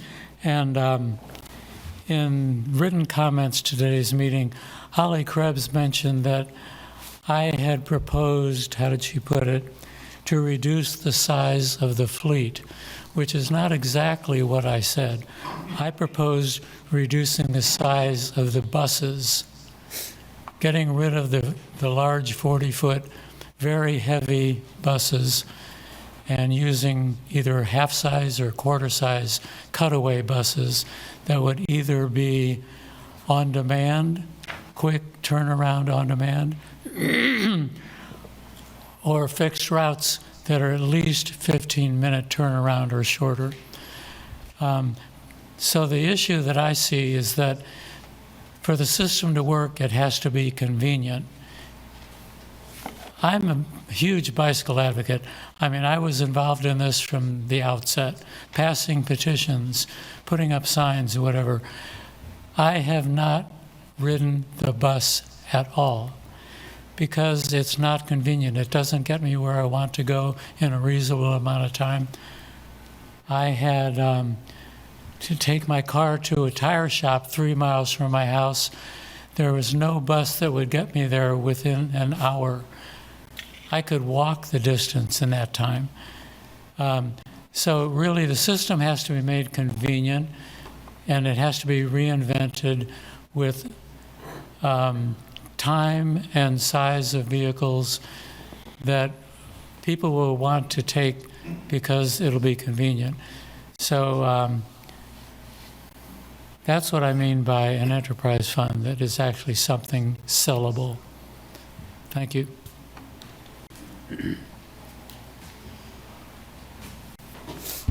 Eric Hyde, 66046. Mayor, Vice Mayor, Commissioners, let's wake up. Right.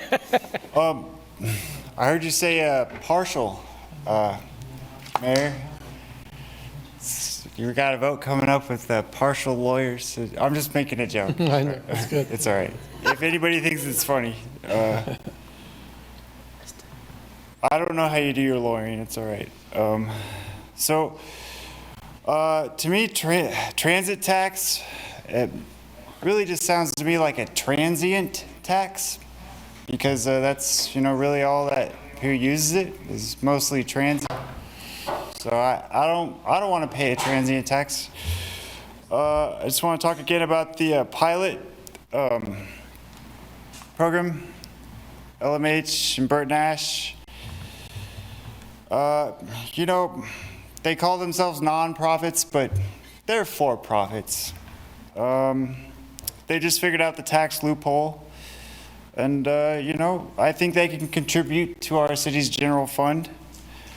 Of course, we'd have to get them to agree to it, which we just got to, And then, let's see here. That could be, those funds could be contracted to help police, fire, parks and rec, forestry, infrastructure, etc. Another point, I would love to be a part-time Naismith Park worker because I live right by it and I just would. Another point, LMH, when they switched to nonprofit, around that time they refused Aetna medical insurance, and they became Blue Cross Blue Shield as the only option, pretty much. I'm on Medicare, Medicaid. It's really a pain because they don't accept my Aetna insurance anymore, and the state I've waited so long for them to switch it back to Blue Cross, but you know, right now they favor the color blue a lot. So this is another joke, sorry. But I got that one. so yeah, that's affecting our insurance here in town too, going up. I think we should have more insurance options. Oh, time left. Lawrence, the mill levy actually is not as high as Eudora's, I found out yesterday in Eudora. It gave me some perspective. Theirs was about 34 and ours is about 39.5. And they have a cap set in place. And also Dostoevsky, he wrote The Brothers Karamazov, and he talked about how bad it is to profit off of alcohol in that book. And so yeah, bye-bye.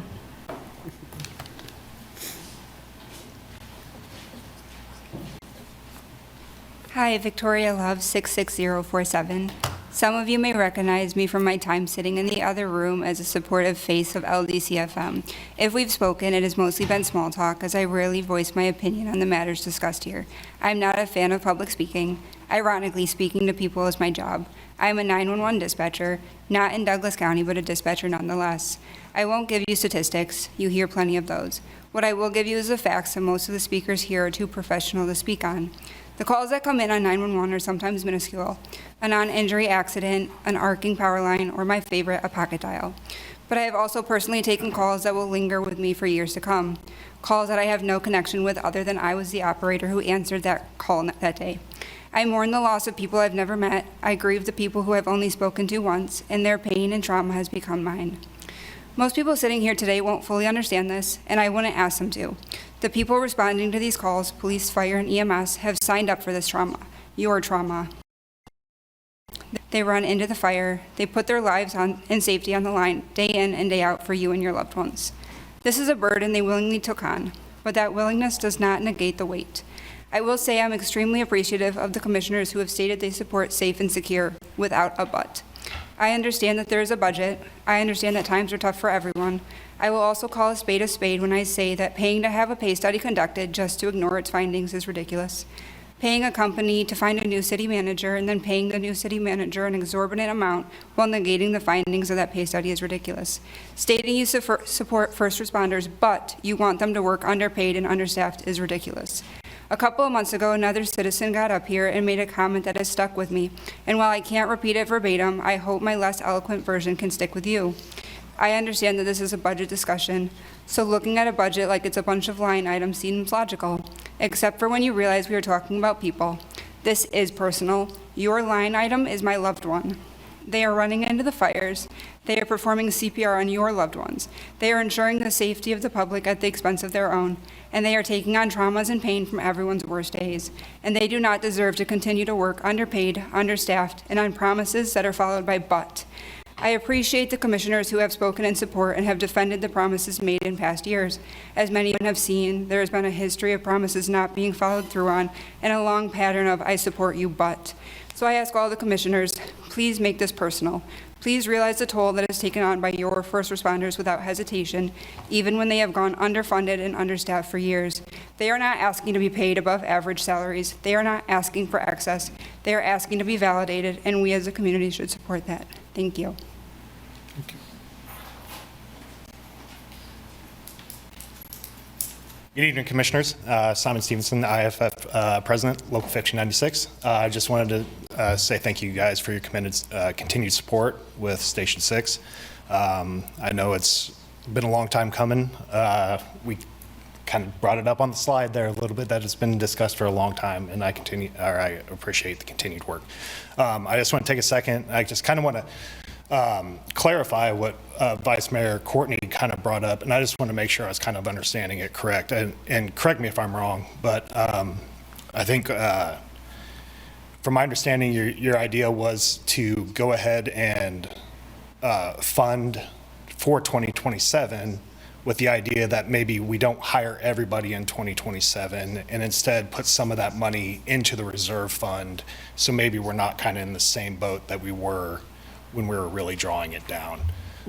If that's kind of, correct me if I'm wrong, but like I said, it seemed like there was a little discussion about that and maybe not everybody really truly understanding where we were. So if we can talk a little bit further on that. If that's what you're thinking, then yeah. Just thank you very much for your time. I appreciate your guys' work, and thank you very much.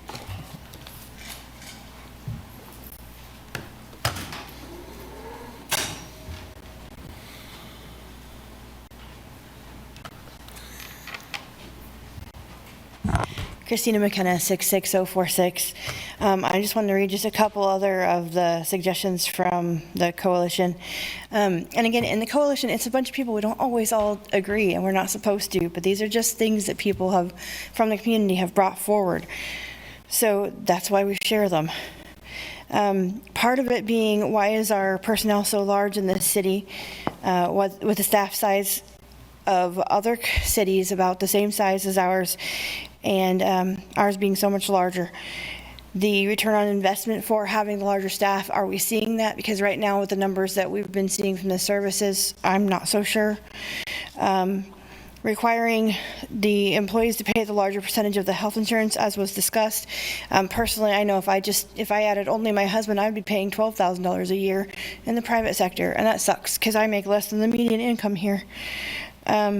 Evaluating if all the new positions are necessary and if those are the ones that need to be cut or if they need to be combined in some ways.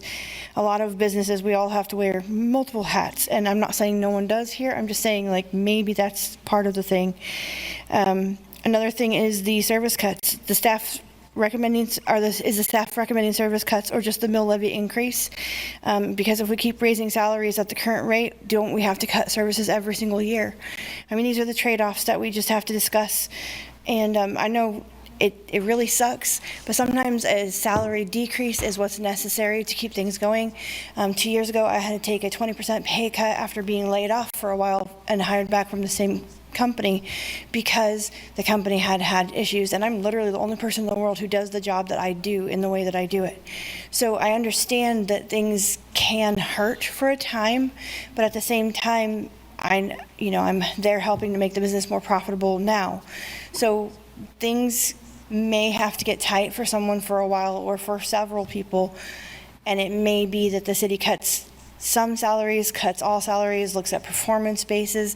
Again, these are just suggestions, and there are so many on the table before you, so I hope some of it helps a little bit with some of the deliberations, and I don't envy you right now. Thank you.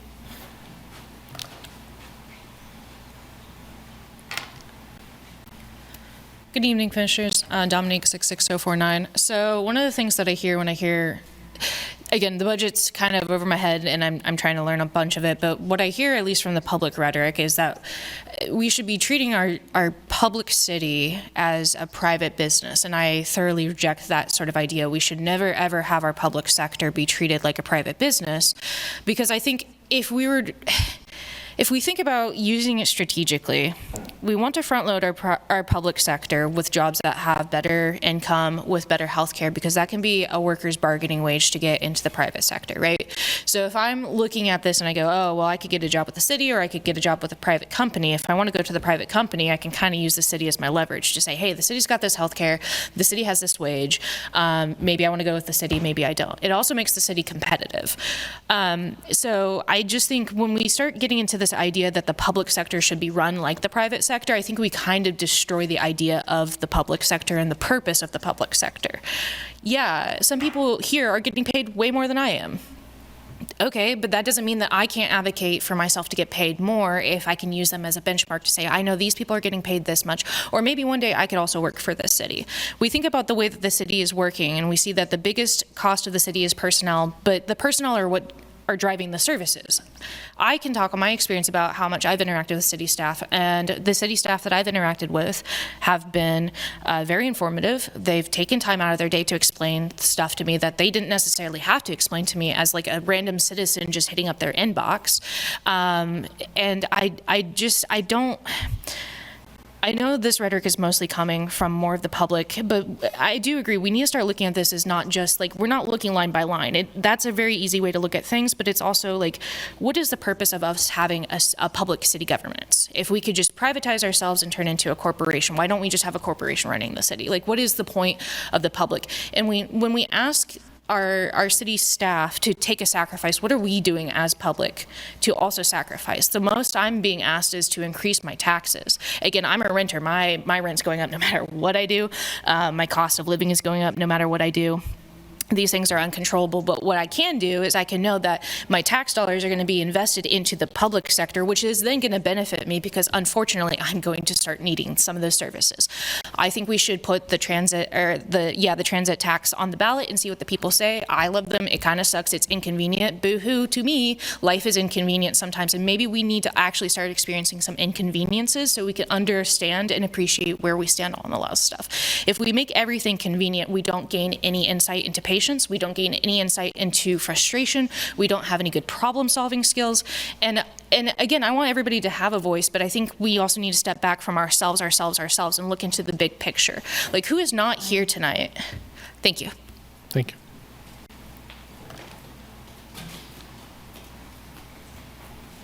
you. Good evening, Mayor and Commissioners. Rebecca Britton, 66049.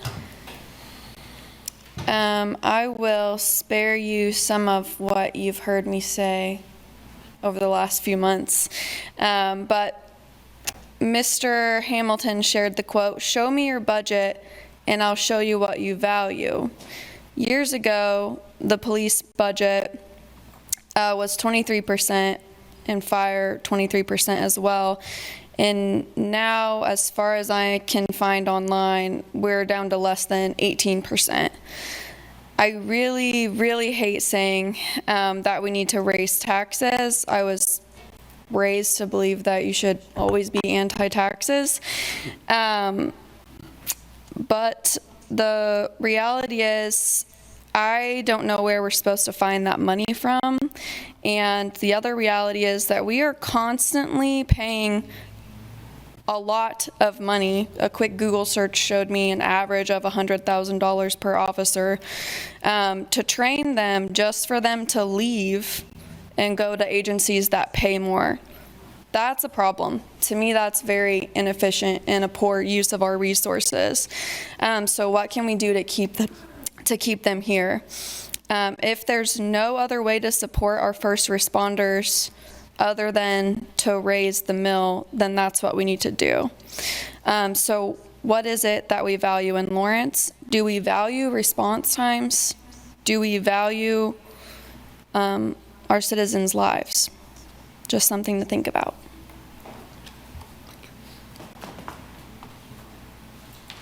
Any other comments in the room? Okay, how about online? Yes.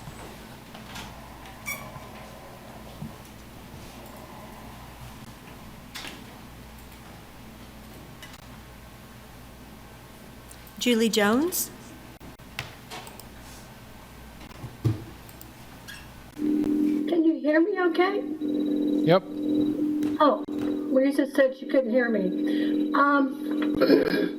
I'm going to echo what Christina said about some of her comments on the budget, and then some of the things I thought of as far as ways to increase our generate income for the city is the homeless, not the homeless, the bus transit system. If I tax onto that, I would be enhancing the transportation for the homeless. And I know that woman thought I was attacking them. I actually sit in on the budgets, and there are some of them that could be working, that are just riding the system. Not her brothers, but I'm just saying. I'm all for freezing the city pay. I know that sometimes things are painful for everybody, but for those of us out here on the outside and getting this year after year, it is very painful as well. I'm on disability now, and it is very, very scary. things I see that could increase the pay overall for the city or the income is the speeding. I sit here and listen to them go all the way up to 5th gear, and they're on 23rd. I hear Wakarusa and 23rd. Running stoplights. They run stop signs. They don't yield to people in the crosswalks. Let's see. They're driving around with their cell phones trying to text and drive. I still advocate to make this city into a hands-free city. That could be a nice little chunk of change for people. Let's see. And then put the homeless to work. Give them something to do. Whether it's picking up trash along the highway or around the city or in a neighborhood, you know, if they want to sit around and hang out at that bus stop down across from the library all day, no.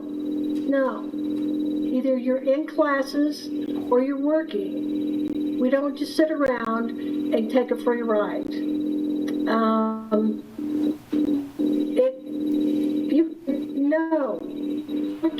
Expecting us, the taxpayers, to keep bailing you out of your market rate paid people. They need to stop. We have too many employees. I still have to reach out to a commissioner to get one of them to respond to me on something, and that is not okay. Who holds them responsible? Nobody. Thank you, Julie. Nobody. And Thank you. Julie, by the way, Lisa, I think, could hear you, but there's a buzzing noise. We hear a buzzing noise when you're talking. Oh. It kind of makes you a little hard to hear, just so you know. Is it gone now? No. Still there. Anyway, you can check on that. Okay, thank you. I don't know what it is. Thank Okay, you. thank you. Lisa? Hi there. I just wanted to share a couple things. I apologize. I have an old cat in the background. A gentleman who was sharing said he hadn't had a chance to ride the bus because he didn't want to wait for an hour. So I encourage anyone who hasn't ridden the bus to ride it. I mean, it's free. I've ridden the small buses and they're full. So downsizing to smaller buses isn't ideal. And then he mentioned reconfiguring the route to make things more feasible. That is done yearly. So, I mean, I think that's important. So I'm glad that they're actually doing that. I know many in the community who utilize the bus. I think it's very important to continue having the services for free because a lot of people who can't afford that, especially in our economy today. There's a lot of unhoused people that are out in the heat with our rec centers not accessible for, cooling stations. Riding the bus is sometimes the only way for them to cool off in the summer. And then I just wanted to say, like the Homeless Resource Center down at 9th and Kentucky, they do go around and they pay people to pick up trash. So those programs are going on. And there's also many people who are not able to work because of disabilities, severe and persistent mental illness, etc. So I just want people to understand that. And I think that's all I got. Thank you. Thank you. That's all the comments, Mayor. Okay, we'll bring it back to commissioners for questions and comments. I had one question. I know on the health side of it, or the health insurance, we're planning to increase the amount that we ask our employees to pay in the budget. Do we know what that percentage is, comparing it to what, 2.9% to, assuming that's the correct number? I'm not sure if we know that tonight, but that is on my list of pieces of information to gather. Yeah, I mean, from a revenue standpoint, we looked at a general 20% increase, but that's not related to a 2.9% Yeah. the employer-employee ratio.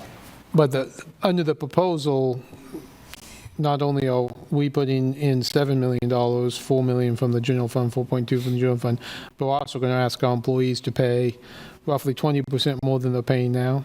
Correct, yes. I think in total it was about $400,000 in additional from employee contributions.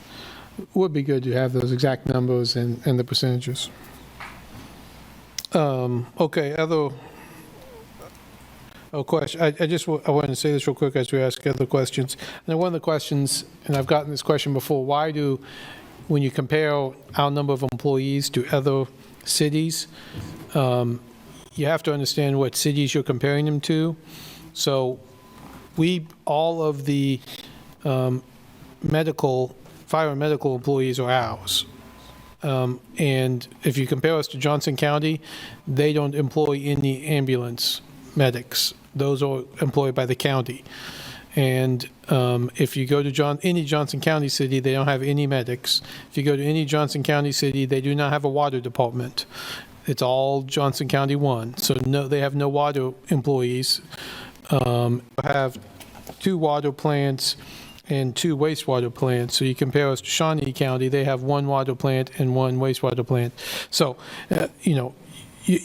yes, we have more employees, but we also get paid by the county for some of those employees, and we also offer services that are in-house as compared to out-of-house, so you always have to compare those. Anyway, just make that comment. Okay, other questions, comments? We have 2 things we need to take action on tonight. I know we'll continue to work on the budget for many months, get more information, but questions, comments tonight? So there was a question that came up, and I was kind of curious about it. When we send somebody through training, is there any restrictions to say you have to be with the city for X amount of time after doing that training?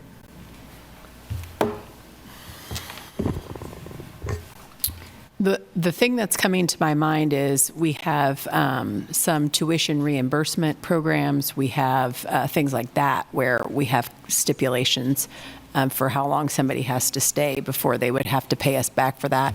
But generally speaking, I don't believe we do. Like, you mean if we just hire a water sanitation worker, do we train them and they go? Yeah, no, yeah, nothing I know of. Has that ever been discussed? Like an employment contract where if you didn't do something? Yes, I mean, almost all cities require it that I've been exposed to. Mm-hmm.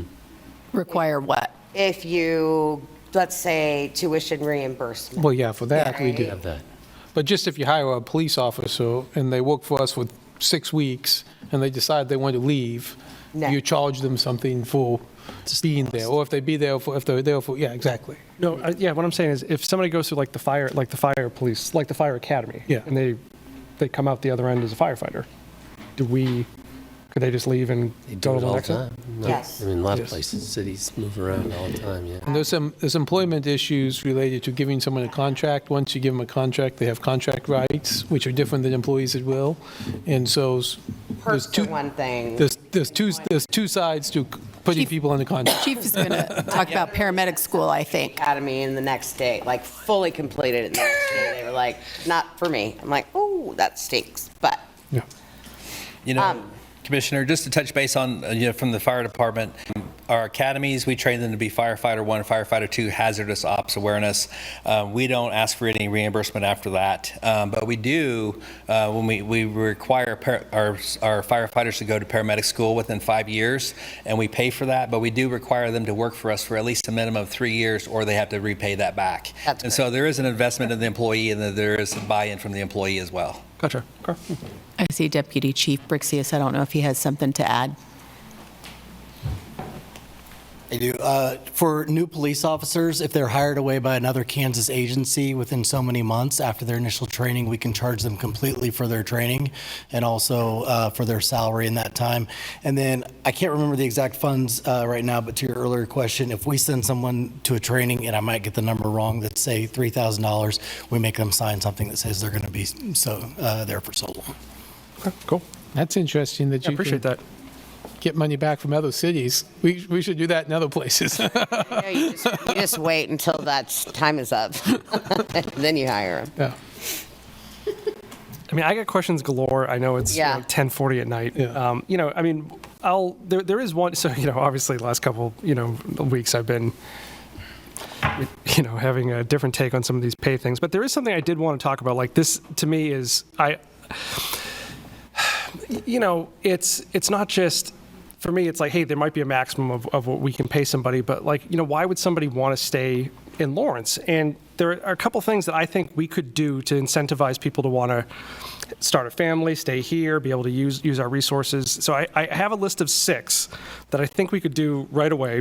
Just listen. And then a 7th one that came up this week that I don't have the pay for it, but I'd be willing to see what it looks like over the next year. So I think we could do, if somebody works for the city, you could have reduced Parks and Rec passes to the rec centers. You could have reduced indoor, outdoor, aquatic pool passes.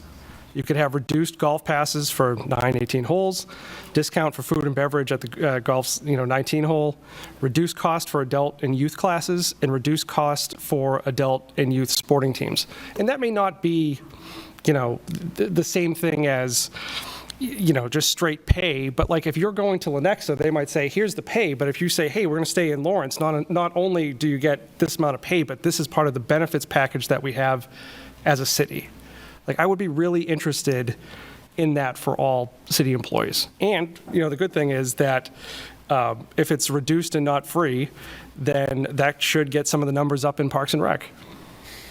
So you're interested in knowing the cost of providing that benefit or the amount of foregone revenue that from offering those incentives, or I'm not tracking? Yeah, I mean, I don't think there would be any foregone revenue. More about, what could we do to have a package that's beyond just straight compensation of why somebody would want to work in Lawrence. But if a firefighter does have a pass and we give it to him at half price, there would be some cost associated with that. Just not very much. Yeah, I mean, we didn't, we didn't there's no reduction in services or number of people from Parks and Rec from last year. Yeah. We had 13,000 people, now we have 4. Yeah. So it's not like, even if 1,000 people all just started going, that should be covered by the amount of people that we have. Yeah, I'm with you. I was going to say Commissioner Sellos. Sorry, Commissioner Sellos. Yeah, Commissioner Sellos?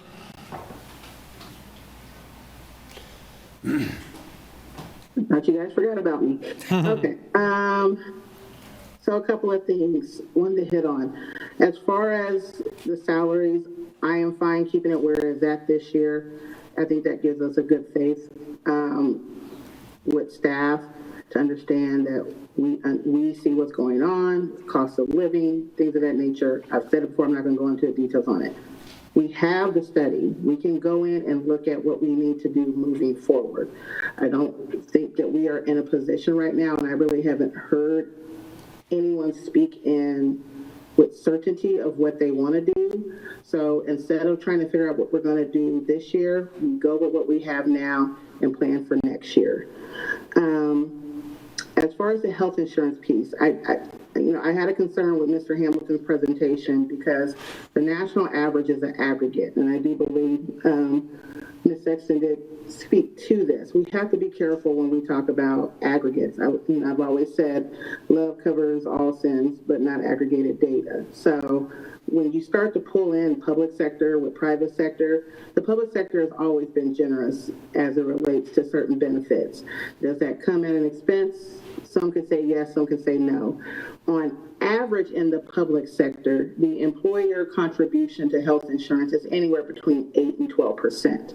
So once acting city manager Toomey is able to get that percentage, since we know that Ali said it's going to increase 20%, once we know what that 20% cost share is to the employer, to the employee, if it's somewhere between 8 and 12%, then that's a conversation that we need to have as commissioners to say, do we want staff to pay more? Or if it's not in that 8 to 12% range, then we need to at least bump it up to at minimum, know that employees are contributing at least 8% of their salary towards their health insurance. And that 8% was actually the base that was used when the ACA was rolled out. As far as the resolution for the sales tax. I am in agreement of that. One of the things that we did talk about last week at Summer Leadership Board is that the transportation reauthorization bill, conversations have started with that in Congress. The deadline is September 30th. There's not a whole lot of confidence that Congress is going to get over the line with that. And knowing that the proposed bill, I think it's the Bill 250, which is actually the iteration of the transportation reauthorization. Actually, and I do believe Felice has said this in previous presentations, that includes an 18% reduction. So like she said, this is not going to close the gap. It's going to stop a little bit of the hemorrhaging, but we need to do this anyway, regardless of a fee or whatnot. I think that's in addition, and that's a conversation again that we maybe need to have a deeper dive as a commission on that, because I honestly believe, and I do believe Commissioner Devers said this last week or maybe the week before, that adding a fee doesn't necessarily make it better, and it could make it worse, and especially if we're getting federal dollars and seeing that federal dollars are getting cut anyway, we're almost like we're digging our own grave. And then the last thing I was going to bring up is in regards to, we talked about, pilots with KU and whatnot, and just kind of did a deeper dive. I kind of asked, when I was in Kentucky, asked a couple of municipalities, like, especially those town gown communities, like how they balance their cost sharing or at least, funding agreements with their universities. And what it's boiled down to is that most of them don't ever recoup the full cost of the services that they offer. So I know we've talked about different things about pilots and, fees, and we know that a lot of that's going to be passed on to students. So maybe the bigger conversation is in the agreement that we have with KU, where we know a portion that is paid goes to the county, goes to the city, like the split is, but maybe that percentage of, in addition to what KU pays, that's the number we need to be looking at. Not necessarily finding out little ways, the nickel and dime in this area, this area, this area. Maybe it's based on the agreement for the different events that we cover, where fire and medical cover KU events, and looking at the agreement as it relates to that cost. So if it's salary plus, 10% or 15%, maybe we need to look at increasing that percentage piece. So that's all I have. Thank you, Mayor. Okay, thank you. Commissioner Pulliam? Yes, we're at 10:46, so the two action items are the R&R rate, exceed the R&R rate, and sales tax. I'll start with the sales tax. I'm just going to go brass tacks because I would love to get out of here by 11. Sorry, that's me being selfish. I apologize. Because fully expecting that we will be diving deep into this budget. Oh, yeah. So we have a lot to we're not going to hash this out. So I will just basically state how I feel. Whether or not I believe we should increase sales tax is completely irrelevant. We're asking if we want to put it on the ballot, in my personal opinion and professional experience, verily should we deny the vote opportunity. So I would love to just leave it to the taxpayers, to our residents. So I will be in favor of putting it on the ballot. We will deal with things as they come when we get the results of that. As far as the R&R rate, just to confirm again, we have never stayed with the R&R rate since it started in 2021, since it became effective. Correct. Right? I will not be comfortable exceeding the R&R rate to 36 mils. At best, I would be willing to exceed the R&R rate to 32 mils. Yes, I am fully aware we are setting the max. And when I said the flat rate, I meant 30, let me make sure I said that correctly so you understand what I'm saying. You can either do the R&R, which is decreased by the valuation, increase, right? We're keeping a flat rate. Or or the R&R is, if we actually decrease, we know what we're talking about, it's almost 11. I'm sorry, I'm exhausted. I would be willing to go with the flat rate and increase taxes per our valuation rate only. So unless we committed to doing that and not the 36 mills, I will be voting down exceeding the R&R rate, if that makes any sense. I'm just telling you guys how I will be voting. So I may be the minority, and that's fine. We still have so many things that we have to uncover. But as far as not raising the taxes to the 36 mills, it's either one of two things. One, services get cut or get decreased, right? Or I am willing to spend the next 8 weeks, have the new city manager come in and pick any little thing apart that we can. There's a lot more work to that, but that's how I've done budgeting for 2 decades. So I'm willing to commit to either, but I just can't get to the 36 mills. That's just that's my stance. At best, I will exceed R&R if we commit to only going to the valuation increase. That's all I have until further. Next budget. Mayor, I have a question for point of clarity.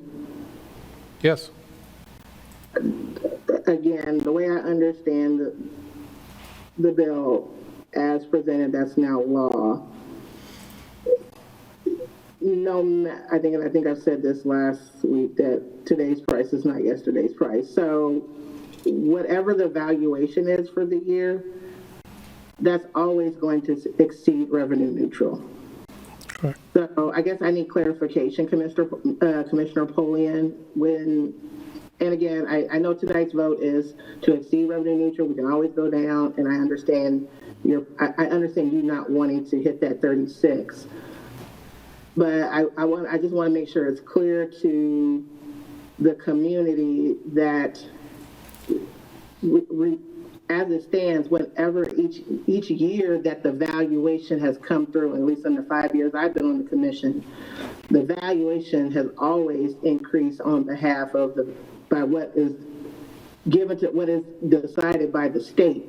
So by de facto, you always are going to exceed revenue neutral. What the commission or what the governing body decides is not to do that, but to do business by yesterday's price, not by today's valuation.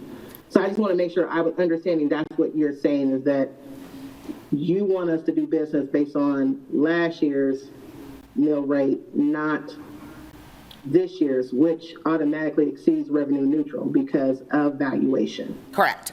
Okay. I mean, yes, there's maybe for the public, I think Commissioner Sellers, you definitely understand, but for those that may not understand, there are 2 ways for property taxes to increase. One of them is if your valuation increases, right? You get your... Which is based on the state. Right, which is our appraisal at the county level, which... Well, it actually starts with the state. The state creates the valuation, and then the county appraises the property, but the state is the one that sets the tone with the valuation. Yes.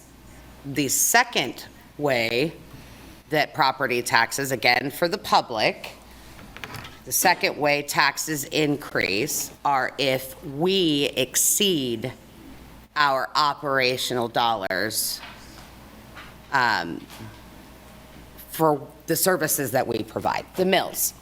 So either your valuation increase, again, this is for the public in case they're confused.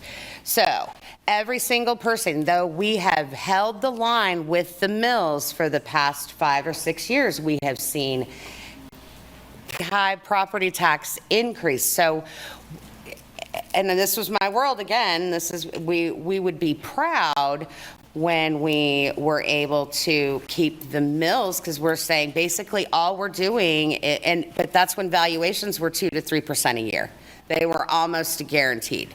We're seeing 40 to 50% on average between that time and today, and we've assumed all of that. We've taken, so we've always exceeded the R&R rate, what Commissioner Sellers is saying.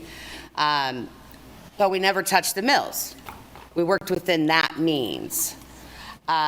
So that's why I'm saying I'm willing to exceed the R&R rate, but only to the point that we have been exceeding the R&R rate every year at best. I am not comfortable going to the 36 mills, but I will take I would be comfortable assuming the 4%, the 4.6% valuation increase estimate we received from the county. But I can't go to 36 mills. So I'm in favor of going past the R&R rate, but only if we stay at flat level mills. Does that make sense? Yeah. My only question is, just because it's a little different, the current mill is 33.712, which includes the library. Mm-hmm. If the library gets basically a 0.4% increase, do you want us to lower our general mill rate so it stays at 33.72, or are you okay with 33.72 plus what the library does, because we can't control that, which would put us at a 0.4 increase? I will include the library. Okay. So we do not increase mills outside of the library. Okay, just make sure I understand. So exceed the R&R rate, but just by the valuation increase plus the library. That's what I'm willing to do, and I don't expect anybody on the days. Again, we're just setting the max. Yeah. It is really me just committing that we will not raise the mills for our purposes. The library, that's a different, we don't control that. I understand that. And I advocate the library getting their money. Okay. Mayor, I have one quick question. I ask it every year for the sake of argument. Ally, what is the official value of one mill this year? With our delinquency rate, it is 1.64 million. Side note, I mentioned this to Casey. I saw that the county, in their budget deliberations today, decided to consider a lower delinquency rate from 2% to 1.5%. What do we count in our delinquency? We're at 2% as well. As well. Yeah. And I guess I'd be interested in asking the county, I don't know if that was a political decision or if they have some information from the appraiser or something that makes them feel more comfortable with the 1.5% collection. I'd see if we can inquire of the county why they made that change. Well, I will say, I support putting the resolution to the voters on the sales tax. I think we've given it to the voters 2 other times before. They've passed it. Let's see what they do. I do think that's separate from a discussion of fares and routes and all of that. But I think we pass this and then we figure that out. Although, I think there might be some people willing to vote for it if we had fares, who might vote against it if we don't have fares. I'm just saying that's a political possibility. So leave that to a later discussion. As far as the mill rate, obviously tonight we're setting the maximum. We can always lower it. As long as I've been on the commission, we've set the mill rate as proposed by the city manager, and I think in every year we've brought it down some, or brought it all the way down. In all but one of my years, we brought it down to flat. And last year was the one example we did not bring it down to flat. So I'm going to vote to, set the mill levy at the maximum, the 36.060. But I do think over the next month, and by the time we get to our meetings in September, we'll vote on it twice. I'll be looking forward to, discussions that I can, if there's ways I agree that we can lower that mill rate, I'm going to be all for it. And I think health insurance health is one of them. I think there's other ones we've identified. There might be others that, I can't support, but I think there, I do think there's some ways we can get lower to that, lower than that for sure. And I hope we do. So. Okay, so any other comments at this point? Yeah, I mean, I would echo that. I'm okay with the 3606, as the high level with the intention that we get. So we more than split the difference with Commissioner Foley, and we get closer to that. So I'm for that. I'm for the 0.3. Oh, Casey, there was one thing before. I said there was one thing I didn't have funding for an interesting idea, and just take it for what it is. It would be cool if we could find some way to have a reduced childcare option for people who work for the city. I don't know if that would be out of the community building or what that could possibly look like. I don't have any money or whatever that would cost right now, but like... You're going in the wrong direction. Yeah, going the wrong Totally direction. wrong direction. I mean, come on, man. But just throwing that out there. I did forget to mention that, so is what it is. Yeah. Vice Mayor, we don't deal with unfunded mandates here. We do. We can't implement them on ourselves. Not at the federal level. That's right, we get enough of And our... state level. Okay.